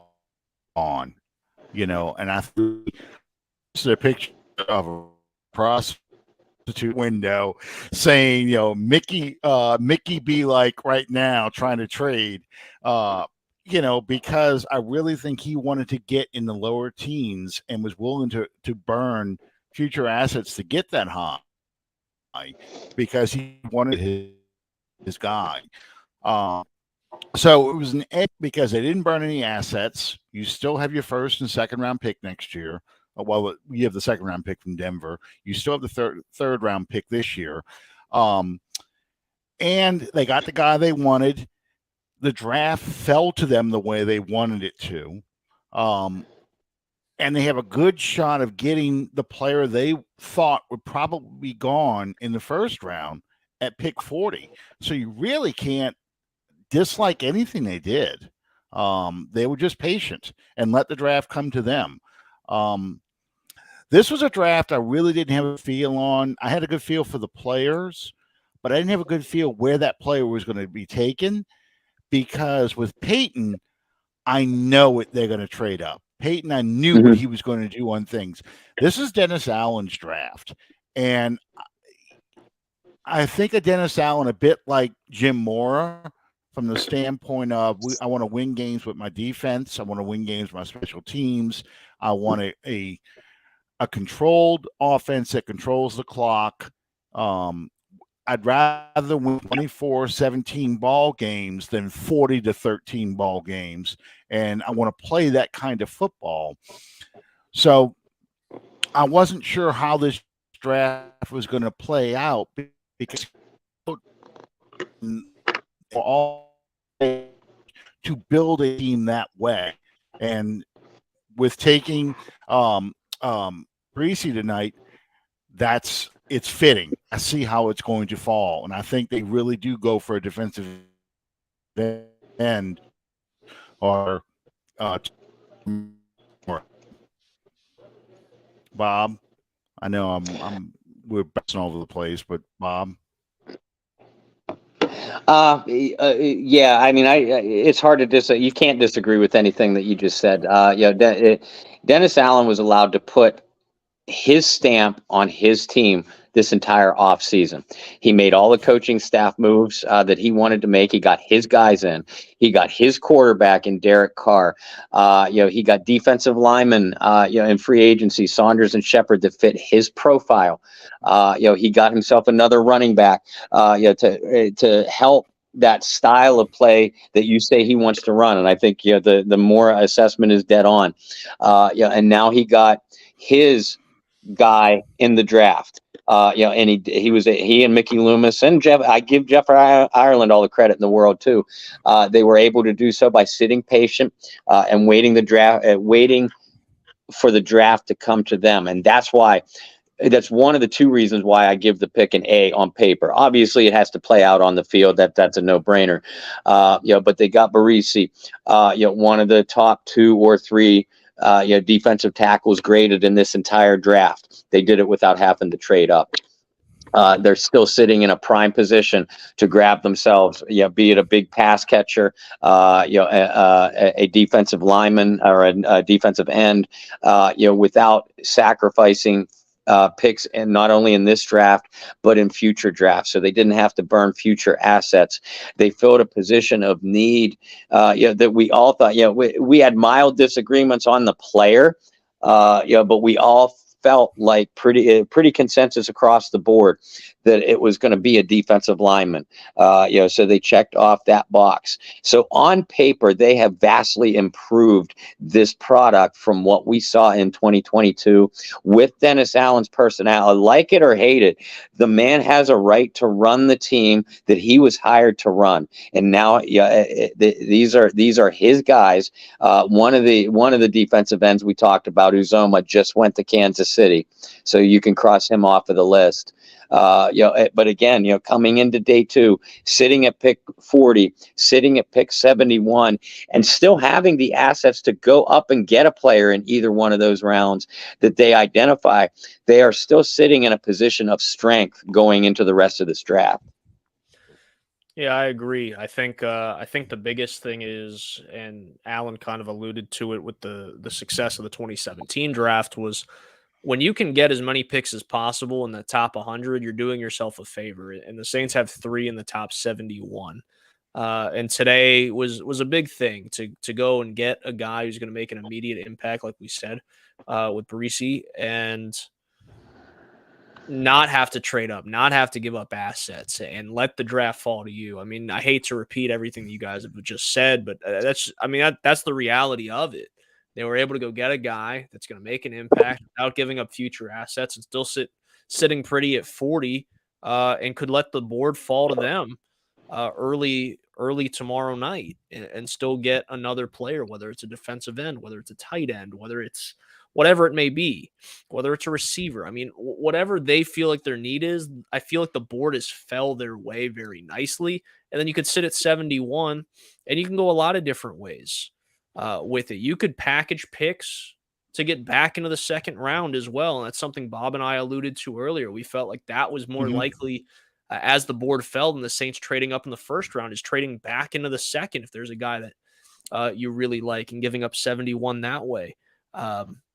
I think the Saints hit the nail on the head tonight. I'll give them an A. Obviously, part of that is drafting a guy that I actually know and studied, opposed to some of the previous drafts where I had no information on. So I think New Orleans, I think for the most part, fans should be happy with the pick. Before we close out, Alan, where could everybody who doesn't already, everybody should know, everybody should be tuning in to Under the Dome on Tuesday nights, but where can people follow you, find the podcast, and obviously you'll be joining us a little bit tomorrow as well. Absolutely. Yeah. On Under the Dome, we're on YouTube. I think we're still on iTunes. I haven't gone in a long, long time, but I know we're on YouTube. And you can find me on Twitter at 79 Saints. You can find me on Facebook if you're old like me, under my name, Alan Ulrich. I'm there. I'm in the Saints, a lot of Saints groups. I'm in Bayou Blitz. During the regular season, I write things like good, bad, and ugly reviews of the game that you just saw, pointing out the turning points of the game. So a lot of people enjoy reading that. I put that out immediately after every ball game. And that's probably the 2 easiest places to find me right now is Facebook and Twitter. And yes, we're on Bayou Blitz, not Bayou Blitz, I'm sorry. We're on Under the Dome every Tuesday night, 8 o'clock Central, 9 o'clock Eastern, much to Bob's chagrin. I keep him up late. I apologize. Old stories about the Saints, I have plenty of those. So, and thank you guys for having me on the show. I really appreciate that. Oh, Alan, it was our pleasure. Thank you for taking some time out. You and I have been friends for a good long while now. I always love your analysis. I always love talking Saints history. It's one of the reasons why you keep me up late every Tuesday night. And it was great to get your perspective on the show tonight. We suspect that people get tired of Brendan and I just talking back and forth. Kyle Mosley able to jump in. Yeah, Kyle Mosley able to jump in too. You guys added a lot tonight, so I thank you for that. Thank you for having me, and I appreciate it. Hey, real quick, if the Saints can package to get back into round 2, I would love it if they get a guard and a running back with those picks, because if you can get a defensive tackle, defensive end, a guard, and a running back all within the first 100 players, I hate to say it like the kids say, done, son. That is the draft. That you've got 4 impact players on this team by doing that. So that would be great if they can do that. Yeah, Spears would be interesting if they're able to nab him at 71. I don't think he'll fall that far. But I think that would be an interesting pick. Can never have too many running backs in the New Orleans Saints running back room. That's proven to be Yeah, boy, Absolutely. I tell you, I mean, you're looking at Spears, guy. I love Chase Brown from Illinois, Kendre Miller from TCU, Charbonnet from UCLA, Abanikanda from Pitt. I would take all those guys at 40. And I think at least a couple of them will still be available at 71 and perhaps even early into day 3. You talk about interior line, offensive line, Alan. You and I talked about this on Tuesday too. Torrance from Florida, a guy who we both thought would go in the first round. He's still on the board. Avila from TCU is a guy who I had a first round grade on. A lot of people did late in the process. He's still on the board too. And I think that this is a position that the Saints will address with Andres Pete's injury and contract situation and Cesar Ruiz's contract situation. I think it might not be a legitimate need for 2023, but it's definitely a concern beyond next year. And if injuries hit this team again this coming year.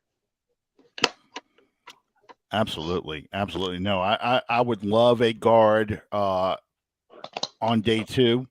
I just don't know where that's going to happen. Right. And obviously with the Kamara suspension, which we all pretty much say is going to happen, getting a running back, getting somebody who can run between the tackles so you can get Kamara out in space, that's a huge need. Or if you were to go the Spears route, then you're kind of grooming somebody to take Kamara's spot possibly, which is what Spears could do.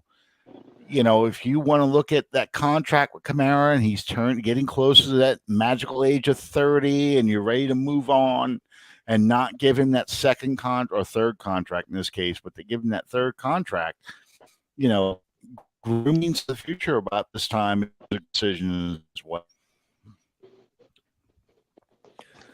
I'll throw it out there one more time. Eno Benjamin. Twice on draft night for you guys counting at home. Eno Benjamin. Eno Benjamin fan club. I guess I'm the president of it. But Bob, where can everybody follow you? You're not just the president, you're the founder. Founder, president, everything. I love me some Benjamin. Yes. Love me some Benjamin. Bob, where can everybody follow you on the World Wide Web? Keep up with us on the Bayou Blitz, and where can everybody hang out with us? Not just tomorrow night, but Saturday as well. Folks, those of you that have tuned in tonight, thank you so much for your support. It does mean the world to us.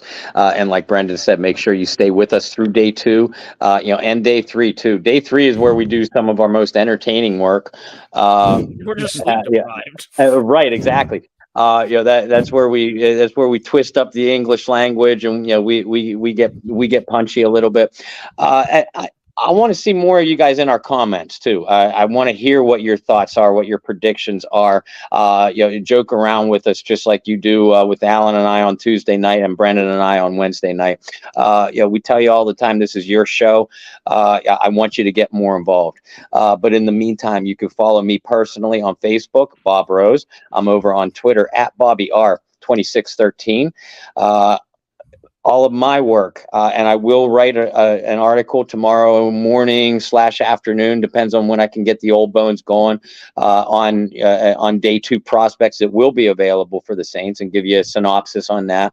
So stay tuned to that. All of my work, all of my draft profiles over the last 6 or 8 weeks can be found on my personal page, as well as the Saints News Network, at Saints News on Twitter, and of course our page, the Bayou Blitz page on Twitter, on Facebook, under the Dome page on Facebook, and at Bayou Blitz Pod over on Twitter. We can literally be found everywhere, but all these pages, they belong to you guys as much as they do us. So help make them grow. Get involved. Get your friends, family members, other Saints fans involved that might not know about us. Spread the word and make our brand grow, because our brand is your brand. Absolutely. For myself, you can follow me on Twitter and Instagram at BT Boylan. Follow the pod at Bayou Blitz Pod on Twitter. Follow my production company at BOTM PROD, Bottom of the Mug Productions. I guess I can spoil it. It's like 12:05 a.m. Eastern, so there's not a whole lot of people like tuning in at this point. But we got some big stuff, man. I had a good conversation with a guy who's going to be bringing his podcast onto my production network, and he had an interview with a pair of cast members on one of the highest rated TV shows on streaming services right now. So we're going to have a lot of fun stuff coming up. Definitely check us out. Again, Bottom of the Mug Productions. Really excited for everything we're doing here in the future. That's Alan Ulrich. I got to get this pointing thing down. Yeah. There's Alan. There's Bob. I'm Brendan Boylan. Until tomorrow night, remember to find some peace, spread love, practice positivity. We'll see you guys tomorrow night for round 2 of the NFL draft. This is the Bayou Blitz podcast. Night all. Night.